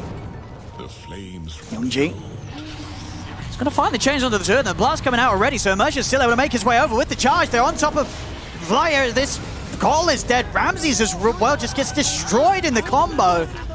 Youngji, he's even going to chase it for more. Chains will be removed by the Manta from Arteezy. The boat comes crashing down. Only catches on to Pasha. 2 quick kills then. You're seeing why EG is trying to do their best to avoid these fights, as Na'Vi still have just an incredible amount of jump, and even Ramses with that mech. Now he's really falling behind in farm, as we say. You know, this is essentially just a third support on the side of EG, and you feel it when he dies that quickly. Man, that ward, that Radiant ward by the tier 2 Dire, that is the absolute MVP of that fight. They dewarded the high ground, so they're like, all right, there's clearly no ward here. We can just walk up and take this fight. But it's in this really obscure position. It's like down by the secret shop. EG were not expecting that ward. They thought they were scot-free. Na'Vi with another good hit. 7k lead now, 14-5. Pressure remains on EG. Immersion. He's going for this charge onto Crit. Crit puts a stop to it, though. See Na'Vi just very happy to flaunt their aggression, just showing any signs of EG coming out of the base that Na'Vi are not afraid to run at them and take a strong fight. These fights hard, of course, still with GPK playing effectively with 3,600 gold out of the game. He's yet to invest in the Aghanims, so he needs to at least get that done before EG can have a chance of trying to go for a semblance of a fight back into the faces of Na'Vi's own team fight. Yeah, with that item, they can definitely consider taking a fight. It's a big game changer. I mean, it is a bit RNG. You know, you have to get a little lucky with it, but it's hugely disruptive in a team fight. Like, it's going to hit the Warlock Golem, it might hit the Drow on the back line, stun the Ember, stop the Spirit Breaker. Of course, he has the status resistance, but it's going to keep stunning you with the Torrents. So it is pretty important. Oh, Na'Vi up to the high ground. Crystallize starting to get some good hits. Onto the tier 3, of course, no Aegis now. So Na'Vi themselves will be a little more cautious. And as much as they need to keep the pressure on, they still most certainly can get away with holding on for the next Roche. before trying to really seize that high ground. The time is passing though, and giving Arteezy the farm. Arteezy's farm still in that excellent position, matched to that of Crystallize. When you consider how much Navi's been able to get going for themselves, it just goes to show how well Arteezy is doing to keep up. Full BKB done on top of the Skadi. It is one of these situations, though, where it is just Arteezy farming, because there are only a few creep waves pushing into his base. Yeah. Oh man, Young G is in. He is. He's going to get caught out by the X-Mark from GPK. Torrent into the boat, but they've got sustain. They keep him healed, and now with the dive in onto GPK, GPK is just dead. 50 seconds now. No, Kunkka, as he invested in the Aghanims as he died, wanting to limit the gold that he lost. But of course, does mean that he doesn't have the buyback. I mean, maybe they just feel Na'Vi, they're not going to actually push up high ground in these 40 seconds. I mean, we'll see. It is hard into a Coddle. I think they also have Stolen Plague Ward still, so... Not, oh no, he doesn't have that, okay. But still Coddle, very difficult. Magnus with the team fight. And they don't necessarily know that he doesn't have buyback. Like, he was holding on to a lot of gold for a long time. I like this as well from Ilias. You know, he feels the game slowing down. You know, he's got himself a Midas. You know, he's like, well, if it does go on, I like that too. Around the BKB usage of Arteezy, if he's able to get like Ag's Refresher, dude, like Warlock can just win the whole team fight on his own. Legitimately, Warlock is. I mean, people were doing Warlock. He's the late game insurance. Exactly, dude. People were doing Warlock carry for a while. Yeah. Like the hero is legitimately good in the. It's in the backpack. There we go. Yeah, there we go. But he did get a support item first. Yeah. He went for the glimmer. He's like, note to viewers. Yeah, that's it, guys. That's it. All right, got the support item. Yes, not a naked Midas on your 5. Mid lane, Crit. He's found an opening. He's going to try and lead him with a grab onto Pasha. Will the Wisp down as well? Yeah, this Venos, he's gone for. He will get the ult out, so a little bit of a nuisance for EG. As they did take their time to kill him, but they will do so. Crit's able to finish it off with the Faber. Arteezy though is on the front. They managed to drop the column on him. Arteezy having to use the Sunder. Does manage to find Immersion as a strong target to get his health back up. So EG able to find 2 kills with the BKB starting to run out though. Arteezy's still got to be careful. But EG, I'll be happy with that. Getting in, getting 2 kills for the fight, and not losing anybody themselves. Oh, Crit. Not got anything after this telekinesis. They do have the... RP into the X-Mark. And Crit with a Stolen Remnant. He's able to burst Young G down. A bit of a misplay, it felt like, Young G there, as he did jump out and then back into that Remnant still on EG's side. And EG had the vision. Crit's able to close the gap. And that's a big catch for EG. I can definitely understand the bait of wanting to go in after your Veno gets such a good ult off. Oh man, they lose Crystallize too. This is a big fight here for Evil Geniuses. Crystallize caught in the middle. They'll clean up the Drow as well. Arteezy starting to come in big here. They turn over towards Pasha. Ramsey's falling low. Can they keep him alive? No, Immersion. He's charged in on this. He's going to try and get his way out. The Skadi's going to start to slow. Crit jumps in with the grab of the telekinesis. The speed of Immersion will get him away, so he will survive. Ramses does fall, but EG with a strong punch back here in this game. Arteezy getting involved in the action on top of the BKB. Straight away, 2,400 gold picked up after that engagement. Yeah, they are not letting up with the pressure. I mean, I think it's unfortunate Arteezy TB's back. He didn't know it was going to be like an early Roche spawn. There's also a DD bot, which they don't have vision of. If they had known that, I think they definitely just immediately go into Roche, and this game looks a lot harder for Na'Vi. I think they're praising their lucky stars that that EG did not get Roche off of that. Now we'll see if Na'Vi catch wind of that DD. Yeah, they've got the ward down there already. You have Young G heading over to grab that for the next fight. Oh, Young G gets the DD. Oh, man. That's a lot of damage. Your Coddle and your Rubik, they are going to melt. I mean, can Na'Vi just go for Roche? They know that the meta's down. I think so. They should have their Warlock Golem in about 30 seconds or less. They have the Veno ulti still. Can EG contest this without the meta? I mean, they've still got the boat and, of course, the Torrent Storm to throw out. A lot of ways they can just sort of pop the 2 of them, try and run in for a steal. But could be a little risky. They're going to try it. Smoke's coming out from EG. They start to head over. Crit just with a bit of a poke. Jumping in and out with the Stolen Remnant. Crystallize is going to continue to commit, though. Taking down this Roche could do so very safely with the Shadow Word Heal and the evasion of the Butterfly. And looks like EG won't be able to interrupt this. So Roche goes into the hands of Na'Vi. Aegis and Cheese. Immersion actually charging in. Looking for Ramses. Will be safe now by Crit with the telekinesis, but Immersion, he's still able to get in with the ultimate onto Ramses. The chains follow up, allowing Crystallize to punch in to the Magnus. Not only getting Roshan, Aegis, and a Cheese, they kill off Ramses. Man, Arteezy is doing such a great job pushing out this mid lane with the illusions, though. I think if that happens and the creep wave is in your base, you possibly get racks there. At the very least, they're going to get a lot of damage done on that tier 3. Yeah, Arteezy's, as you say, the way that he can control the waves is going to be a definite challenge that Navi's got to deal with. Navi also having to deal with the MKB now on this Terrorblade. So Arteezy, if they can create this area, this space for him to stand his ground and fight with the meta, he will tear through Navi's heroes. Yeah, he's looking pretty scary, man. He is looking spooky. It's feeling like one of those Arteezy 1v5 games. I hate to say it, but that's just my gut feeling, having watched this happen time and time again. But then again, a lot of Arteezy games feel like that. And sometimes it just doesn't happen. Dude, Mercy, this guy's crazy. He sees a chance to go, and he's just charging straight over the map. He's looking for Fly. Dude, if he gets a solo kill, are you kidding me? There was like 4 heroes up here at the start from EG. They're all bailing. They're terrified of this space cow. As Immersion, second charge will get put to a stop, but he's just in the faces of EG. They will manage to get away, but I mean, Immersion he's scared 4 of them off alone. Fly, he's still around. Looks like Immersion won't come hunting any further. You show on the map, and Immersion, he's going straight for you. I love this diving and 1v5ing and just total crazy nonsensical Dota meta that's shaping up. Like this Spirit Breaker, Clockwork going in, Embers going in, like the way everybody is breaking these late game strats is by just playing insanely aggressive. And it's so much fun to watch. This game as well, still in a rather tense position. Sure, EG are down 8k, but they have this Arteezy Terrorblade. Navi unable to get the jump on Arteezy in these fights, and he's able to live through the initial burst and avoid the big team fight ultimates. He's going to be quite the issue to deal with for Navi.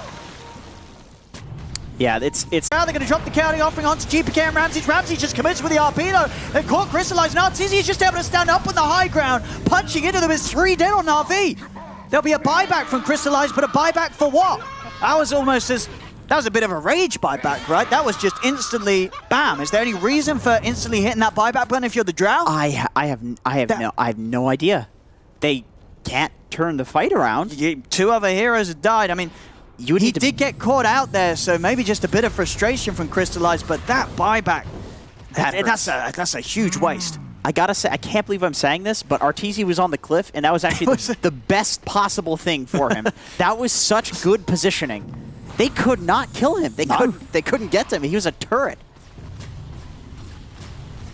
And now Navi's got to be careful. I mean, EG's pushing in, and no buyback on the Drow. If Crystallized dies, game's in an incredibly rough position for Navi after holding the lead, but this time round, and as you pointed out earlier, a bit of a reflection of game 1. It's EG keeping their cool whilst down as a team, gathering around this one big old carry, Arteezy's Terrorblade, and really starting to turn this game around.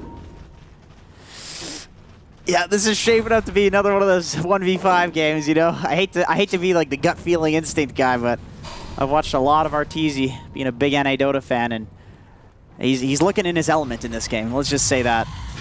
Like, he's got this game firmly on his shoulders. But we'll see.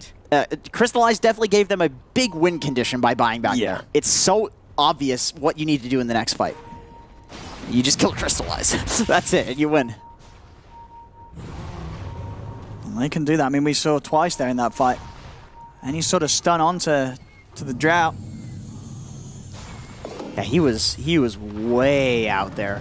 It's almost like I want to call the buyback not necessarily rage. Okay. But almost like making up for the fact that he got caught out. It's like, guys, we can still fight. We can still take it. Almost like an anxiety sort of situation. The classic, what do you mean? I didn't die. I'm alive. Yeah, exactly. Just ignore that buyback icon. It wasn't me. That's a glitch. Misclicked. Carry players, man. Ooh, really finding Pasha. Pasha's away. Artsy, he's got a full Daedalus. This man, he hurts. Yeah, that's a lot. He is ready to carry big time. MKB Daedalus Terrorblade. That's a Monka S or a Monka W, whatever the viewers are chatting nowadays. You're scared of this man. He's terrifying. And now the lead in for Crit.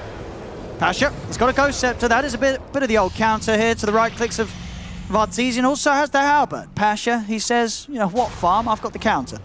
Goodbye. See ya. Shout out to Pasha's itemization, because if he didn't have those 3 exact items, I think he just dies there to a couple of Daedalus crits if he's not lucky. Radiant's top tower has fallen. Okay. Leveler as well on Arteezy. That is, that's a terrifying one. This base of Na'Vi in a precarious position. We cannot allow Crystallize to die. The game becomes so easy for Ramses at this point. Just don't stand next to Arteezy. Give him Empower. Heal him when he gets gone on. I mean, for everybody, you just buff your boy Artur. Immersion. They're going to try and charge in here. We're going to have to commit from Young G. Pots the BKB, looks to take out Fly. Will be able to eliminate the Kotl before he gets anything out. Fly buys back. Arteezy pots the BKB, turns over towards Crystallize. Crystallize glimmered, slides to the side with the 4-staff. He'll get out of there. Arteezy still looking for a target. Immersion comes back in with the charge. Disarm as well onto Arteezy, but GPK, he's got the X-Mark, Torrent control onto the Spirit Breaker. 1,200 damage crits coming out from Arteezy. The disarm's there from Pasha. They're controlling Arteezy now. Crystallize, he's able to hit back. And one thing you got to remember is there's still going to be that incredible strength for the piercing hits from the Drow against Arteezy. All his armor relying on the stats, and that's cut through by this Drow. And Arteezy now dead. He bought out his Daedalus, so he has no buyback. No, he's got okay, he's got buyback. He's so rich, he bought out a Daedalus and he still has buyback. But no meta, of course, for this hold. So we'll see if Na'Vi can push in and punish this window, at least force out the buyback from Arteezy. Na'Vi, an excellent fight from them there. And once again, going back to Pasha's items, if he didn't have these items, there is absolutely no way they could kite him. He messed with Arteezy so hard. He did. Absolutely. They cannot kite him like that. Arteezy was on the back line. He was on Crystallize. But it doesn't matter. He's halberded, off cooldown. And Pasha's got a full E-Blade, so now he's even able to mess with him even more. He's going to be disarming him, he's going to be E-Blading whoever he's targeting. And Pasha, he had an excellent start from the lane, and now he's got the items to work as that hero that really trips up what Arteezy's Terrorblade needs to do in the fight. Arteezy's holding onto the buyback, doesn't want to pop it here. And won't need to, it's just a tier 3 going down. Na'Vi won't push on for anything else. Yeah, they're worried about the Magnus. You know, it gets them out on the map again, and Roshan is respawning soon, so just use this to try to keep your wards up, defend your wards, keep pressure around the Rosh pit, take the next Rosh, end the game. Whichever team gets the next Rosh, obviously, is going to win the game. That's always how it plays out at this point in the game. All about that Rosh. 6k gold lead, doesn't even matter. Whoever gets Rosh wins. The thing is with this farm, I mean, if you are the TB in this game, do you need that sort of plus armor from something? You know, because we did see how quickly he does die to the Drow. You know, at the moment he's just got that +3. So 38 of that armor, boom, it's just cut through by the Drow when the procs come in. Yeah, it's... But no one could really buy an AC right. There isn't the farm on the other carries. Like, would you have liked to maybe have seen an AC instead of the Daedalus, or do you still agree that this is the way you would want to go as the TB, just full in on the damage with the MKB Daedalus? I think he needed to do this to 1v5, and you need your other heroes to build the supplementary items for you. Okay. I think the Mag probably can get an AC. Immersion. I mean, again, the same area. Immersion and Young G, they just start the fight, and instantly they go for Fly. Young G trying to get rid of the call. He'll do so. Arteezy turns with the BKB, and Meta will kill off the Spirit Breaker. Now looking over towards Crystallize, but the chaotic offering is dropped down. Arteezy is silenced, and again, this Drow just destroys the Terrorblade. Crystallize shoots him down. Ramses is trying to clean up, but without their Terrorblade, so much of EG's damage is just wiped out of the fight. Triple kill for Crystallize. And Arteezy, he's buying back. He knows he's going to need to because this push is going to come in from Na'Vi. I don't know, man. It's just without that plus armor, he just dies. He has nothing to protect himself against Crystallize. And that's the thing. Navi's doing a really great job at focusing the EG supports. They're going for Kotl and Rubik in every fight. They're sending the Spear Breaker and saying, okay, he's literally dead. He's going to go in, he's going to die, but he's going to get the fight started. He's going to disrupt the supports. Like, they didn't get anything off in that fight. And when it's Arteezy versus the world, he's against Heaven's Halberd, he's against Ethereal Blade, he's against Force Staffs, a guy that has a damn... What is this item? Shiva's Guard. I haven't seen it in so long, I forgot what it was called. I mean, you're right. Na'Vi is itemized in a way that's really focused. You know, what EG is trying to do with this Arteezy Terrorblade. Right, counter Terrorblade with the items, and counter the other heroes with the play. And they're taking racks now. NAVI up into the base of EG. The bottom rack's gone. Dire's bottom barracks. This game getting... Ooh. Oh, what did I just hear? Oh, that's what we call the BMBKB. It's like, I don't need charges. I'm just going to pop them as I wish. It's Crystallized swags his way out of there. Sausage fingers touching two buttons at once. That's always a big issue. Did you ever watch Salad Fingers? I did watch Salad Fingers. I knew you did. You are. Do I seem like a Salad Fingers kind of guy? Yes, you do. And nobody knows what we're talking about. I appreciate that. I mean, there's probably some people used to watch the old Flash cartoons. Millennials. Remember, Flash doesn't exist anymore, you know? No, it doesn't. It's dead. Flash is dead. It's gone, yeah. F in the chat for Flash. Yeah. Ripping pepperonis. Those were the good days. Yeah. We'll go smoke up from EG now against a 16k gold deficit. Roche is up. Don't know if they... I mean, can they try for this? There's no golem. Yeah. Could they sneak it, or is it a little too risky? I mean, if they could get a kill to start, Immersion, he's going to start speeding away. And NAVI are being smart about this. Yeah. They're playing it real slow. They're letting Pasha get down his ward wall. He's putting wards in the pit so they know that EG is not taking it. It's always so nice to have these late game Roche fights when you actually have something to see. Oh, and look at this as well. Pasha just going for the guns blazing build. E-blade into dagger. Yeah. You know, he's ready to... Yeah, it's good against the TV. Yeah. Just blow him up before he gets sunder. Yeah, exactly. He can never sit low for a sunder because he's got to be worried about taking sort of a blast to the face here from Pasha. Yeah, you don't see it often. And honestly, with this game going on, if you're Ilias, you're probably like, guys, can we actually not win too soon? He's close. Well, he's got Aghanims in like 3k gold. Like, he's making good progress on the Aghanims refresher as this Warlock with a Midas. Yeah, this is the fun part as a Warlock. Yeah. You're totally You don't want to right. win yet. You're like, guys, can we slow it down? I want to get the double golems out. And it seriously doesn't matter that there's hundreds of thousands of dollars on the line. Like these just guys want to drop the double. Yeah, exactly. You know, these guys love playing the game. He's feeling himself right now. That's Roche. And there it is, the first Dagon out. Starting out with the Magnum. Pasha. Did he buy? Oh no, he didn't buy out. Okay, he's got a lot of money. No, he's got the Dagon. Yeah, no, but he still got his buyback, I think. Sure, yeah, he didn't go full crazy and just invest in the upgrades. Dagon 3. Oh, here comes the Roche fight as EG start to try and push them away. Boat down. Roshan getting low. Can EG actually get in here for the team fight though? Ramses. I mean, it's so terrifying. As we talked about at the start, it's a very hard team to fight into if you're EG. If you don't find that jump, they will just turn and shoot you down. And how are they going to get... You can't get in. Immersion. Here he comes, straight in onto GPK. The Torrent Storm is out, but honestly, it only hit the one of them.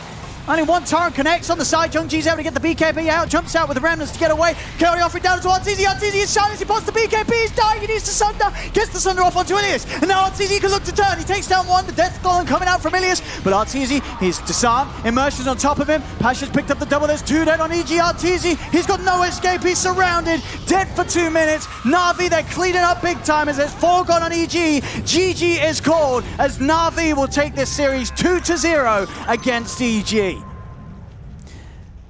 Man, given how they stopped their heroes completely, I feel like NAVI just popped off after that win. I think they're so stoked with that.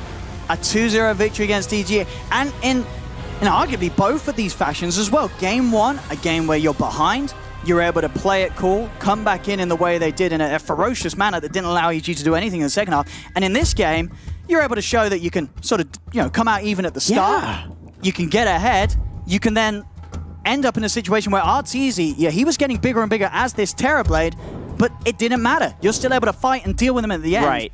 And just across the board, NAVI, excellent team play. I mean, so many things to point out. Me, for one, Immersion, I loved his Spirit Breaker play. This game, he was just in. There were so many situations where it's like, does NAVI really want to fight this? But he went straight in, always had the backup of Young G flying over as the Ember Spirit. And every time they started those fights, it just worked out for them. Man, those two really did it for me. I mean, everybody else, they pressed their buttons. I mean, it was all very impressive from NAVI. There's so many things you could talk about. Right. Like where they were positioned, the way they executed team fights, the way they were taking enemy farm all the time, just super well executed from NAVI. I don't think anybody expected that. No, I think that two was games back to back, doing it against EG, and EG, a squad that was looking pretty fine in the other series that we've seen. They crushed them. Yeah, and NAVI, what a an amazing day for them. They, as you said, I'm sure they're going to be on top of the moon after that victory. 2-0, Na'Vi take this series against EG. Yeah, you can hear the casters starting to talk about what their mental state would be. I think that's pretty palpable. You got to be feeling damn good after that. My question is how much can this really shake up groups? How much can this actually really affect the entire scope of the tournament? That's something that we're definitely going to talk about. But let's talk about the game and how we got in this situation. The day of hot 2-0s and just ending with a huge upset. It felt like throughout the entirety of that game, Cap, that you potentially had the inevitability of the TV. And what causes that giant bomb to not pay any fruit? Well, I mean, I think there was a couple things, right? There was a lot of times where Na'Vi was doing a really good job slowing down the Terror Blind, where they were always like farming up the enemy jungle. They were taking a lot of the map control, so it was only the TB getting farm. But there was that moment where TB did come online, and it was like, oh shit. Yeah. Like, this is where the EG, like, okay, they did their thing. They've got a BKB piercing high ground defender in the Magnus. They've got the harder carry. They drew out the game long enough, and now they're going to win. But Na'Vi just straight up outfought them so many different times, even though the TB was totally online, because they had a equal amount of farm through their 1 through 4 position. Everybody was able to have an impact in team fights, and they played around each other so well. I think Young G also has a lot to say about that one. I think his Ember in both games was pretty phenomenal. And ultimately, I think he might just be underrated as a hero. Like, we've seen him fall out of the first phase. Sometimes he's not even banned in the second phase. Like, people just sleep on Ember Spirit. I think this hero is just kind of insane still. You can itemize so many different ways, mix damage, and in late game, you're just such a force. He's all over the map, and ultimately, like, Artur just doesn't have the ability to win this game for EG. Yeah, it's pretty crazy to actually see, though, because, like, if Na'Vi was going to win, I don't think you expect it to happen like this, because as Cap already mentioned, you know, you get EG for... when you look at this game at the very beginning, even when you look at the draft, it seems like they made it to their win condition. They seem like they got all the way there. And Na'Vi, it's not like it's a secret how a TB is going to take over the game. They play around it very well. Yeah, for sure. Ultimately, I just think it's so good for this team. Like, they needed this win, and it's wild how this was such a day of upsets, right? I mean, I did not expect NiP to beat Liquid 2-0. That was like never going to happen in my book. I thought there was an even lower chance Na'Vi would be able to Slack take said it EG. the best. He said the upset of this series is it not going to a game 3 before it started, and sure enough, we get the upset there as well. You expect it to be very even, and you just look at the day as a whole. And let's start to actually think about why that does happen. I do want to look at some of the fantastic moments inside of the series, but you know, you think about how today happened, and there are just moments where you see one squad at the beginning. If you look back even to the previous series, it's like, okay, somebody made a mistake, and then that same team takes that momentum, and they're able to play out of their mind in the next game. I think to really understand a game like this, it's necessary for all of you at home to go back and really get into the history of the game. It all starts with The Art of War by Sun Tzu. He who controls the battlefield shall overcome his opposition. And in this case, when you've got Spirit Breaker constantly finding charges, Ember zipping in and out, Veno wards disabling the Blink Daggers from the entire EG lineup, it becomes very easy for them to control the areas of the map that then lead to advantage. Then they win the game. They've even got a people. They've got Golem. They've got all of this incredible damage output. And yeah. And I think that leads to another Sun Tzu quote about always having supports that scale into the late game.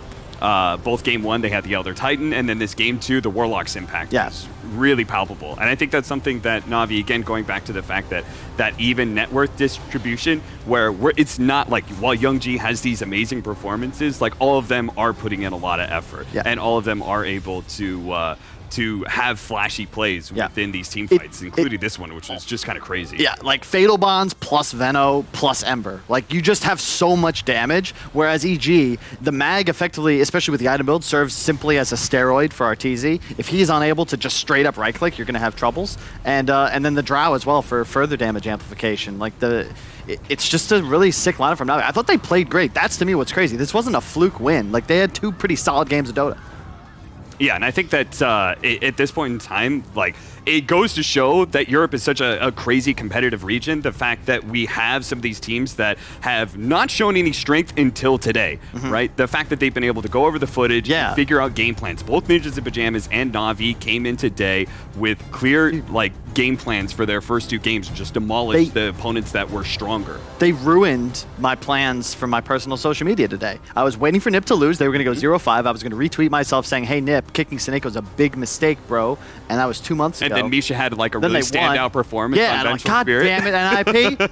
I would have got like at least don't 15 worry. on that. I'll retweet that for you. Thank you. But this game, EG, I figured they'd prove like we're number 1 in group. They took out Nigma the other day. They're coming back here. I figured Navi would be a pushover. They got rocked by VP the other day. It just doesn't even matter. Shout out to, again, another legendary tactician, Cinderin, as he said about Alchemist. So poetically, it is an Alchemist game when there's an Alchemist. Navi, you always consider that one to be maybe a fluke of sorts. That's this was certainly not. Even better quote than Sun Tzu. I agree. For sure. I think that when we look at today as a whole, though, we kind of see a similar thing happen. Yes, the circumstances are a little bit different, but with a team being able to take over in one game, you bring up the plan, but it just seems like all of these teams operated off of momentum to a certain degree and got 2-0s that we didn't expect to happen. And my question to you, Kyle, as somebody who's competed at the highest level, this is different than a tournament, right? Like, this is a league. You have to think about it as a marathon. How much does shit like that matter when you're in a full-on league? Does momentum actually last for something that's a much longer format? Or is that something that, because, I mean, you look at a team like OG, for example, you see them at LAN able to do things like that all the time, and they're able to snowball it into some of the biggest victories that we've seen in the history of the game. But when you're in this much slower environment, how much does momentum in one series really matter? Because, I mean, even for Na'Vi, it's not like they have an easy road now because they get this huge victory. Like, how much do you think that this matters for them as a whole? I'd say it's big, if not just for the league, but for building their confidence. A newer roster, a legendary brand, you feel like you've got a lot to live up to, and I think that this will do good for them just moving forwards, whether or not they place well here. Well, every competitor's different, so it's definitely going to be interesting to hear what Na'Vi has to say. We got Pasha on the line. Let's actually hear it. How much does this matter to you guys? Not only taking down a squad, but taking out a squad that has incredible results like EG. Do you think that this momentum is going to be important for you guys moving forward? Yeah, hello guys, hello everyone. We need this win. We need this win, of course. It was a pretty hard series. I want to say that maybe we were just better prepared because we lost first 2 matches, first 2 series in this league, and we understood that we have a week to prepare to EG, and we need to spend all our time to be sure in our drafts and etc. Because it's super important right now to have a better draft, because with that you can just play faster than your enemy, and it's much easier to play when you're winning. You are having better vision, you have more items, and etc. So basically, you spent an entire week not only getting ready, but getting ready for EG in particular, is what you're saying? Oh, wait, I didn't see your very good haircut, I want to say. Thank you very much. Thank you. I'm working on it. Yeah. Can you repeat the question, please? I was looking at you, and it was amazing. It's not the first time it's happened. It happens. Do not feel alone in that. But yeah, so basically what I was hearing from you in that first answer is you spent an entire week saying we need to beat EG and looking to actually take down this squad in particular, not just getting prepared as a whole. So how does that actually change your practice when you're targeting one team?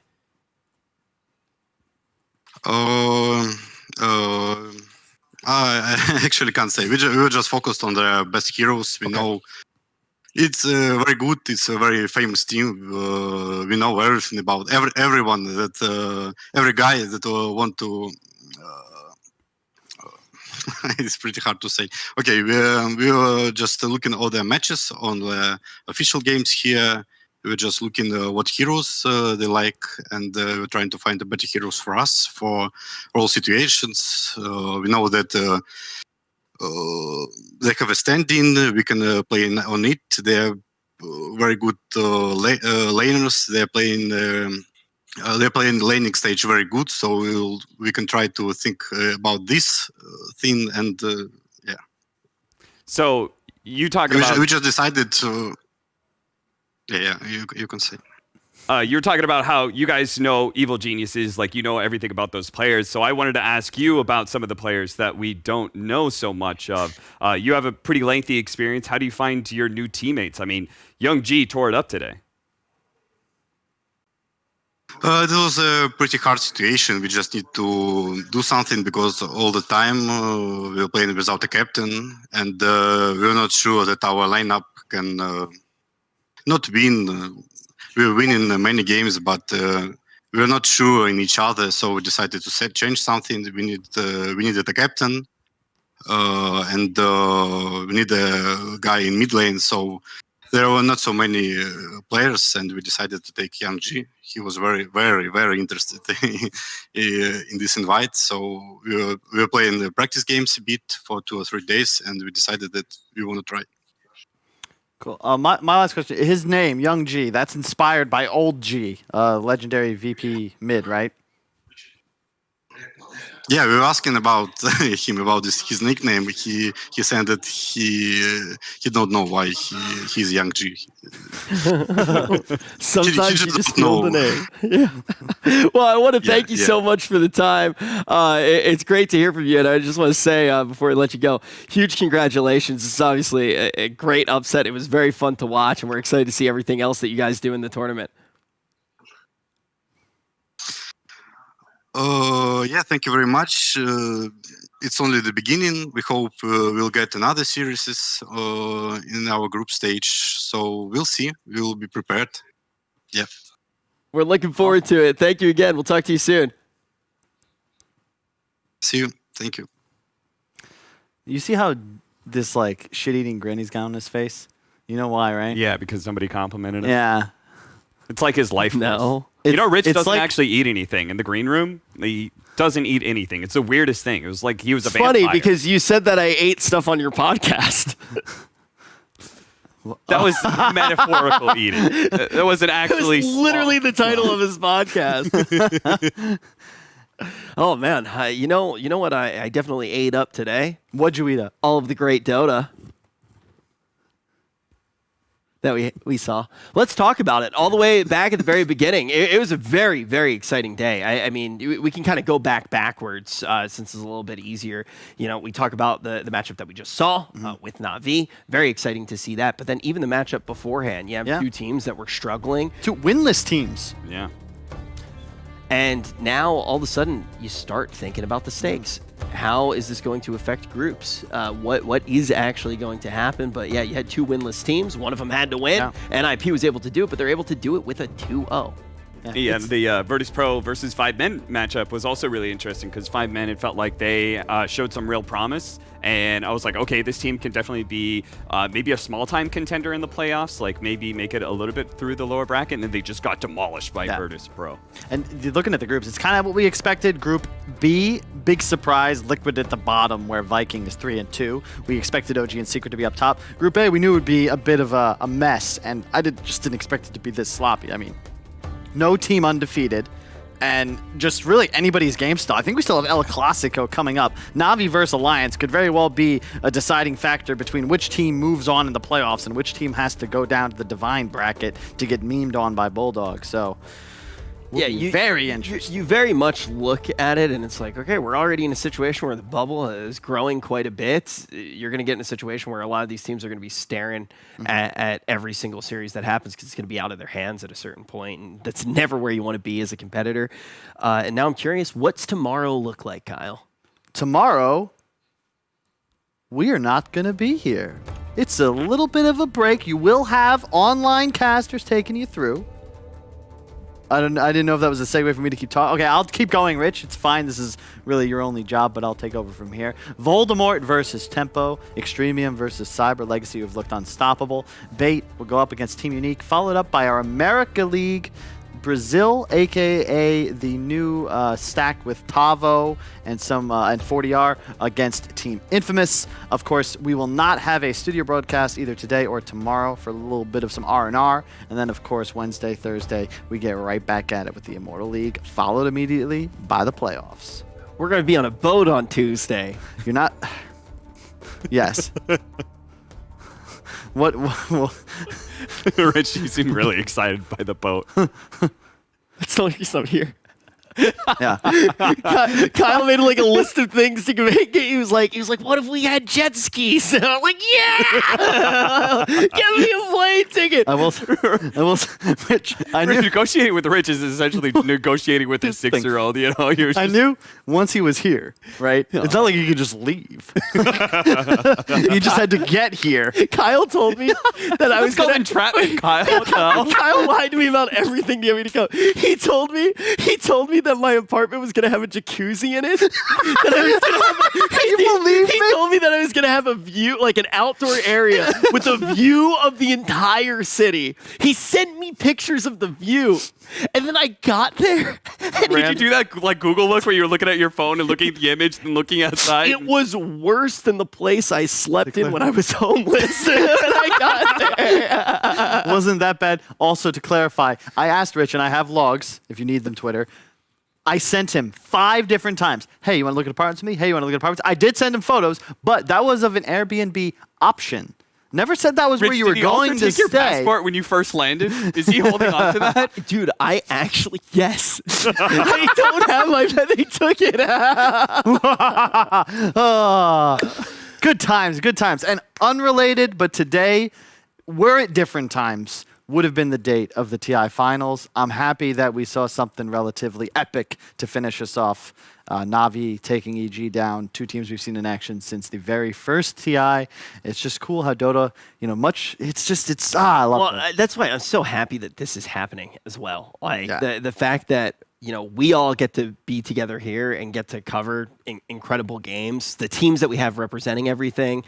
It's just great to watch. It feels nice to, at this time of the year, still kind of have that rock and still be able to watch everything. And, you see the upsets today, and you just start to think, what is it going to look like as we move a little bit deeper? Because when we actually do get back on Wednesday, obviously there's going to be plenty of Dota over the next 2 days, but when we get back on Wednesday, we're going to be pretty deep into it, Cap. And I feel like these upsets, we're already starting to get in a situation where I don't know. Who do we actually see make it all the way through? Yeah, like that Group A, right? Like Navi actually looks like a team that is no longer potentially going to be eliminated. And the other team that's down there is potentially Alliance, right? If Navi actually manages to beat Alliance there, then Alliance, a team that has looked like they were, I would put them in like the bottom listing of Tier 1. Yeah.